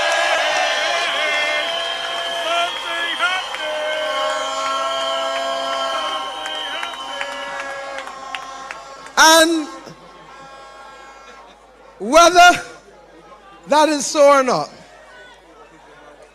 I want you to know that Friday can be your day of rest. But I feel I owe the people of St. Michael Northeast that the moment of Thanksgiving, celebration, and jubilation should take place in St. Michael Northeast.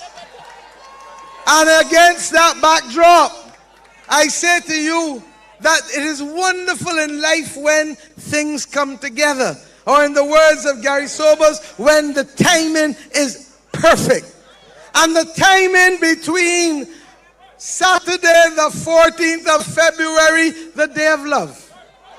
The timing between the fact that for whatever reason my parents gave me a name called Mia Amour. And the timing between the fact that the National Botanical Gardens is probably the only place that can hold all of you, all of you, all of you. But there's one more coincidence. And that now is the fourth coincidence. So we better get accustomed to loving the number 4. Saturday is not only the day of love. Saturday is the day of red, red, red.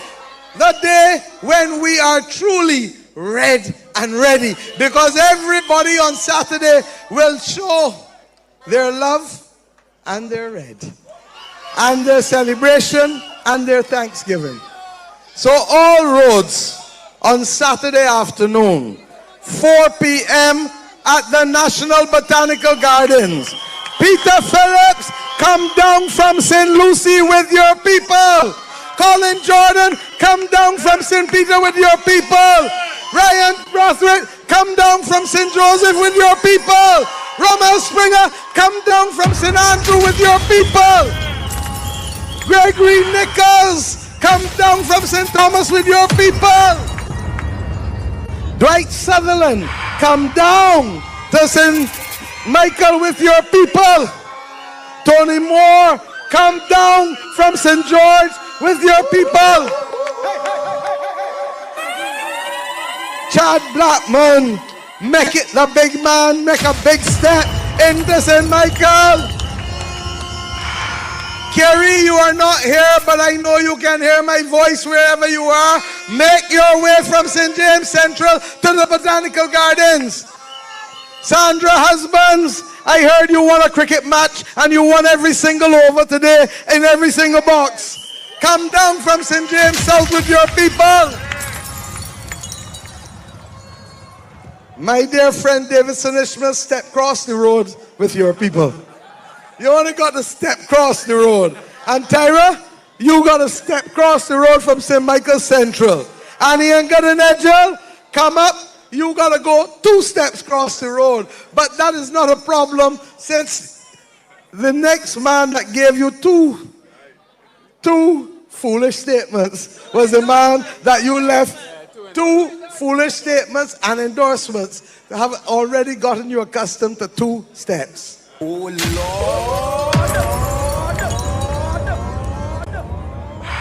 I ask that Trevor Prescott step across and come. Yes, Pressy, come cross. And I ask that Cynthia Bradshaw bring them down all the way from the Pine into the Botanical Gardens.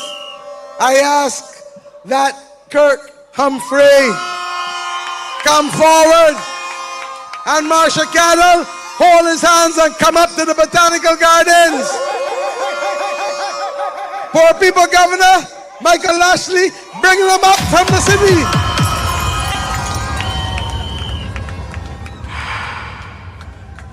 And where's the Sheriff of Christchurch? I get to you yet, don't come down.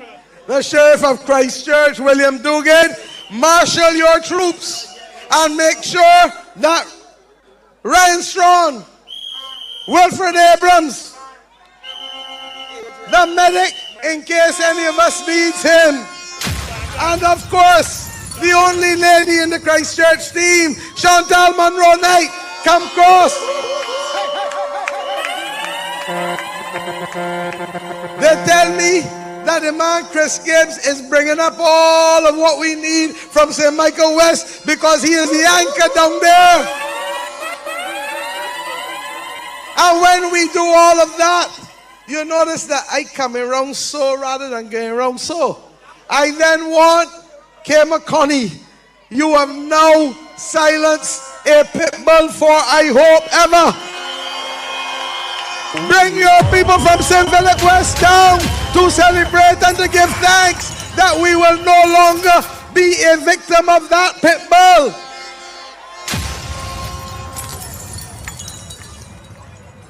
Sonia Brown is not here, but I know that she too will be coming from the east, and in there bring them down as the captain of St. Philip, because we need St. Philip in the house.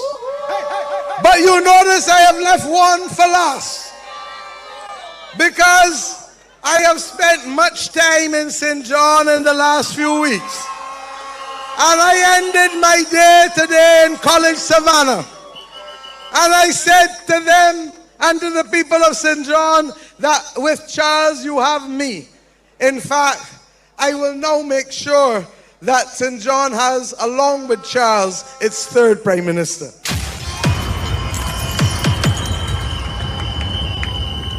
So my friends, get to work today. We know that everybody might be a little starry-eyed, but I give you the assurance that if you rest on Friday, on Saturday, we shall truly give thanks and celebrate. Because as of next week, I expect that the cabinet will have to be sworn in on Monday. And I have asked Parliament to get the business of Parliament ready for an opening no later than next Friday. Because this government will not be playing. We will do our rest, celebrate, but come Monday, we start the work of the next 5 years of transforming this nation.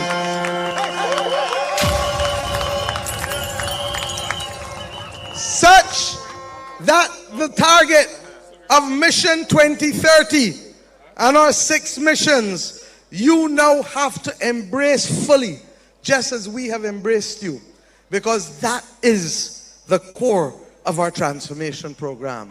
So, run the tracks, my brothers, and give the people of Barbados 3 cheers for a wonderful, peaceful election. We do not take it for granted.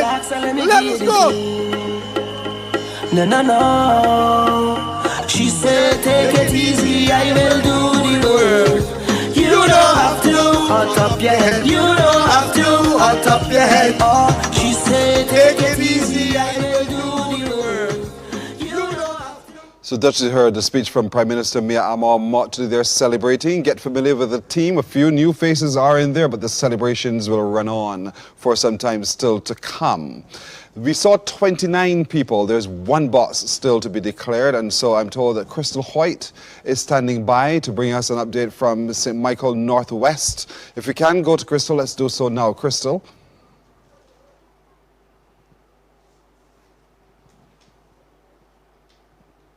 We're trying to make contact with Crystal Hoyt, who is monitoring the progress of the results from St. Michael Northwest, which you know is one that everyone is so keenly watching to see if it has the potential to perhaps stop the red run or perhaps, you know, continue the red run. But Lisa Broom now joins me. Instead, she's at the party headquarters of the Democratic Labour Party. She has the political leader, Ralph Thorne, there. Ralph, Krista, what am I talking about? Lisa. It's early in the morning. Lisa, good evening again. Good evening again, Pearson. I think you've come to me, getting a little breaking up on my end.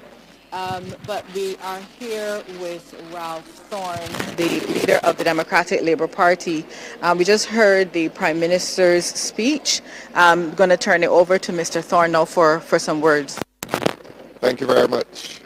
First of all, let us thank God for life. Let us thank God that He gave us the to fight a very campaign.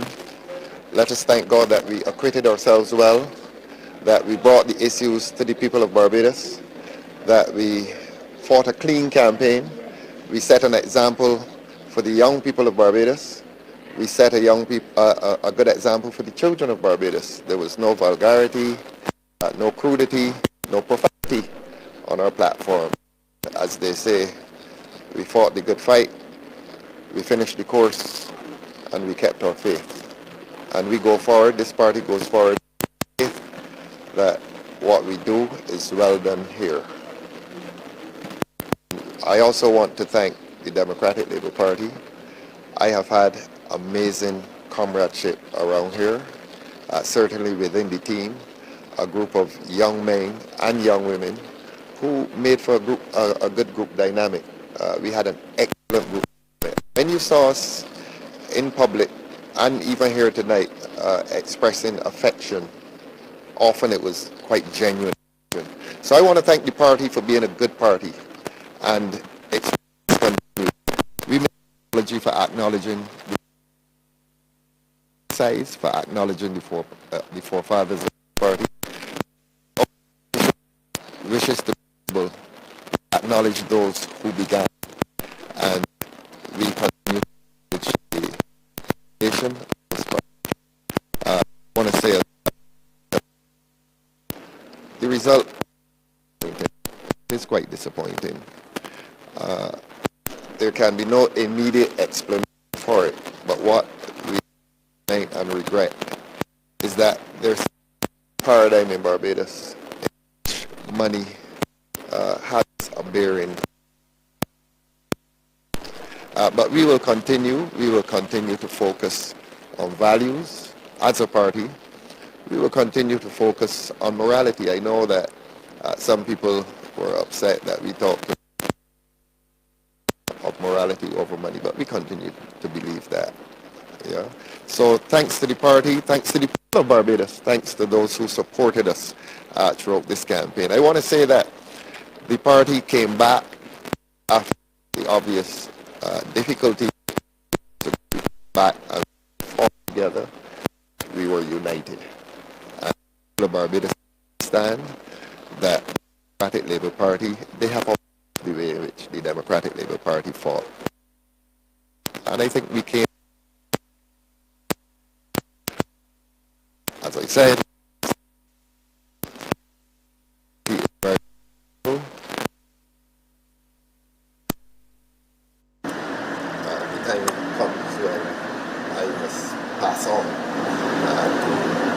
other persons. This is a democratic organization. I do not write political wills, and I'm neither political culture for this event.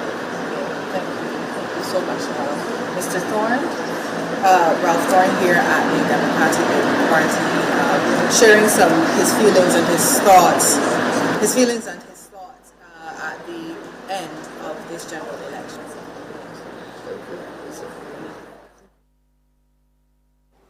That's comments coming from Ralph Thorne from the Democratic Labour Party. We do apologise for the interference you heard during that particular interview segment. But let's go now to Crystal Hoyt, who is monitoring what's happening at St. Michael Northwest. Crystal.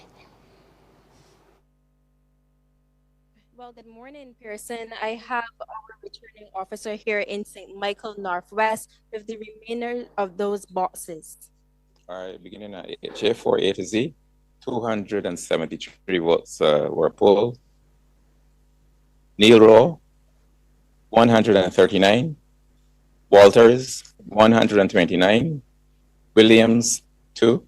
Spoiled, 3.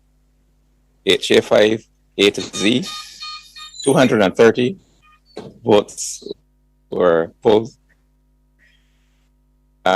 Neil Rowe, 173.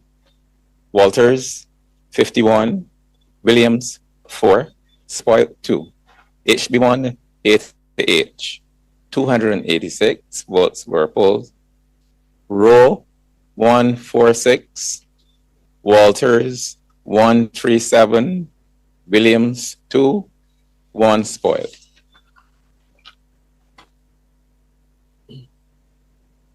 Okay, HB1 I to Z, 264 votes were polled.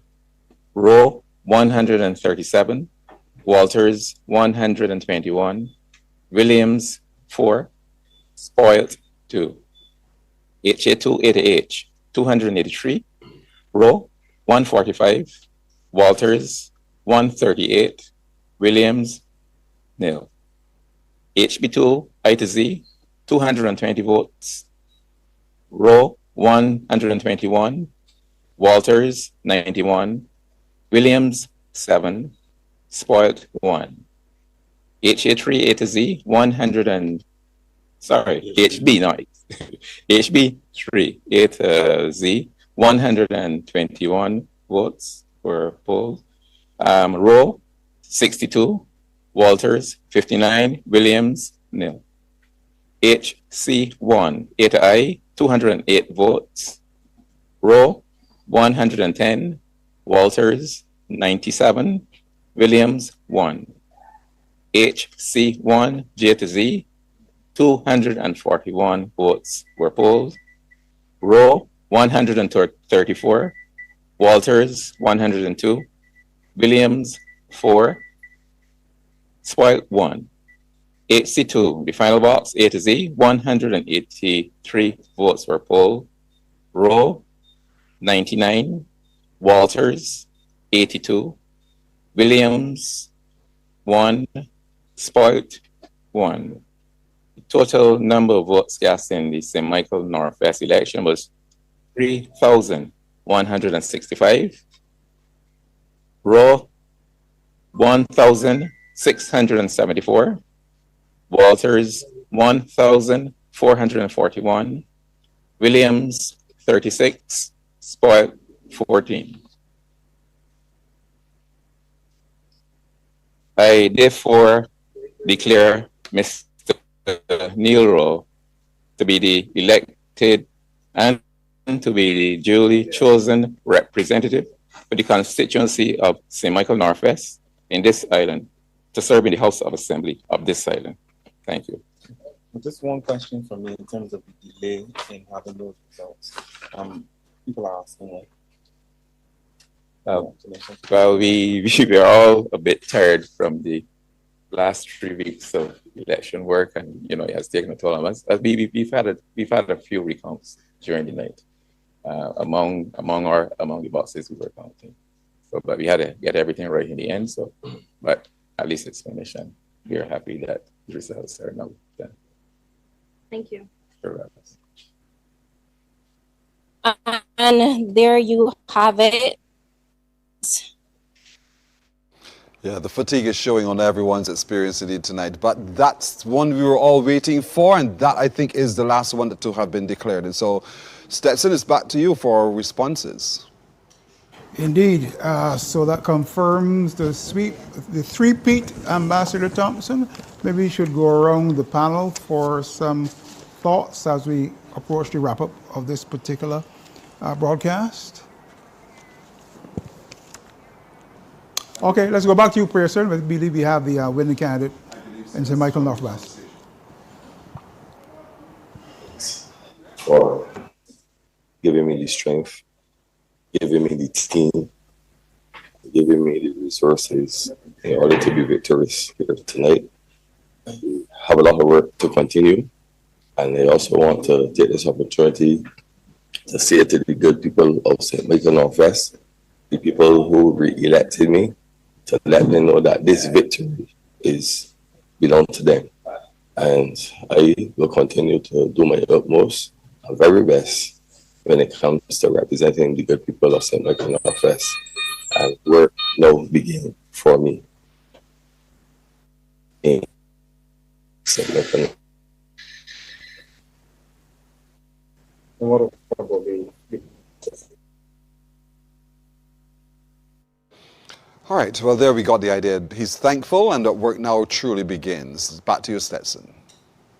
So now, first, I want to reflect on the victory speech by the Prime Minister, Mia Moore-Motley, when she touched on a variety of topics, of issues. She ranged from the granular and the micro to the macro. She talked about some immediate, I would call that the more granular issues the government must address, issues like social issues, pit toilets, dilapidated houses, more serious issues, well, not serious issues, more serious, but serious issues such as gun crime. And then some of the macro issues such as the economy, cost of living, geopolitical matters. She noted that it was a difficult moment for the Democratic Labour Party. She spoke of the big tent that exists within the Barbados Labour Party, she noted the presence of individuals such as Chris Sinclair, bringing Michael Lashley into the fold. She announced significantly a holiday for Friday coming and a big event, celebration event, on Saturday at 4 p.m. at the National Botanical Gardens. And she noted the significance of certain victories in particular constituencies, such as St. Philip West, for instance, where David Eswick was vanquished. She noted Neil Rowe's triumph in St. Michael Northwest, and of course St. John, where the Barbados Labour Party prevailed over the opposition leader, Ralph Thorne. Let's go to the... We go back to BLP headquarters? Back to the Labour Party headquarters.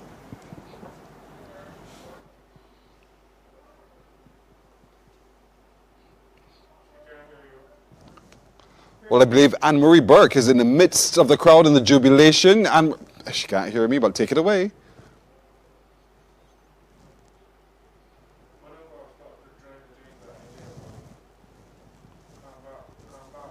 Well, right, we're hoping. We see her mouth moving, but we can't hear a word coming from her. So Anne-Marie is clearly trying to communicate with us as she stands among the crowd to be a part of the celebration there at Roebuck Street. But we want to continue with our panelists and hear their points of view coming in from what they've observed from this election as well. So Stetson?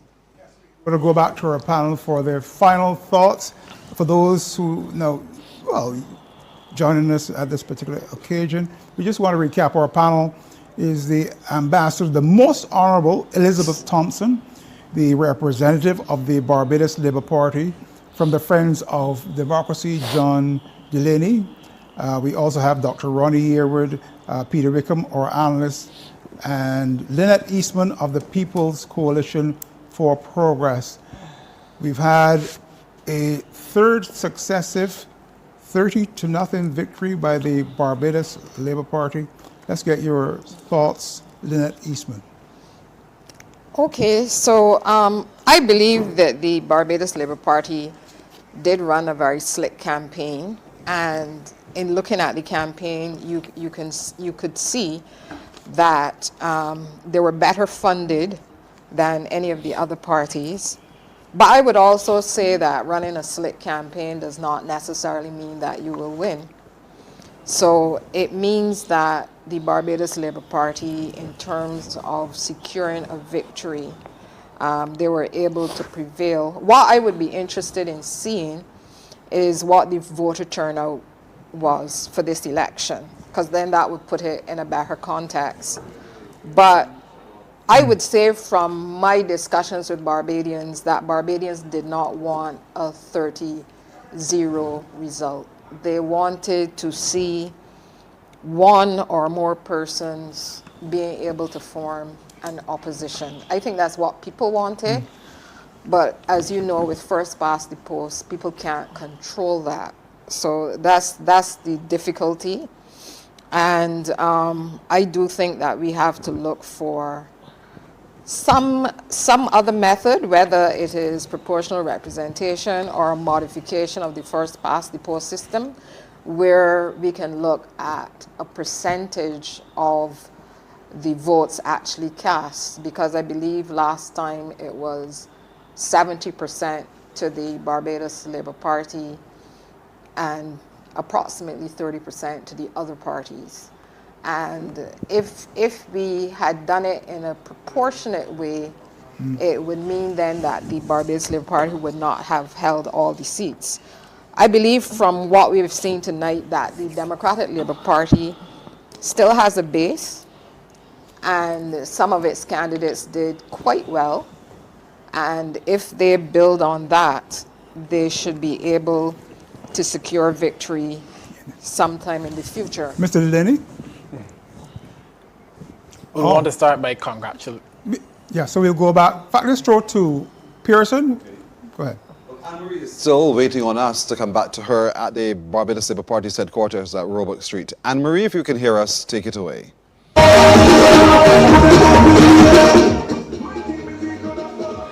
party continues here at Roebuck Street, the headquarters of the Barbados Labour Party victorious for its third consecutive term, winning by a 30-love margin yet again, unprecedented in the island. And you can see the jubilation all around me is a sea of red.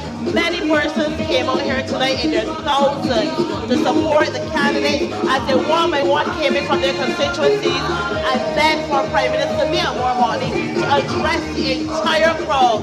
As you can see in his jubilation, the party is going to continue because we do have a declared bank holiday on Friday, and then on Saturday we will have a big party for the Barbados Labour Party at Botanical Gardens. So that's it here from Robert Street, where the jubilation will continue well into the morning as the Barbados Labour Party celebrates yet again winning a general election for a third consecutive term. Signing out for the final time, I'm Anne-Marie Burke. Thank you, Anne-Marie. The music is surely infectious indeed, but we want to get back to more comments from our panelists. Stetson? And just final words quickly from the rest of the panel, and we meant quickly. Yes, Mr. Delaney. Start by saying congratulations on another historic win. Hope we don't take 30 love for granted, having had it 3 times. I would want to say, though, the Friends of Moxie ran on a message of being the opposition.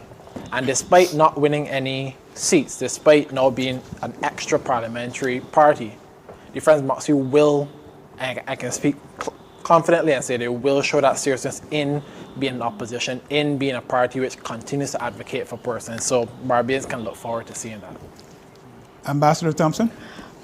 Tech George Mia, congratulations to the Barbados Labour Party. I think that the Democratic Labour Party has to accept that the public is giving them a message and they must learn the lessons that the public is trying to give them. I mean, that is just the reality. The public clearly has decided that the Democratic Labour Party has to earn their seats, that it isn't going to be a Kadir result. Kadir give you something, you know, you should have opposition. There has to be a result. I want to make the point very quickly that in the PRC, the report of the Parliamentary Reform Commission, I had made a recommendation that where a party is defeated entirely at the polls, that one party wins all the seats, that the party with the second largest number of votes should automatically be given 2 seats in the Senate. So that is a possible formula for addressing this because we don't have proportional legislation, but that certainly would give the Democratic Labour Party seats in Parliament, albeit in the Senate, immediately so that they could build from there. I want to congratulate and thank all the candidates from all the parties who ran to show that our democracy is robust and alive. For those who lost by large margins in the Democratic Labour Party, I want to say to you that the first time I ran, I was beaten 5-1. If you are serious, and then I came back to have one of the largest majorities in the Parliament. If you are serious about politics and about representing people, get into the constituencies, get into the groups, work, build relationships with people and show them that you are serious about leadership and at the national level. Dr. Harewood? Big congratulations to everybody who participated in the campaign. Congratulations to the Barbados Labour Party for such a large victory. It's really sad excuse me. the party is.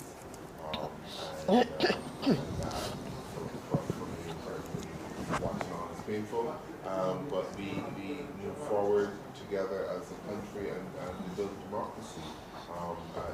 Lessons we learned for both parties, as I've said before, about the same party in terms of how it's going to function, and the Democratic Labour Party in terms of its Peter, yeah, part of your mic is off, but so Peter Wickham? Congratulations to Prime Minister Motley and the Barbados Labour Party team. Commiserations to Ralph Thorne and the Democratic Labour Party team. I've often argued that the first time a victory like this happens is the result of the push of the government that wins.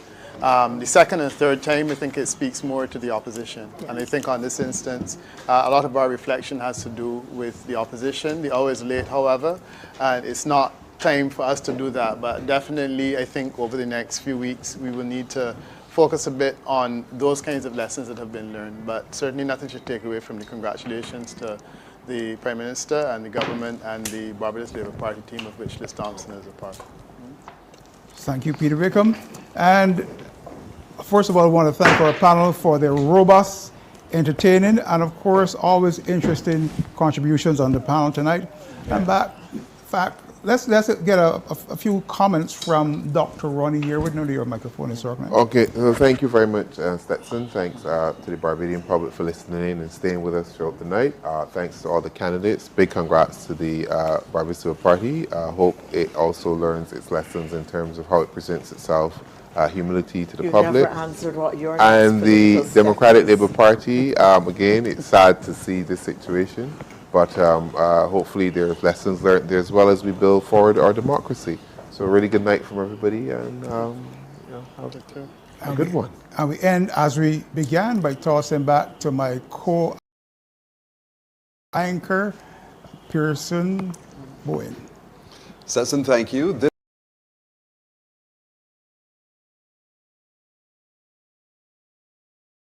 has been a massive production. Many have worked on this for the last few weeks indeed, and so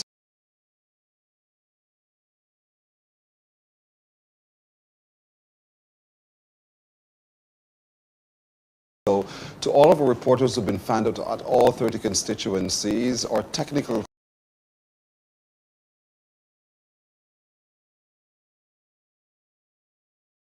crew who are in the studio as camera operators, light operators, those who are working behind the scenes, who are punching up every shot and making sure all of our connections are right, the sound men, or those who have helped with hospitality as well, and our makeup artists. To all of you, we say thank you. And we say a big thank you as well to Alex Ward and Tisha Hines, who have led this robustly, so they took charge. To all of you who've joined us, and those of you who've been watching on CaribVision as well and online, we say thank you for staying with Barbados Decides the General Election 2026. For Stetson Bab and Pearson Bowen, wishing all of you a great today.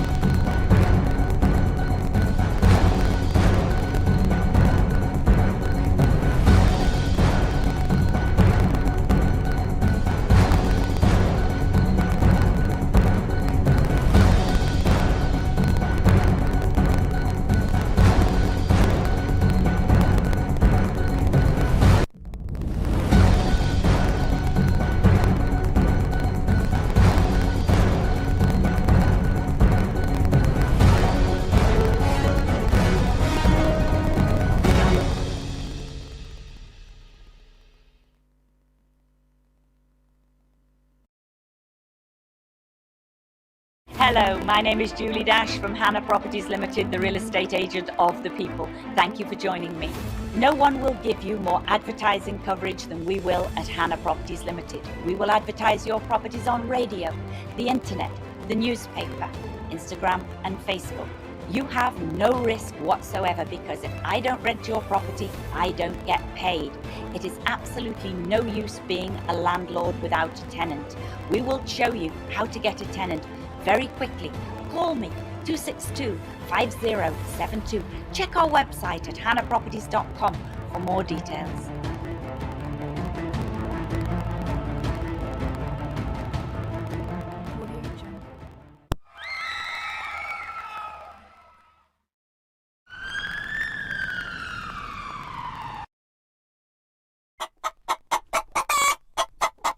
Wait, wanna hear about this new super feed stain? From the fields where hard work meets hope. Born from the heartbeat of every farmer. Forged in dedication, strengthened by purpose, and fueled by the power of superior nutrition.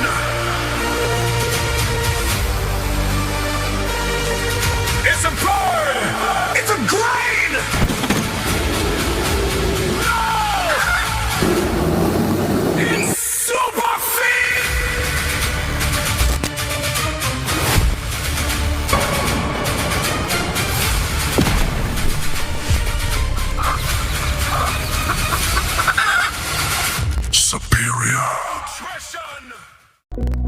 Do you need your prescriptions filled fast with friendly and reliable service? Are you looking for vitamins, cosmetics, or over-the-counter medicines? We got you. Visit one of our 2 locations, Standard Pharmacy on Tweedside Road and CS Pharmacy on Broad Street. Contact us at 427-2047 or 429-3298. Looking after the good health of the nation every day.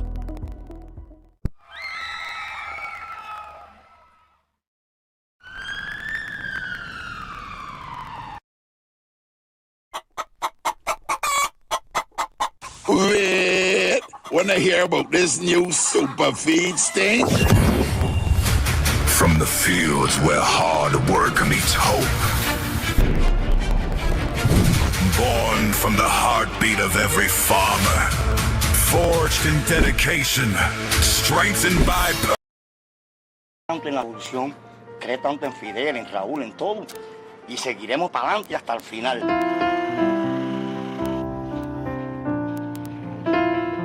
Esto es el principio, y es importante porque yo me di cuenta cuando visité la isla al otro día del ciclón, que no era venir y cantar y rezar a uno a la Habana, no, era venir, cantar, venir y quedarse, venir y convivir con la gente, convivir con la gente es su problema. Porque te das cuenta cuando estás presente todo el tiempo, te das cuenta que puedes ayudar de muchas maneras, no solamente con tu obra, sino con tu apoyo emocional, espiritual, casi uno como de médico, ¿no? El médico del espíritu de la gente, ¿no? La gente tiene un espíritu que es algo impresionante y nosotros también hemos, como dice Cacho. Esto es el principio, y es importante porque yo me di cuenta cuando visité la isla al otro día del ciclón, que no era venir y cantar y rezar a uno a la Habana, no, era venir